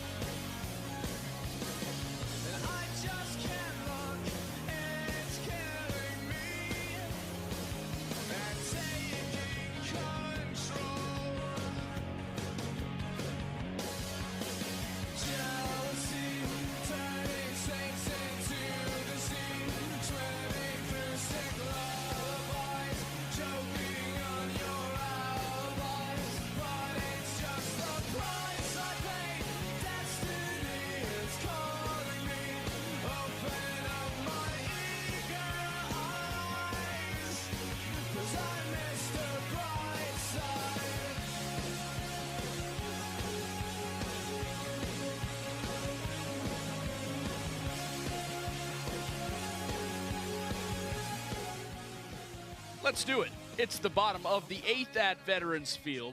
YD in front of Chatham 3-0. And the University of Nevada right-hander Dominic Desch comes back out for his second inning after he retired the side on just 6 pitches in the 7th. First pitch to the leadoff man Gallagher. Breaking ball called a strike. Letter high. It's 0-1.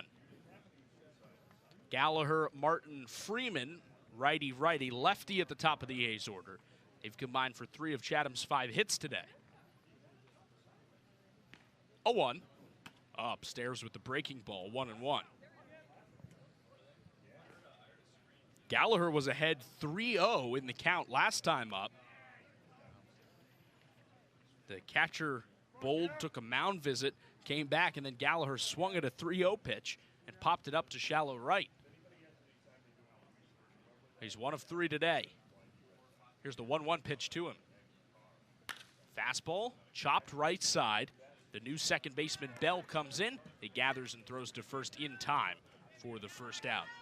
That is Jack Bell, second baseman from TCU, who comes in the 6 hole in the YD order, replacing the pinch hitter Connor Capice, who grounded out to end the last half inning. So Gallagher grounds out his way. It goes 4-3, and that is the first out. Brings up Roman Martin, the right-handed hitting second baseman. First pitch from Desch. Fastball downstairs, 1-0.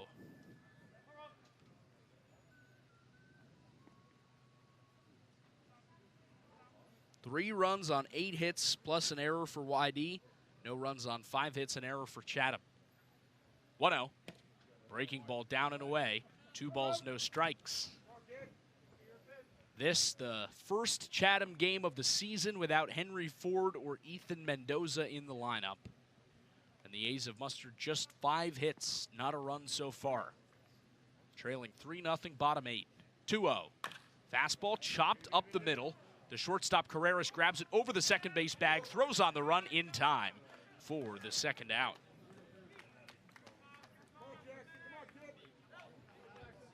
Chris Sakopian, the YD first baseman, didn't even throw that ball around the infield after the out. Just gets it right back to the pitcher. As Jackson Freeman comes up, Dominic Desch is ready to go.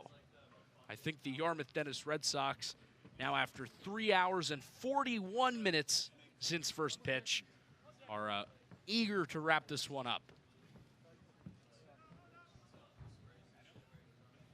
First pitch, breaking ball outside to Freeman, 1-0. I don't think I'd blame them. It's a big win for YD, too, after struggling in the last few games, widening that gap on the top of the East.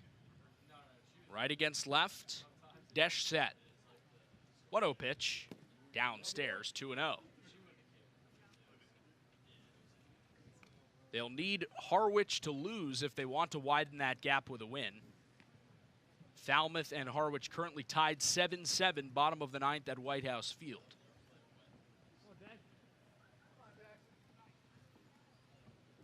Two-0 coming to Freeman. Right-hander set, here it is. Swing and a miss at a low fastball, 2-1. Orleans is already done. They tied Cotuit at 2-2 and picked up a point. So barring a Chatham comeback in this one, the difference between the 4th place A's and 5th place Firebirds is 1 point. 2-1. Fastball called a strike, low inside corner. 2 balls, 2 strikes. Brewster also won today 5-2 over Wareham. So it is distinctly possible, depending on the outcome here and in Harwich, that every East Division team picks up at least a point today except Chatham. Right against left, 2-2. Breaking ball misses outside and the count goes full. 3-0 the score, Yarmouth-Dennis in front of Chatham. We are in the bottom of the 8th. Nobody on with 2 out. It'll be a 3-2 pitch to Freeman. Right-hander Desch set from the stretch. First base side of the rubber. The pitch. Fastball cold. Strike 3 on the inside corner. Another 1-2-3 inning for Dominic Desch, and he punctuates it with his first strikeout of the night. That ends the 8th, and Yarmouth-Dennis is still cruising. 3-0 Red Sox as we go to the 9th. Bottom of the YD order up next on the Cape Cod Baseball Network. Chatham on TRZ, Cape Cod.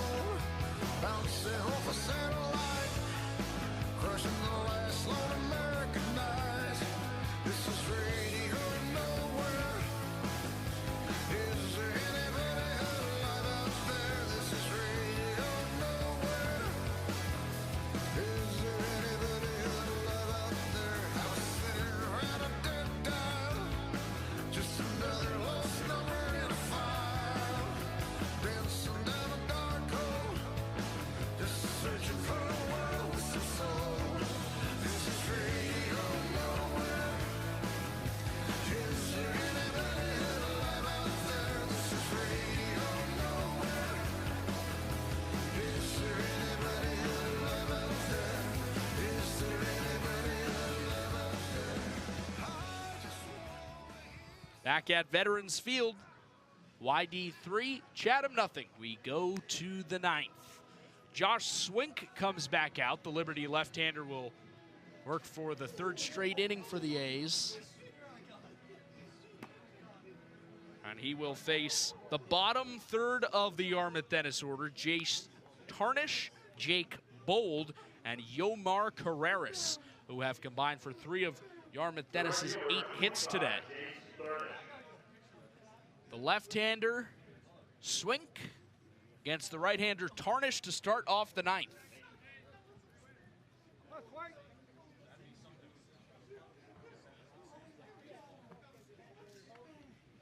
Lefty set.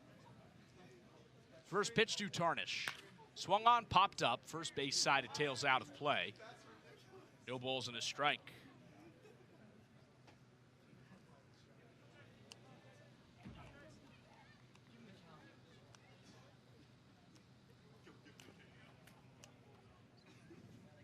Chatham defense straight up. Nobody on, nobody out. It'll be an 0-1 to Jace Tarnish. Swing set. Here's the pitch. Swung on and lined foul to the backstop, 0-2.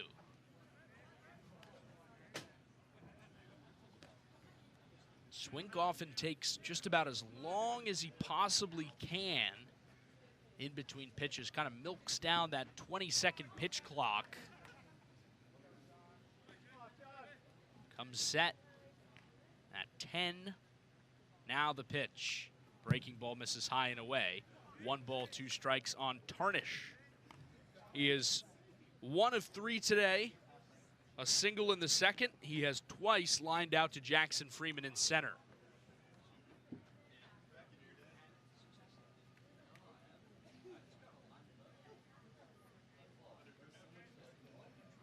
One-two pitch. Swing set. Here it is. Line foul to the backstop. Pings off the post that supports the netted backstop. There are 8 of them. 4 on the left side of home, 4 on the right side of home. The netting stretches about halfway down the right field line. 1-2 home. Breaking ball tapped foul. Right past Dennis Cook in the Chatham dugout, and it banks off the chair and hits Jay Powell. Dennis really hung him out to dry there. Set up in perfect position to ping pong into him. Back on the field, another 1-2 coming to Tarnish. Swink ready. Here's the pitch. Breaking ball hammered. Left field. Hanley starts in, now sprints back. Deep in the left center field gap. He makes the grab for the first out. Tarnish lines out again. He is 1 of 4. And here comes the catcher, Princeton's Jake Bold.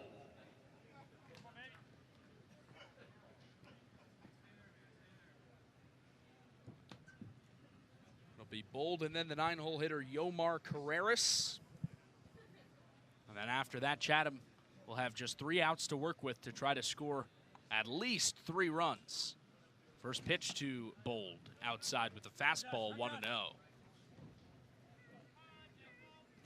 3-0 Yarmouth-Dennis in the top of the 9th.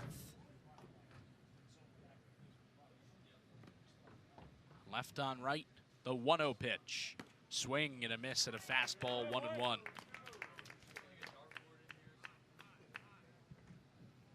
It'll be Jackson, Larson, and Freilich, the 3 for Chatham, due to the plate in the bottom of the 9th. 1-1 to Bold. Swung on and popped foul directly behind home plate. Can't be more than 100 people or so in the stands that wrap around from the third base side to first at Veterans Field.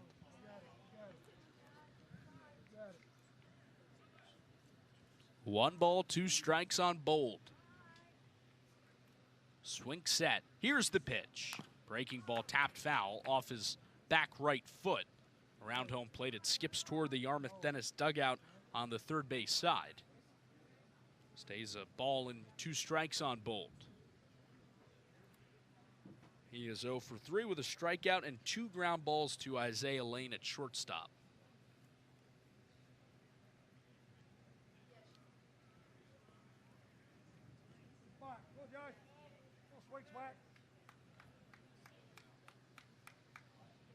Lefty swing set again.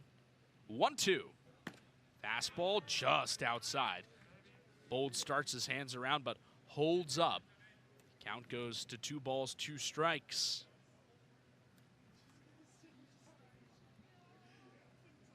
There is a right-hander up in the YD bullpen down the right field line. 2-2. Lined up the middle. Martin sprawls out to grab it from the outfield grass. He throws to first late.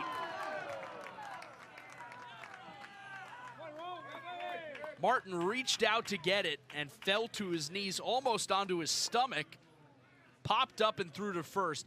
And according to the right side umpire, Mike Rabideau, just ever so slightly late. As the Chase Freilich stretch was not enough, it's an infield single for Jake Bold. 9th hit of the night for Yarmouth-Dennis. And there's a runner on first with 1 out.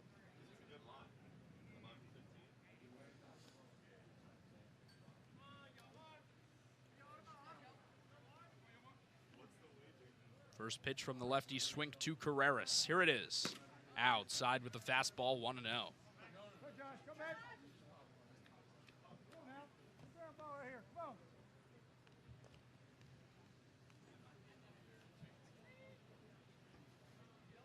Left-hander swing set.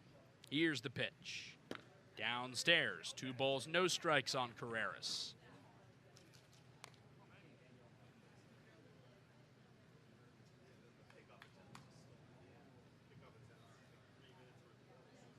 In Harwich, Falmouth has jumped in front 9-7 in the top of the 10th. 2-0. Swung on and foul tipped. 2-1. If both results hold, that's massive for YD. That gap with the 3 points here and no points for Harwich increases to 4 on top of the East lead. Left on right, 2-1. Fastball smoked foul. Tails just 5 feet or so wide of the chalk down the right field line and rolls toward the YD bullpen. 2 balls, 2 strikes. Yarmouth-Dennis, if it wins tonight, will have 26 points at the season's midpoint. The next closest team is Harwich, currently at 23. 2-2. Fastball downstairs, and the count goes full on Carreras. 3 teams in the East Division would be in first place if they had the same record in the West Division.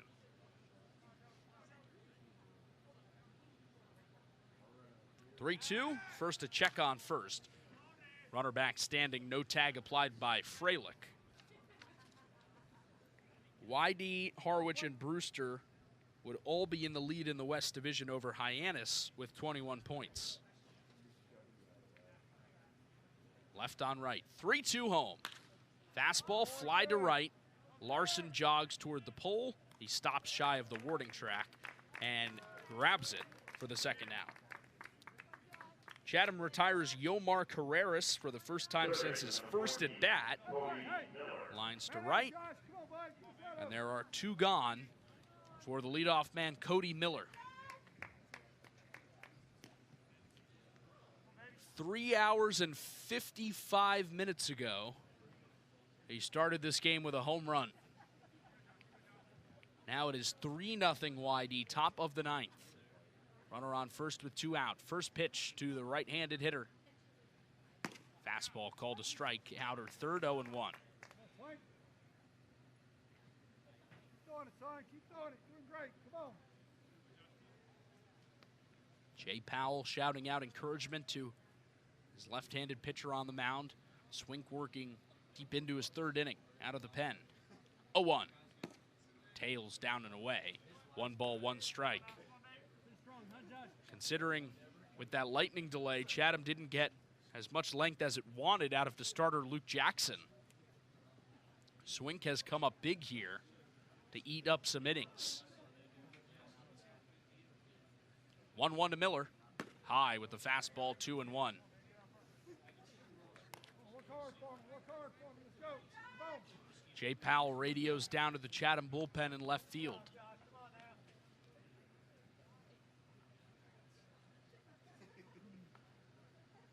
It'll be a 2-1 from Swink to Miller. Runner on first with 2 out. Here's the pitch. Tapped foul on the ground wide of third.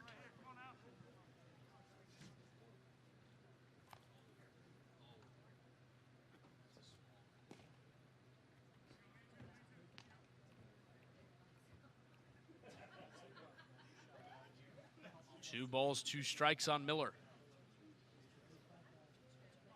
Lefty set. Swink looks at first, now deals. Swung on and tapped foul. Bounces off the ground right near home plate then. Up off the midsection of the righty hitting Miller.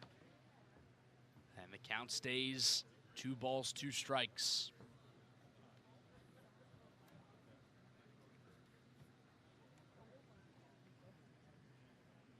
Garrett Wright will be next.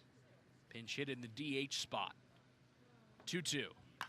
Knocked foul in the air over the YD dugout on the third base side. 2 balls, 2 strikes. Still a couple of kids left. One of them scales the fence to the Little League field and runs for that one. Coming up on 11 o'clock local time in Chatham. And they are still out here. No school tomorrow morning. That makes it way easier. Left on right again. Another 2-2 from Swink. Popped up, right side. Larson jogs over, and it lands in play. Foul down the first base side. It lands in the right field bullpen of Yarmouth-Dennis. Ashton Larson took about 3 steps and then pretty much gave up on it, just jogged the rest of the way, and that landed in play right inside the fence by the Yarmouth-Dennis bullpen.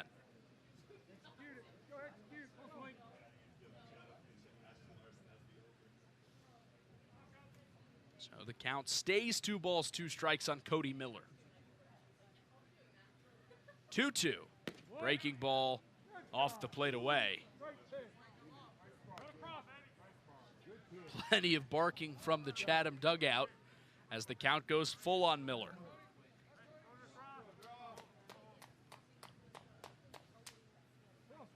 Runner will be off on the pitch, 3-2 with 2 outs.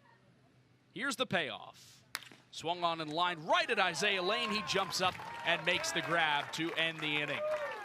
Cody Miller hits it 94 miles an hour, but it goes in the book as a line out to short. No runs on a hit, no errors, and 1 man left for Yarmouth-Dennis in the top of the 9th. It is time for the home half of the 9th. Chatham needs 3 to tie it and 4 to win it. It's an offense that's been dormant all night, but they'll send 4, 5, and 6 to the plate.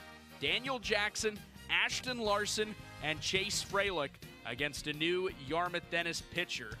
It is the right-hander, Bo Rudy. When we come back, he takes over on the Cape Cod. Sports Radio, play-by-play. Go A's, Chatham on GRC.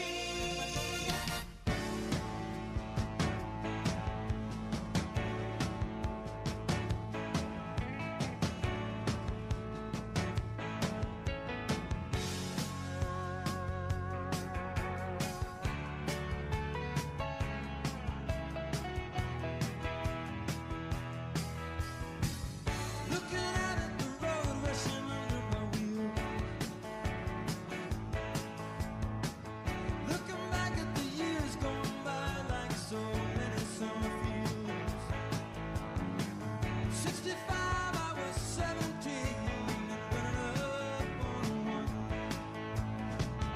I don't know where I'm running now, I'm just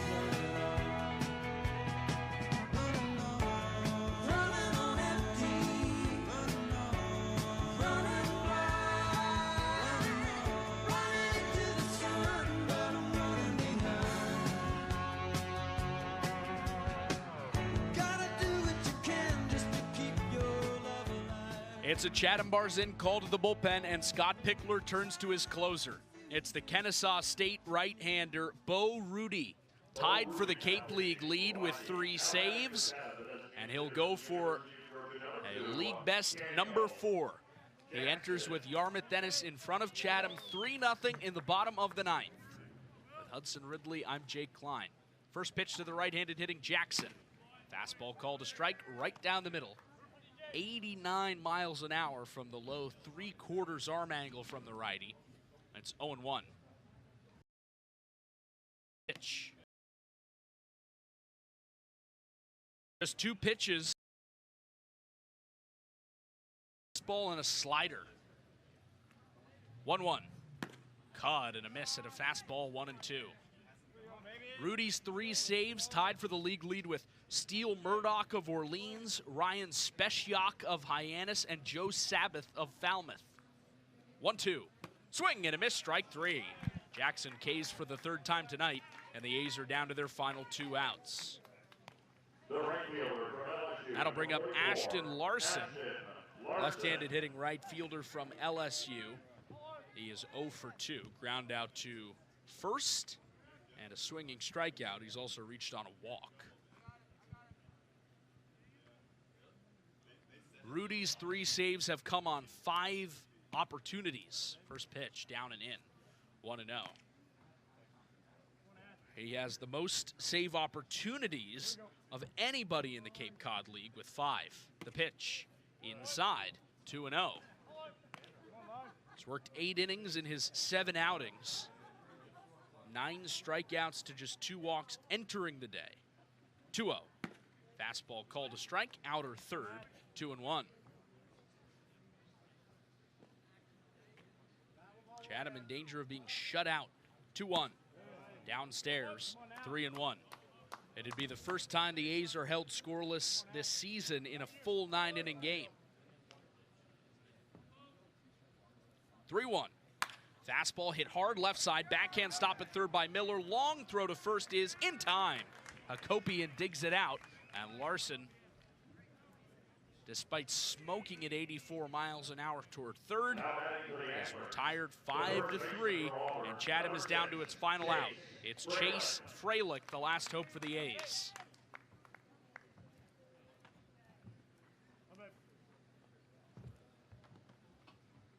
Yarmouth-Dennis 3, Chatham nothing. 2 out, first.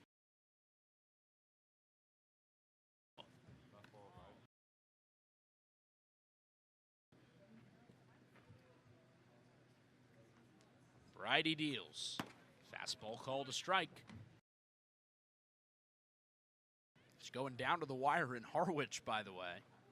Falmouth 9, Harwich 8 with 2 out. Bottom 9. 1-1 here. Foul to the backstop. A ball and 2 strikes.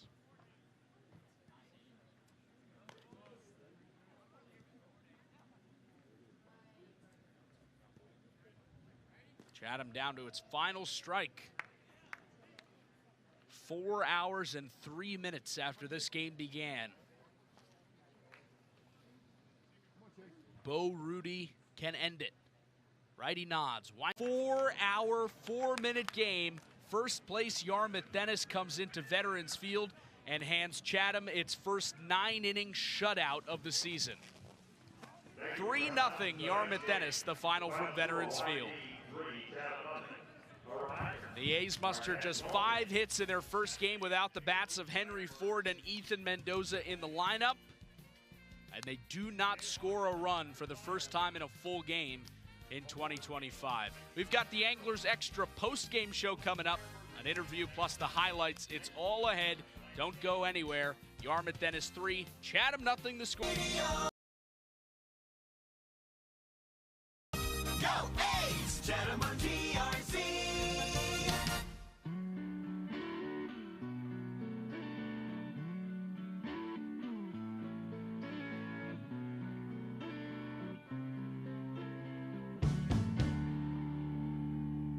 When the lights go down in the city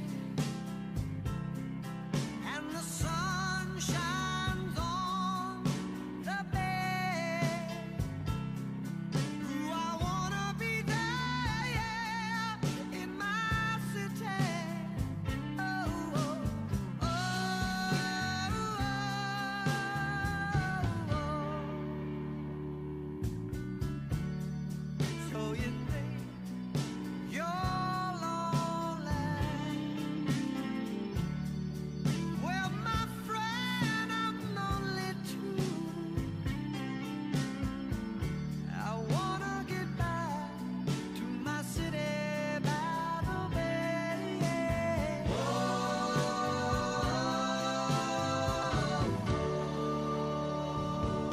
It's sad. There's been mornings out on the road without you, without your charms.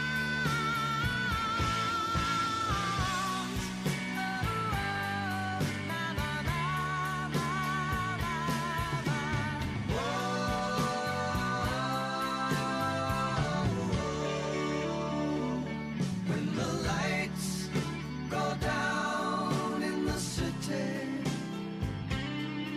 and the sun shines on the bay, ooh, I wanna be there, yeah, in my city. Oh, oh, oh,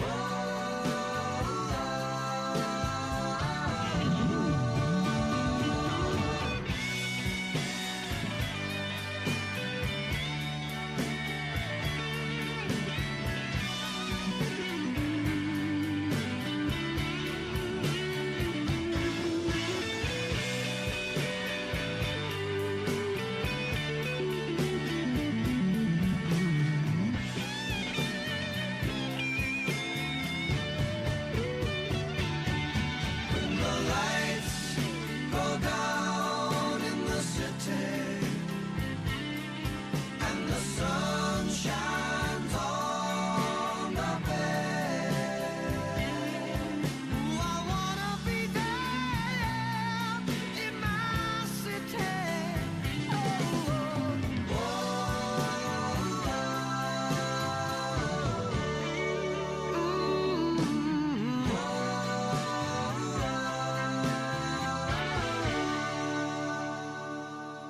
Anglers Extra!